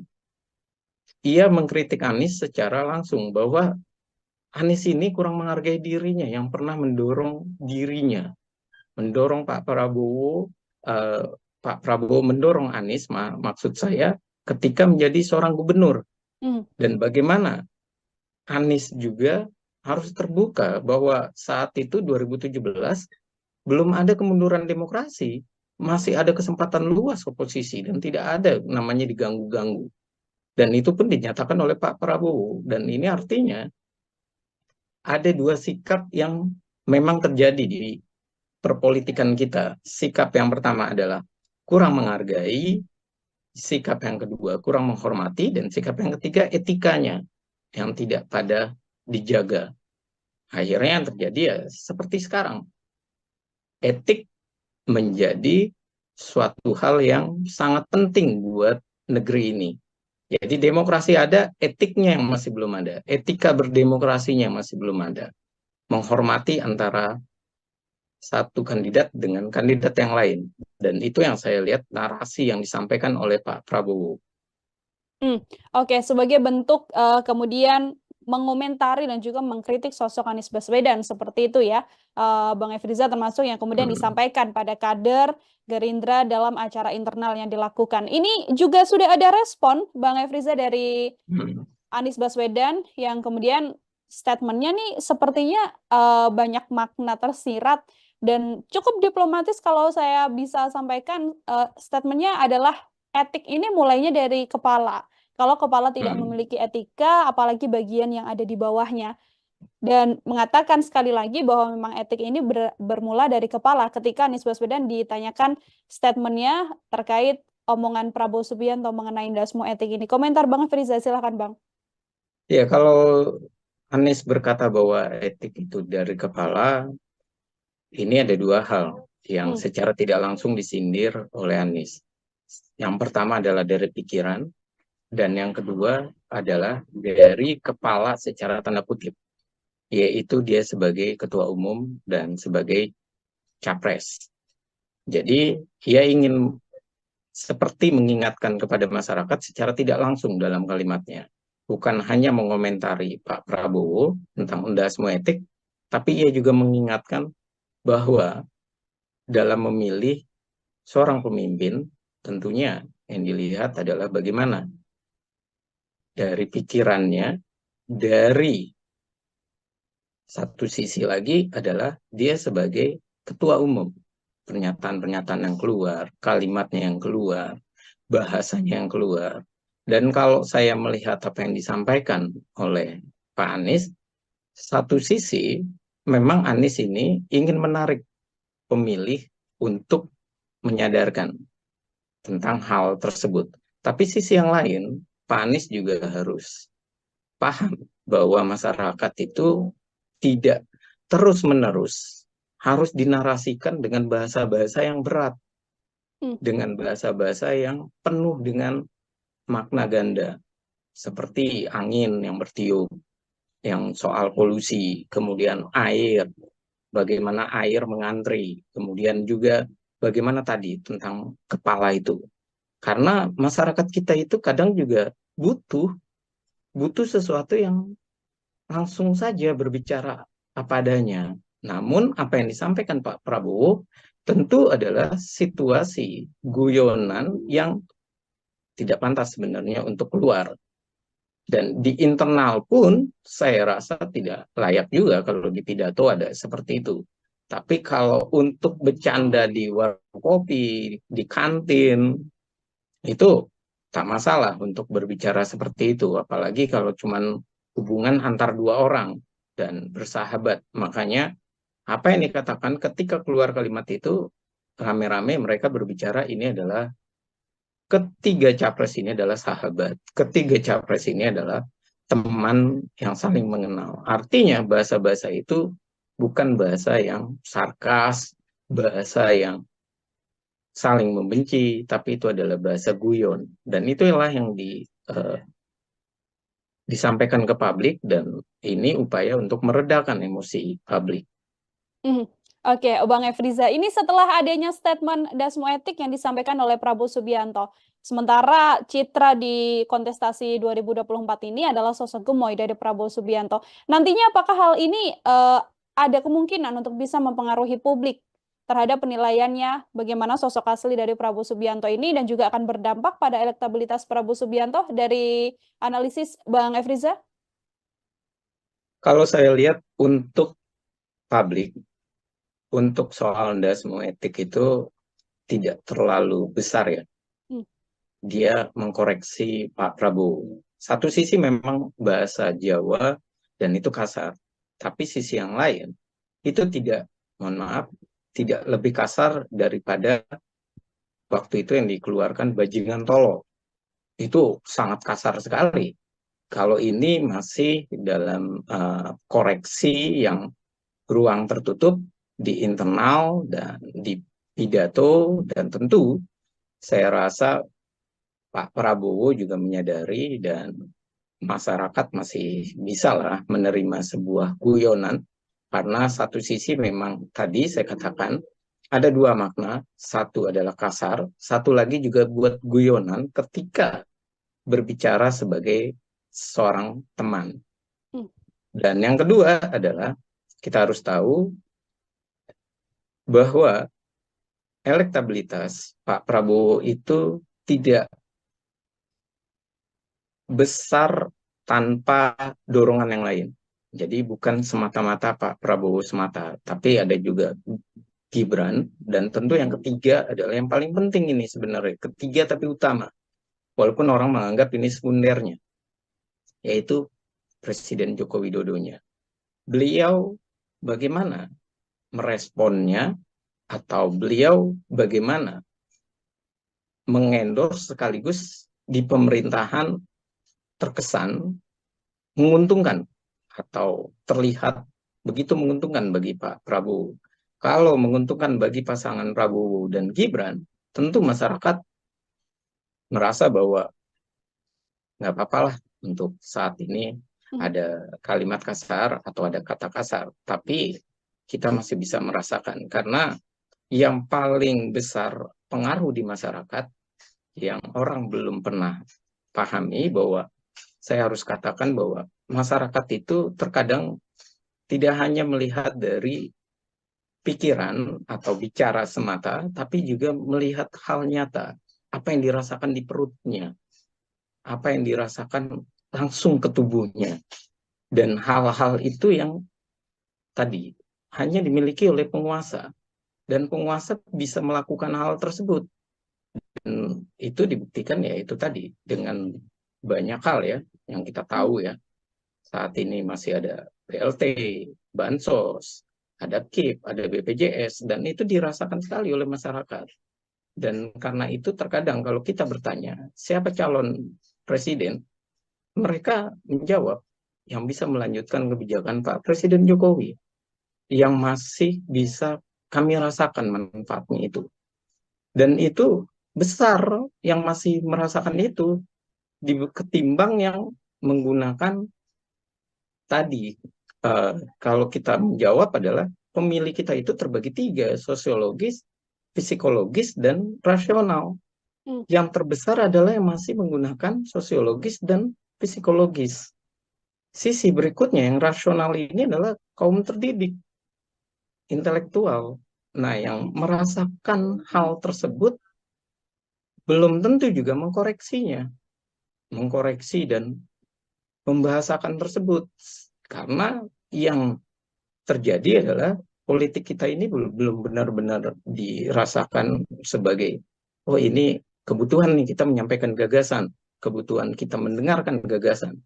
Karena banyak juga masyarakat yang melihat Pak Prabowo tidak begitu besar menyampaikan gagasannya, tapi merasa, oh beliau berbicara tentang persatuan dan kesatuan, oh beliau juga baik kok tipikalnya, dan beliau terlihat sekali bahwa representasi dari penguasa, dan itu penilaian yang lain gitu loh Mbak.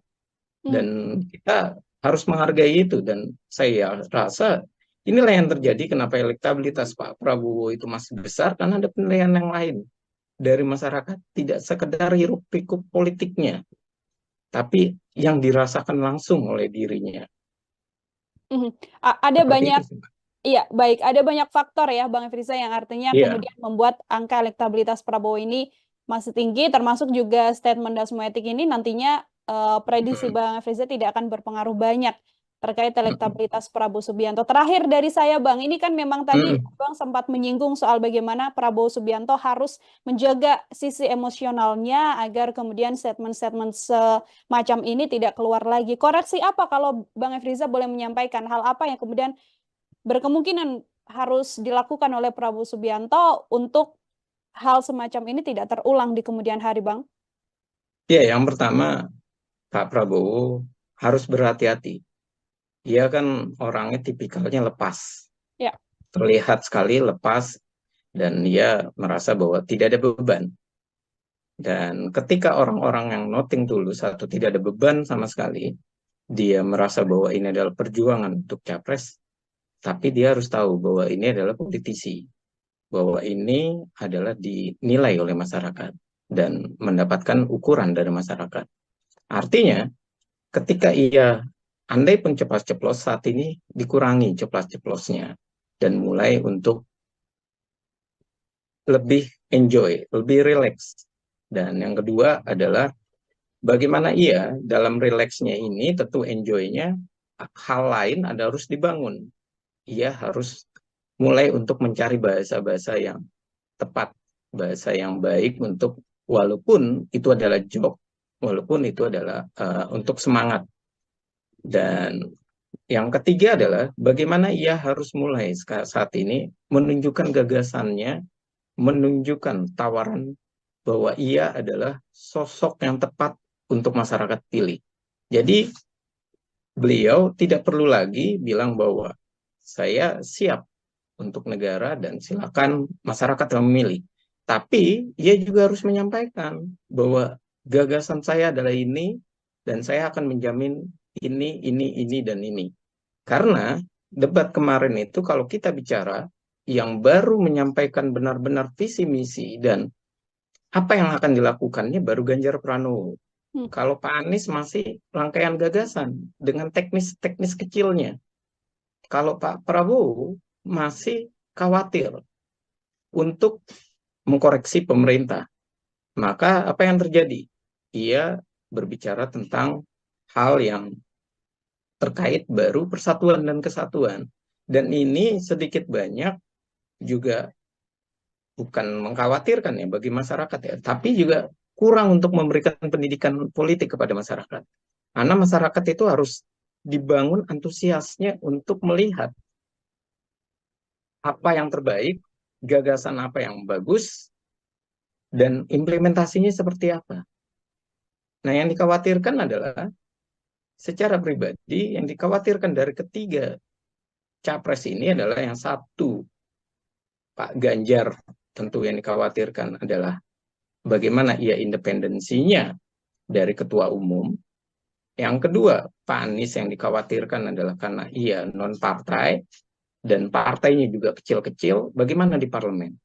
Nah, sementara kalau Pak Prabowo yang dikhawatirkan adalah di belakang Pak Prabowo ini Pak Jokowi. Dan di bawahnya itu adalah Pak Gibran. Jangan-jangan nanti ada matahari kembar. Jangan-jangan nanti the real presidennya adalah Gibran yang jalanin. Dan yang pembisiknya itu adalah Pak Jokowi.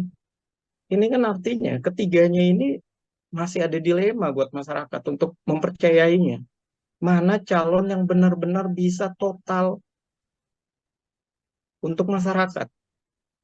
Mana calon yang berani berjuang untuk masyarakat? Dan ini yang saya rasa yang harus mulai ditunjukkan oleh Pak Prabowo.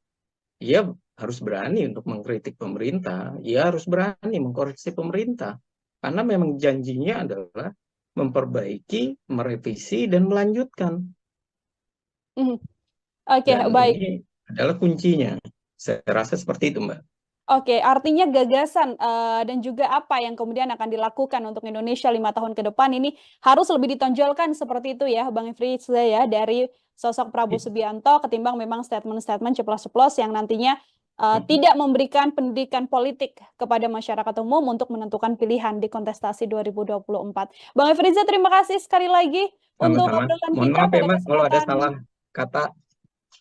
hari ini, Bang. Semoga di lain kesempatan kita bisa berbincang lagi. Bang Efriza, pengamat politik Citra Institute. Selamat beraktivitas, Bang Efriza. Sama-sama. Sukses selalu untuk Tribun News. Terima kasih banyak, Bang Efriza. Tribuners, demikian program Tribun Sound Fokus hari ini bersama dengan saya Nila Irda. Nantikan program Tribun Sound Fokus selanjutnya untuk bahasan-bahasan lain. Saya pamit undur diri. Terima kasih dan sampai jumpa. Download Tribun X sekarang. Menghadirkan lokal menjadi Indonesia. Bagaimana ia awalnya meniru dulu dari Pak Anies, kemudian etik, baru enggak semua etik. Nah, itu tentu bukan sesuatu yang bercanda, dan itu juga bukan menggelorakan semangat dari kalangannya atau internalnya. Artinya ini ada offside bagaimana penyampaian pidato dari Pak Prabowo, kedewasaan berpolitik, kerelaan dirinya, keikhlasan dirinya, dan seorang negarawan. Nah, hanya dalam persoalan ketika kalimat itu keluar, orang menjadi, oh ternyata ada baper toh, oh ternyata belum selesai urusan itu, masih terbawa ternyata, masih belum bisa membuat Pak Prabowo tidur dengan nyenyak di malam harinya. Apa yang disampaikan oleh Pak Prabowo itu adalah suatu fakta nyata memang. Ia mengkritik Anies secara langsung bahwa Anies ini kurang menghargai dirinya yang pernah mendorong dirinya, mendorong Pak Prabowo mendorong Anies, maksud saya, ketika menjadi seorang gubernur. Program Tribun on Fokus Tribuners hari ini kembali menjumpai Anda bersama dengan saya Nila Irda, masih terkait pembahasan politik yang hari ini akan kita bahas. Baru saja ada statement yang kemudian membuat penilaian publik ini tersorot, yaitu pernyataan dari Prabowo Subianto yang dianggap mengutarakan kata-kata yang dikenal kasar dalam artian bahasa Jawa seperti itu. Untuk membahas hal tersebut, saat ini saya sudah tersambung secara langsung bersama dengan pengamat politik Citra Institute, ada Bang Efriza dalam sambungan Zoom bersama dengan saya. Bang Efriza, terima kasih sudah bergabung. Apa kabar Bang Efriza? Alhamdulillah baik Mbak, selamat sore untuk Mbak Nila dan terima kasih kesempatannya. Terima kasih juga saya sampaikan pada Bang Efriza menyempatkan waktunya untuk berbincang bersama dengan saya.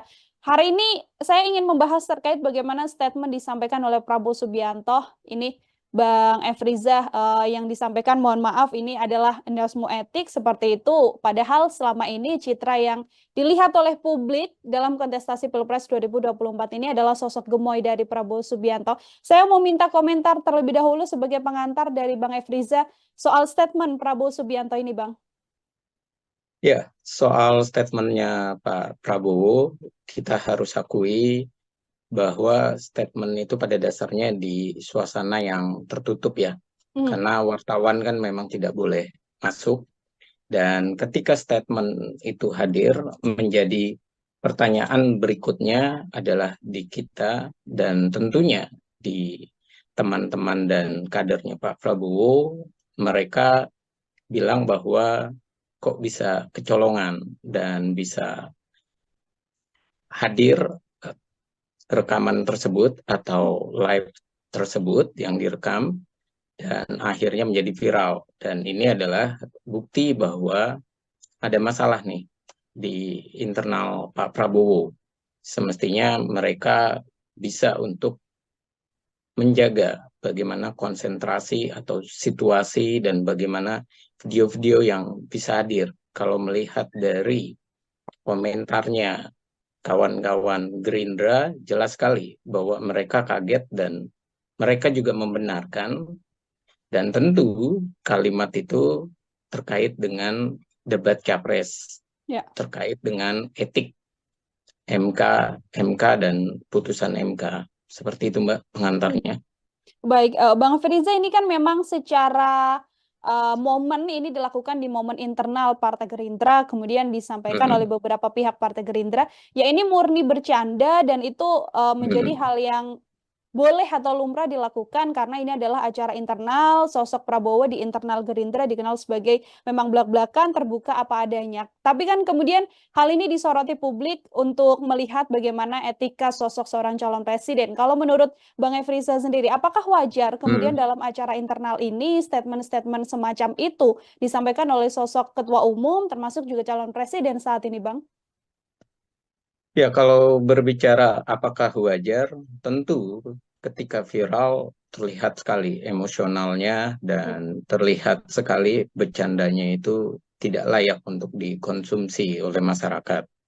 Namun, kalau apa yang dimaksudkan bercanda di internal untuk menguatkan mereka, itu saya rasa juga tidak tepat karena tidak ada nada bercanda. Kalau nada bercanda misalnya ia tidak mengaitkan kepada Pak Anies misalnya, bagaimana ia awalnya meniru dulu dari Pak Anies, kemudian etik baru endasmu etik. Nah itu tentu bukan sesuatu yang bercanda dan itu juga bukan menggelorakan semangat dari kalangannya atau internalnya. Artinya ini ada offside bagaimana penyampaian pidato dari Pak Prabowo dan bisa dikatakan ketika ini viral, offset ini semakin luar biasa. Bahwa ternyata Pak Prabowo masih punya sisi yang lamanya. Sisi yang baru kita tahu bagaimana personal brandingnya sudah bagus. Ia sudah mulai cair, bahasanya juga terjaga, dan bagaimana ia ingin persatuan dan kesatuan dan tidak emosional. Ternyata sifat kerasnya, dalam arti keras itu ya memang mental dan pejuangnya. Sisi yang lain yaitu sifat keras dalam arti agak sedikit kurang bisa mengontrol bagaimana bahasa-bahasa yang harus dikeluarkan. Walaupun saya akui ia merasa bahwa itu di internal dan ia bisa untuk sedikit lebih terbuka, lebih situasinya lebih tenang. Namun internalnya ini kan tidak hanya 1-2 orang, dan internal ini juga tidak memahami apakah perkataan Pak Prabowo ini membawa bumerang atau perkataan Pak Prabowo ini layak untuk di-upload. Dan pertanyaan berikutnya, yang mengupload ini internal atau orang lain kan. Nah, kalau orang lain masuk ke dalam, ini juga lebih riskan lagi. Kalau internal masuk ke mengupload, tentu ini adalah juga suatu masalah. Artinya internal di dalam itu jangan-jangan memang keropos, jangan-jangan memang tidak solid. Dan bisa juga asumsinya karena itu masyarakat luas, ada masyarakat awam yang tidak paham, belum memahami mana yang layak diekspos, mana yang tidak. Dia mungkin berpikir keren, wow bercandanya, dan terlihat bergelora atau semangat, namun dalam hal di masyarakat ternyata salah, dan dia tidak lihat konteksnya. Apa yang dikatakan oleh Pak Prabowo adalah itu kan dalam sesi tanya jawab. Sesi tanya jawab tentang perasaan Pak Prabowo saat tahu putusan MK, kemudian ada waktu mundur, ada putusan MK, dan kenapa tidak diambil kan? Diambil dalam arti di balik kalimatnya Pak Anies adalah tidak usah mengusung Gibran, kan bisa saat itu mengganti calon wakil presiden. Dan di mana letak rasa etikanya? Rasa etika itu adalah, tentu etika kita tahu benar dan salah. Dan itu yang coba ditanyakan oleh Pak Anies. Dan kemudian diguyonkan di dalam Rakornas, guyonannya ini ternyata sangat tinggi sekali, viral dan sangat keras guyonannya. Etik, ndasmu etik. Artinya kalau dalam bahasa sehari-hari masih bisa kita berbicara dengan kawan, itu kan bahasa Jawa ngoko ya. Sehari-hari kita masih bisa berbahasa karena itu teman, kita bilang bahwa mau minjem duit dong, ndasmu, orang lagi nggak ada duit, kan bisa seperti itu. Tapi ketika ke masyarakat dan kita tahu bahwa itu adalah bahasa Jawa yang dianggap kasar, dan di sisi yang lain etik itu adalah perilaku terpuji, dan itu akhirnya menjadi penggambaran kenapa perilaku terpuji digambarkan dengan bahasa yang kasar, dan akhirnya menjadi viral, dan akhirnya menjadi ini penolakan tentang berpikir etik. Padahal harusnya tidak perlu lagi, dan Pak Prabowo saya rasa saat di debat itu sudah menang dia ketika dia berbicara bahwa di para pengamat atau pakar hukumnya sudah menyatakan keputusannya final dan mengikat.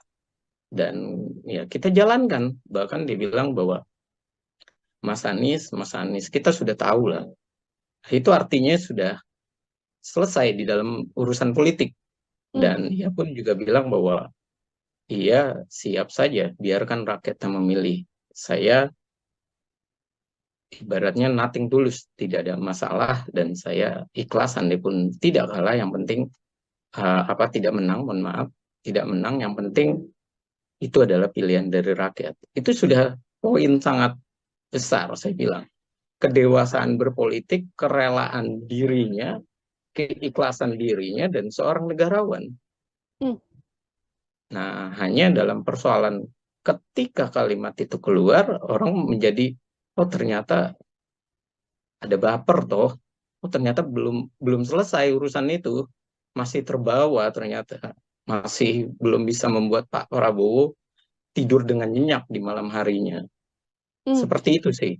Ya, kalau dari Bang Efriza, pernyataan dari Prabowo Subianto ini kan memang berkaitan soal bagaimana momen debat. Ini sebenarnya bentuk apa sih Bang? Apakah memang bentuk kekecewaan, bentuk kemarahan dari sosok Prabowo Subianto, atau tadi Prabowo masih terbawa baper, atau justru apa yang sedianya ingin disampaikan lewat statement Dasmo Etik ini terhadap Anies Baswedan? Ya, kalau saya lihat, ia masih kesal dengan pernyataan itu. Dan kita tahu bahwa ia juga kecewa kenapa pernyataan itu hadir. Sama seperti kecewa ketika Ganjar membawa isu HAM yang 5 Ya. tahunan. Dan berapa kali dalam posisi-posisi yang lain, Pak Prabowo tuh mengingatkan kepada mereka, udahlah, kita adu gagasan saja. Kita berbicara tentang gagasan. Jangan saling berjiwa tidak negarawan. Malah akhirnya di dalam adu gagasan itu adalah menyerang antara satu dengan yang lainnya. Saat itu Pak Prabowo memang diserang di antara kedua-duanya karena dia mewakili pemerintah, representasi pemerintah. Namun kembali lagi, ketika ia berbicara itu, saya melihat belum ada substansi yang ingin disampaikan untuk menguatkan internalnya. Semestinya, ya misalnya, berbicara tentang kalimat itu keluar dalam lelucon misalnya. Dalam lelucon, ya harusnya bisa langsung memberikan kalimat, sudahlah, soal itu kita sudah sama-sama dewasa lah. Tak usah memikirkan bagaimana sebelum debat, sebelum ditetapkan keterpilihan. Ya udah, kita sama-sama melangkah untuk pemilu. Artinya ada semangat yang digelorakan untuk kadernya. Dan ini adalah poin positif kalau beliau menyampaikan. Tapi ketika beliau membawa itu dalam hal bercanda kepada Pak Anies, ini adalah suatu hal yang tentunya akan menjadi viral dan tentu ini akan terus-menerus dikaji, terus-menerus disampaikan dan ditanggapi oleh masyarakat. Ini kalau kita ada dalam potongan video juga Bang Efriza, setelah pernyataan terkait bagaimana Dasmo Etik itu disampaikan oleh Prabowo Subianto, ada juga statement bahwa Prabowo Subianto mengatakan, saya inginnya baik-baik saja, saya inginnya rukun, maju sama-sama untuk rakyat, tapi Anies ini justru nyerang-nyerang. Dulu mau jadi menterinya Jokowi, sekarang justru menyindir Presiden Jokowi. Saya mau minta komentar Bang Efriza terkait rangkaian pernyataan dari Prabowo mulai Dasmo Etik sampai keinginan rukun, namun justru menganggapnya Anies Baswedan yang mulai menyerang.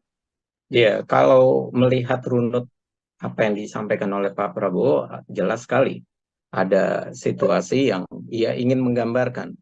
Apa yang ingin digambarkan oleh Pak Prabowo, bahwa ada masalah nih, dan dia juga mengetahui masalah itu, dan ia mencoba untuk, ya udah, kita politisi, kita negarawan juga, kita beradu gagasan, dan ia ingin juga menunjukkan kepada para kadernya apa yang dia lakukan selama ini itu adalah sebuah sikap. Memang karena beliau adalah militer, kita tahu bedanya militer sama sipil di sana letaknya. Kalau militer tentu persatuan dan kesatuannya begitu kuat, dan ia juga menghormati pimpinannya.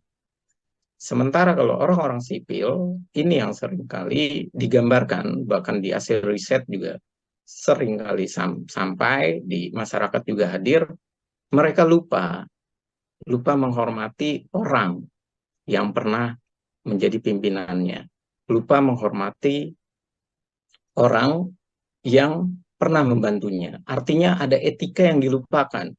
Dia merasa bahwa hubungan itu ya selesai dalam hal kurun waktu berapa bulan, berapa tahun.